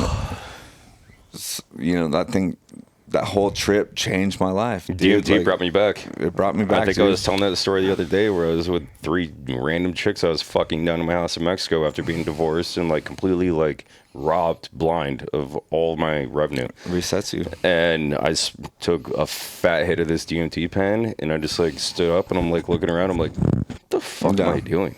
Those DMT pens, so like DMT pens for me, I have to hit like 20 something times to like blast off. But this shit like was pure DMT powder. I sprinkled on some weed on the bong, and like I just fucking ripped it a few times. Was that the first time you tried that? First time I tried powder DMT. Yeah. I've tried the vape DMTs before, and I also blasted off, but like after like 20 hits. Yeah. But this one, so my mom had just died and everything, and a certain family member was, kind of say it was our fault, and I was in a weird place, so I fucking sparked this DMT up on this weed. I took 3 fat bong rips, and dude, like I'm telling you, therapy, like DMT, any psychedelics, mushrooms, ibogaine, whatever it is, like that shit's real, bro. It is. Like for me, even I've never done ibogaine, but like DMT, I fell through this couch. I was at my drug dealer's house. I fell through the couch, melted through, blasted through the floor, and I fucking fell through and met this girl in my arm who was my mother, dude. And I was freaking the fuck out. I was crying, like visibly crying. Like even after I came out of it, they were like, "You were bawling your eyes out." And I was grabbing onto fucking geometric shapes. Nerd. Yeah, shut the fuck up. Grabbing onto geometric shapes and shit, trying to get away because all I've known in this life was I was freaked out about her, right? Like that's all I've ever known, and I knew I couldn't get away, so I just held on to her. She's like, "Let go, baby, it's okay." Like this and that and the other. I never knew her, right? And all I knew was crack addict, this and that and the other. And so I let go, and we blasted off into another dimension. Yep, literally. Been Not there. in this world at all. Yep. And I held on to her, and she was like, "It's okay, sweetie, just hold on to me." We forgave each other. We never knew each other. Wow. Forgave each other completely. Yep. And like That's I came out of that, crazy. and like that same dude that was that had that shit was my coke dealer, and I gave my coke back to him, and I was like, "I'm going home. I'm going to fix my life, this and that," and that instilled a change in me, dude. So that was the moment that things That was the changed. moment that everything changed my life. Damn. That's so sick, dude. Yeah, it was really that's what I needed at the time. Yeah, and that's what. That's the powerful thing behind psychedelics, whether it's mushrooms, acid, DMT, whatever it is, dude. Ayahuasca had a very similar experience. Yeah, I've never done that, but I would like to. Fucking, let's ride the lightning together, dude. I know a guy out in Hawaii. But it's DMT at the root of it, right? But it just lasts longer because it's tea. Yeah, no, I mean it's a mixture of 3 different roots. It's all kind of like boiled down, but it literally in my darkest moments, like literally, I just knocked out that documentary and went up to Seattle, and it was veterans only. Like I mean, there was some pipe hitters in there, and took a shit ton of ayahuasca. It was a 3-day retreat. It was properly led. It was very clinical. I had already gone through the diet, and that was absolutely necessary for all of that. So you shit yourself, or no? Actually, I didn't even purge or shit myself. Really? I just laid there and ripped off all my clothes and started crying. And I'm just like, sometimes I you need that. get it, but like, so out of the three nights that we did it, the first 2 nights were just pure punishment. Yeah. Right? It was just like, it was literally just like Yeah. your face rubbed. I on the heard the ground. same shit. It's like, oh, you But want the to go third do night, ibogaine down in Mexico? And like, yeah, first day it's a nut roll. I think if you did come that, out you of would it. end our podcast. like I would like to go with Probably. you guys. I would like to go with you guys because I've signed up for an ayahuasca treatment, but then I was like, oh shit, who am I going to be there with? A bunch of like people that live in LA. They're like, I'm trying to find myself. I would freak the fuck out probably, but I was with you guys. We're like, cool, like this is chill. I think the one they do through vets. Veterans Exploring Treatment Marcus. Solutions. Yeah, dude. Yeah. I just followed them. They followed me. Capone. I think through you guys. Yeah. I used to work with Marcus and Amber quite a bit, and Vets is unequivocally one of the most impactful nonprofits that I've ever had the privilege of working with. You know, they've taken this all the way up to Congress, had legislation passed in order to get clinical treatments for psychedelics on behalf of the VA. Yeah, it's becoming a bit like Rogan's talking like, about it's it. like, why do we Congress have talking to about it. though? You know, because like you can get your kid's dick cut off in certain places if they think they're their girl. Yeah. But Well, you can't get psychedelic treatment as a veteran because there's it's still illegal. the stigma about The it's stigma? psychedelics. I'm like, The stigma of cutting your kid's dick off, though. Right. Yeah. yeah. What Which is trumps the other? irreversible. But also, I mean, here's one of the biggest and most notable metrics ever from Ibogaine treatment is Ibogaine previously, before, you know, our 20-year fucking failed war, was utilized in South American medicine for heroin addicts. Yeah. And heroin addicts, as most of us know, typically have to go through what's that fucking cup treatment shit that they take to get off of it, like the weaning. Methadone. Methadone. Yeah. Like they would have to go clinics. through methadone clinics, right? Methadone clinics have a 20% success rate. Really? Yeah. Oh shit. Ibogaine has an 82% success rate. Wow. After one treatment, which is fucking 15 hours of getting heroin addicts completely off of heroin. But why does it have a cause? Like, why is it so controversial to get? Is it because of that fucking LA It's a- president back in the day and the war I on just drugs. like, It's a lack of conversation, I think. or is it a lack of like No, people I think wanting it's you big to pharma. not No, be it's big that pharma. state of healthy? Yeah. No, I think people just don't people, understand, People man. want to make money off it. It's not profitable if they're big because, pharma. you know, like That's what I think. the opiate crisis and everything. I firmly believe that it's You could heal it. right, because if you can't heal this, right, like it's just like the homeless population and crisis in, let's just say, California, right? Like there's no answer for it. And when you have 500 people and a union to treat the homeless crisis, and everyone's making fucking six figures, no one wants this to end. So Exactly. the second you solve this crisis, all these fucking assholes are out of a job. It's like you want the crisis to be there. Yeah. Exactly. And I feel like it's the same thing with the veteran suicide crisis. I feel like it's the same thing with the opiate They don't crisis. care. No one cares, dude. No one Well, gives a I flying think- No one fuck. gives a fuck. I think a good foothold in solving the problem is just having conversations like this That's about it. it. Like Capone's done a fantastic job of it. Rogan's talked about it a lot. Now these conversations are having they're happening in the political sphere too. Like I think we're making real progress We with are. it because part of it is Under like, Republican administration. yeah, part of Yeah, it yeah. is culture More than but- ever before. But part of it is math too. It's like legit science. Like you can't argue with the mathematics of it. It's like, hey, if you have a 20% success rate versus an 82% success rate, like, hey, this is something that should be looked into at a deeper level. Yeah. And if you're not, you're doing a disservice to everyone that legitimately needs these options, you know? And it's not an option for everybody. You know, or maybe it's not the fix for everybody, but it should be an option for everybody. Yeah. That, hey, you try it. And I came from a controversial background, dude. Like going from what I did, you know, as a PJ to like the EP job that I did that I talked to you guys about, like to where I was making great money, right? But I saw all this real shit happening, not even just in the military community, but in the civilian community. All my friends, I was like, all I can do right now. And I was gone 250 days out of the year with a wife and like dogs and shit. Like I can't, like, so I was just like, this is what I'm gonna do. I'm gonna put my whole life on social media and just explain my shit, my cases, and like connect with people. That's why your brand works. That's why it works. That's why and it you're works. selling a message, but I'm not even selling it. I'm just literally trying to give a message, and it helps, right? You're putting it out there and people identify I'm putting with it out They there and see people it. identify it, right? You put your whole life out there, people are like, oh shit, that saved me. I want to tell my story. And then that's a chain reaction, right? Mm-hmm. And that's, you know, and then where do you go from there? That's how you solve it, dude. You get people talking. It's just a simple conversation because people think there's a stigma, right? And there is a stigma around, right? And it's too fucking ingrained into our fucking brains, right? That men can't talk or like, you know, oh, we've done this hard ass shit, like PTSD, this and that. We can't talk to other people that aren't this. Like when I left the military, I had a very hard time finding friends with people. Yeah. Like, because I was who I am, right? Like, I just joke around about the dumbest, weirdest shit in the fucking world.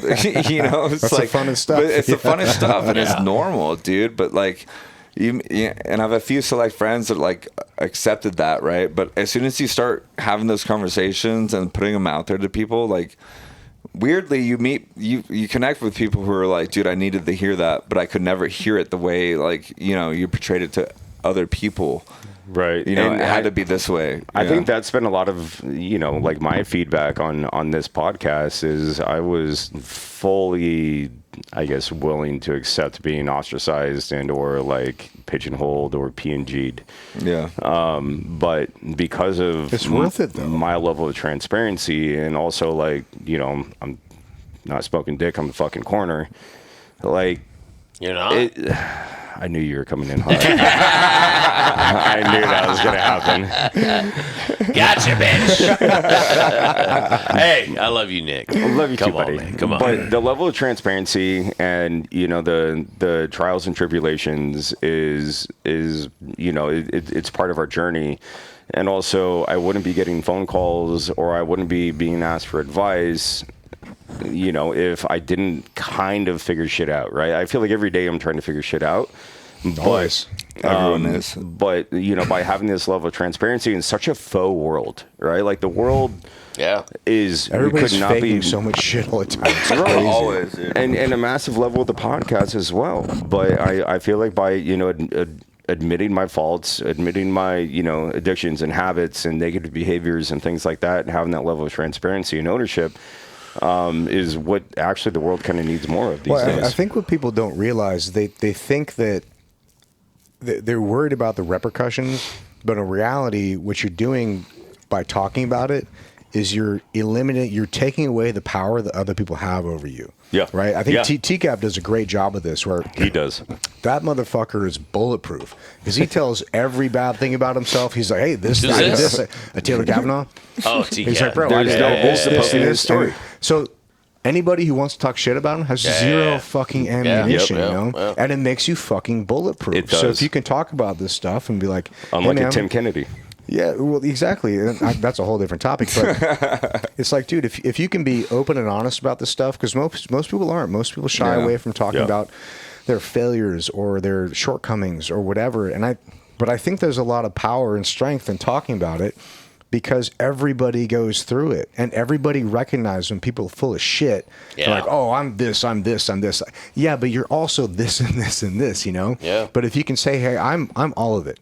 I'm all of it. This is all of me. This is my life. This is what I've learned. These are mistakes that I've made. And these are the lessons that I learned from it.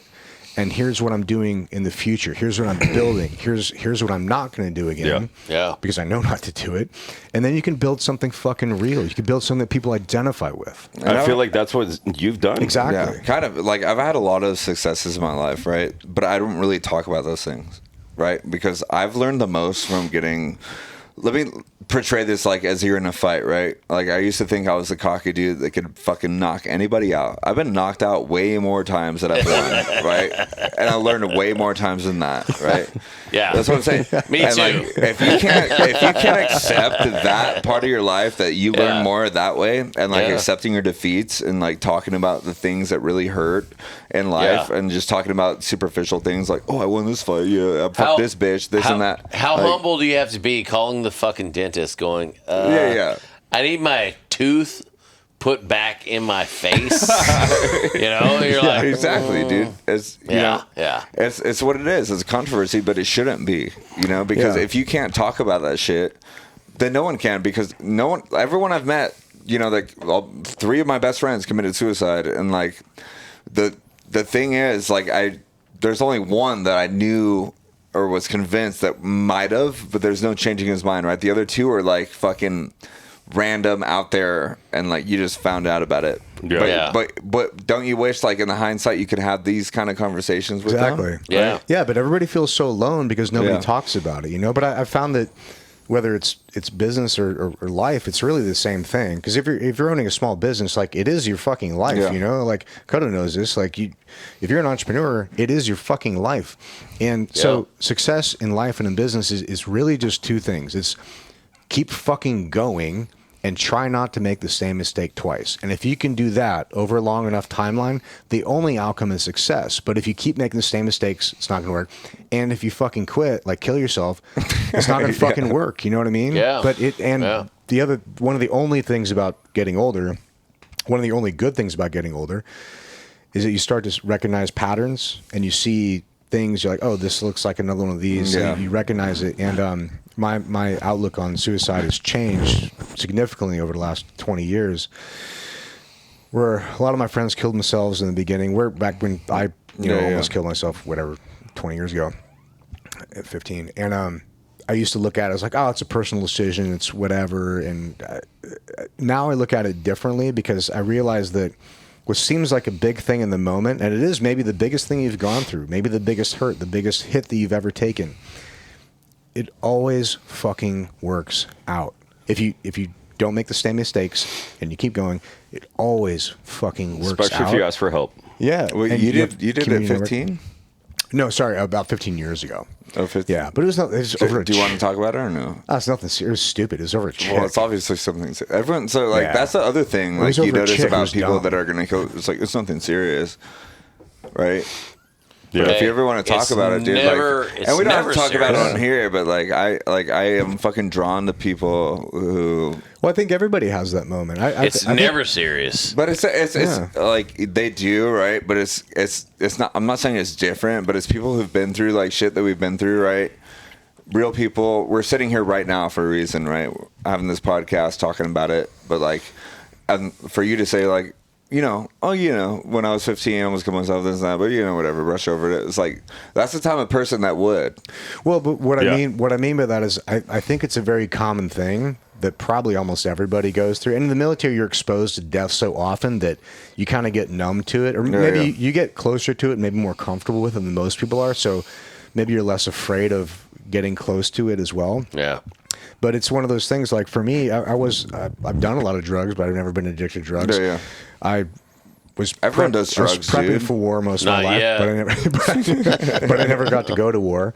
So it's Yeah. one of those things. Like that's why I don't really talk about it too much because like it was my own experience, but it wasn't anything significant. It was over a fucking chick. It was so that's stupid. the thing I found out with doing all this shit, dude. It's like not what you can do or what you can publish out there or sell these amount of clothes. It's like the conversation you can put out there and like have the people like so the thing is like no matter how much you suppress it or how much you think it's going to make you look like a bitch or anything like talking about it, that might be the thing that connects with someone else that helps them prevent them killing themselves. Exactly. Yeah, these conversations. It's just an open conversation that they can connect with. And this is what I've mentioned this a few times on the podcast, and we've actually got at least one person reach out and said they actually started doing it and this is something I was going to tell you as well, is that I think since we started doing this podcast, there's so much value to it. There's so much raw conversation. There's so much authenticity that comes from it. Like, it makes me feel this is what I want to do with the next 10 years of my life. This is what I want to do. I want to have quality conversations, intentional conversations with my friends, and we have some drinks and we laugh and we tell heavy stories, we tell light stories, and we get together and have fun. Dude, that's what Brotherhood is. But I think people listening, they look at us and like, well, I was never a team guy. I was never spec ops. I was never. It don't fucking matter, It dude. does. Everybody goes through shit. But Everybody. if you deal with your neighbors, man, just Yeah. getting together in your garage Yeah. with some people and just Yeah. having some drinks and having quality conversations, it makes you feel so fucking connected. Because we go through life and we feel alone so often. Yeah. And we feel like, oh, I'm the only one that has these problems. Until you talk with other people and you realize they all have the same fucking problems. And that's what Sinners by Construct is. Exactly. The same thing you're explaining is like everyone goes through their own shit. It doesn't matter your special operations, whatever Hey, the fuck hold you on. are. Saying about you. It doesn't matter who you are, dude. Like we all go through our same shit. No, but seriously, Like, it is. That's a fucking awesome It is. brand. It's not. It's like, oh, it is, but it's not. Like, it's not that though. But it's not what you go through, right? Like, I could give up my entire PJ career, and if someone told me today, like, and I knew what I knew now, it's like give up your entire PJ career to have your two friends alive right now. Fuck yeah, dude, give that shit up. I have no status, no nothing. Who gives a fuck? They'd still be here. And at the root of it, that's what I think my heart is that, right? It's just having those real conversations, giving up shit that is superficial in a way, right? Like, it would be very hard for me to give up my, special operations career. But fuck that to not, like, have my friends still here, Yeah. Like, that's what it'd be. Yeah, Yes. there are more important things of being a This is PJ. more There are important. more important things of being a SEAL. Like, Yeah. life is hard for everybody, man. We It's all go through the same awesome, but- shit. yeah. There's awesome shit. There's hard shit. But I think, just talking with people, man. In whatever capacity that means, a garage. I mean, if someone called me a whatever. Nazi and I was like, no, I would not give up my career. You don't even know what a fascist or Nazi is, but like, You got blue hair, come maybe on. not. Maybe not, dude. I'm gonna go back to that. I'm gonna punch you. Yeah. But there's Calm right friends down, that I would calm go down. through that for, you know. Yeah. So But at the core of it is just conversations, man. that's all it is, dude. Exactly. Being open. Yeah. All right, so now we're gonna leave this on a high note. Let's do it. And we're going to get out of the veteran suicide. I hope all of you guys, took a little bit out of that and understand that, still on a regular basis. I've been out for, the anniversary was 12 years ago, a couple days ago with Kevin. Yeah, that's right. And Seriously. I'm still getting phone calls and still helping out homies. But what I do want to properly liberty risk, that was a fucking tongue turner, is let's milk a story or more out of you about some absolute nonsense. Yeah, I got you. So when I was stationed in what, Italy? What is this? Is this tequila? Let me check. Let me taste it. Check. I think you should. Here, finish that. Jesus Christ. I think you should finish He's a this pusher. one. Yeah, there you go. There you go. He's Ubering. It's fine. Yeah, I'm yeah. driving, dude. Checks I have out. a black 4Runner right there. Right along, dude. Widow in He's the back. driving with you. I did put a Widowato. Got a on the Widow back. in the back. No, I could step on my tire. No, I'll tell you a crazy story. So I was I was stationed in Italy at the time. I'm out Vicenza? of the military. No, Aviano Air Base. And this is probably going Don't to feel get like you have me. to drink that right now. No, Kevin, This is stop. probably going to get me posthumously sued. But so I was a medic at the time. I was working in Switzerland, and the medic service out there treats their drugs as you do Benadryl. They're narcotics. So I got ketamine, right, from them, and I went to Switzerland, or I went to Austria, to a brothel, and I was They have those theirs? Yeah, That's yeah, weird. all over Europe, and I was railing fucking Cialis lines, dude, And snorting Barbie that dolls. shit, dude. I fucked like 10 girls. Is that a thing? It's a You're a actually thing, dude. snorting Cialis. There's a thing that you can snort Cialis and then like It not happens get right hard away. enough to start paying girls that are Eastern European to have conversations with you instead of having sex with them.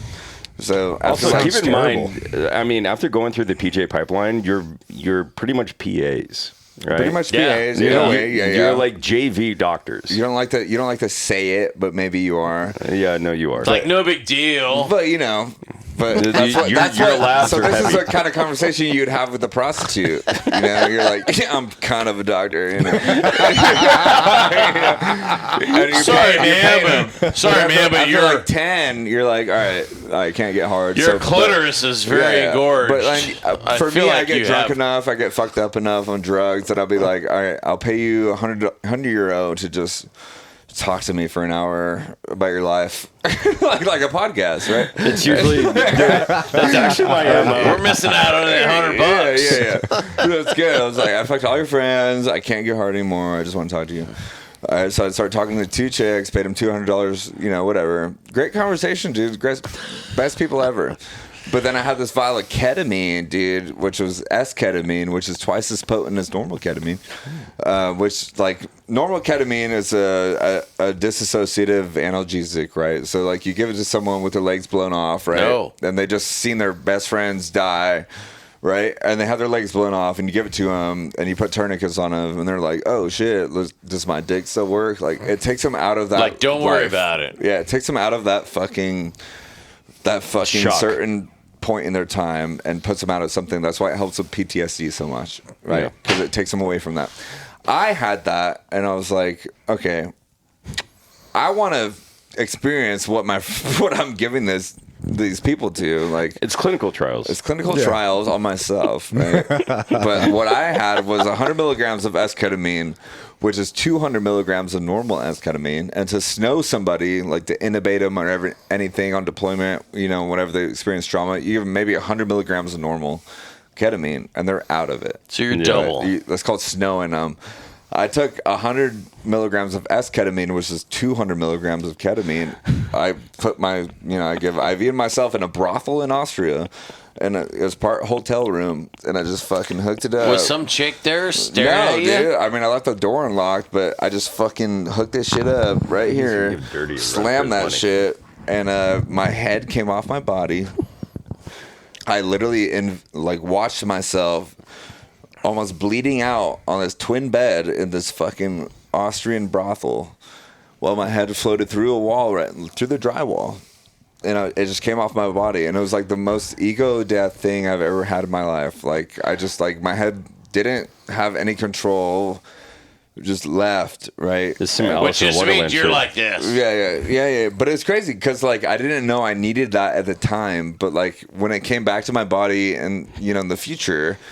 and I was laying there and I woke up. I was like, holy fucking shit. It changed me.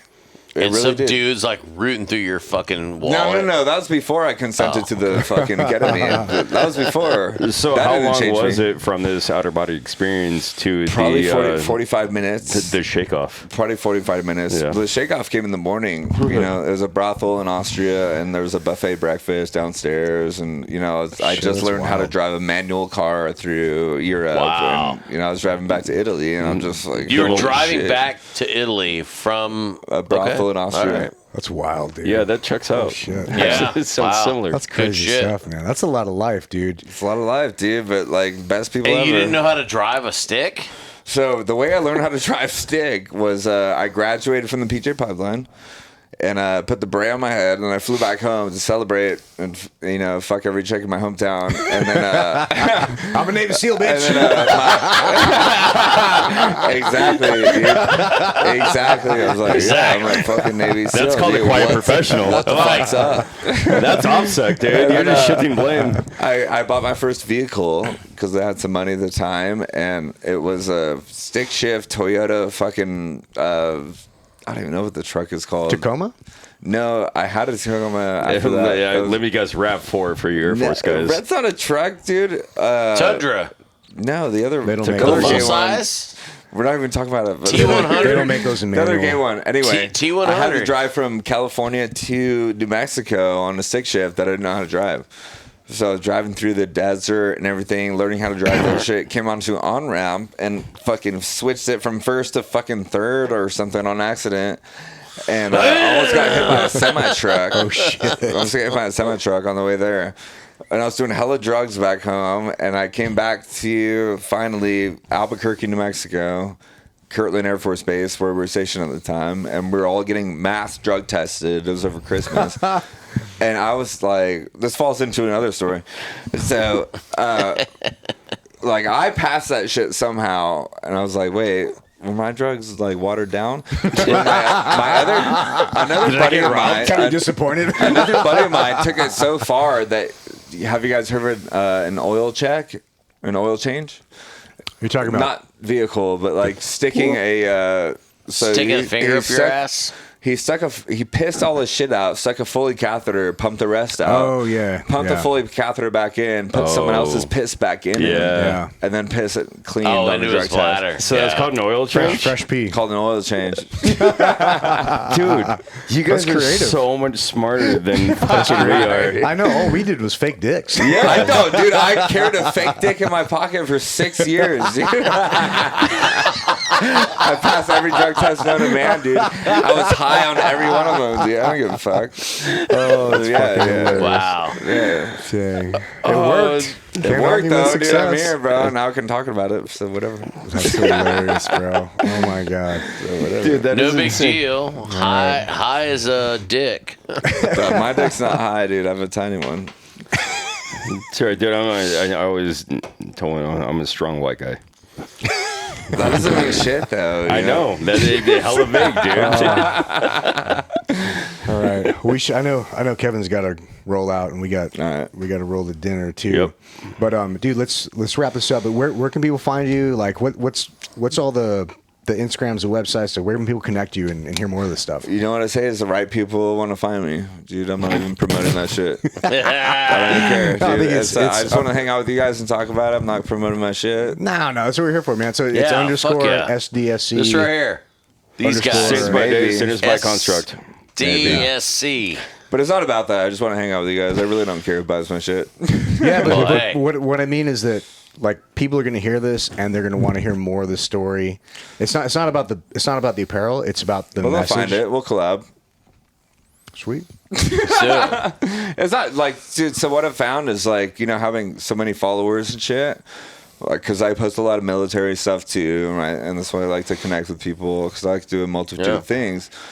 But for me, like, I'm trying to sell a message, right? And like the right people will follow. And like, I don't want, like, what we were saying is like the trolls are going to be like, oh, why are you promoting fucking juice? You know, I'm like, no, I don't want those guys following me.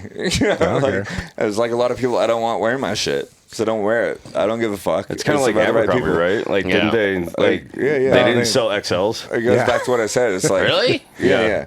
It's like, I don't know how to appease to people, but it's like, I'm not trying to do that. So No, you got the right that's people. what it is. And I'm trying to promote Liberty Risk, because it's the only podcast I've tried to listen to. I have ADHD, dude.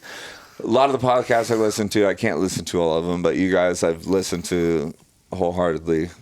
And it's just because we appreciate it. I respect the fucking joking, the fucking anything, jokes, fucking sarcasm, racism, whatever the fuck it is, dude. Like, I love it. Culturism. Yeah, well, Go into deep shit, right? And Yeah. talking about actual shit and then coming back. Like, I like Yeah. that shit. And That's- there's we're not a just lot of about- podcasts that do that. But we're just I'm about not trying to authentic promote my brand, conversations, dude.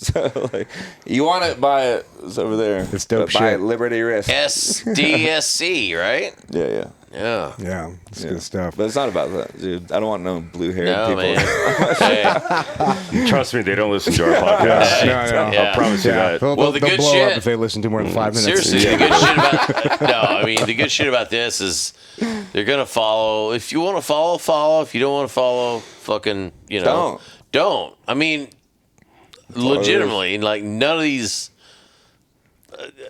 It's a tribe, dude. I didn't We're think not- we had yeah. to fucking say it. Like, if you Shouldn't. find offense to something that we're saying, I don't give a fuck. I'm sorry, I don't give a but fuck, dude. just move 'cause on. Look The inward, right dude. people. I mean- the right Yeah. people like that. Yeah, I'm trying I mean- to target is the people that are going through shit, right? Yeah. And like, Yeah. if you're not going through shit and you're just gonna sit here and judge people and what they talk about, then Yeah, fuck you, fuck bro. Like, fuck Yeah, you. fuck I will beat you up. I don't care if I lose the fight. I will try my hardest to beat you up, dude. I lose a lot of fights. I don't give a fuck. And I'm But going I to don't steal your give a sword. shit, dude. Like, not Which, for yeah, you. I mean, it's not for you at that point. Like, I dude, don't I care. got a lot of fucking friends that would probably find various portions of this shit offensive as fuck. But Who cares? Of course. it's just like, dude, Oh, going through daily life, you're gonna be like, what oh it's man, like, like, bro. dude, Like- maybe I find that offensive, but Yeah. who gives a fuck? Wait, I how find- many I things find are going to slow drivers stack up on a offensive. daily basis you find offensive?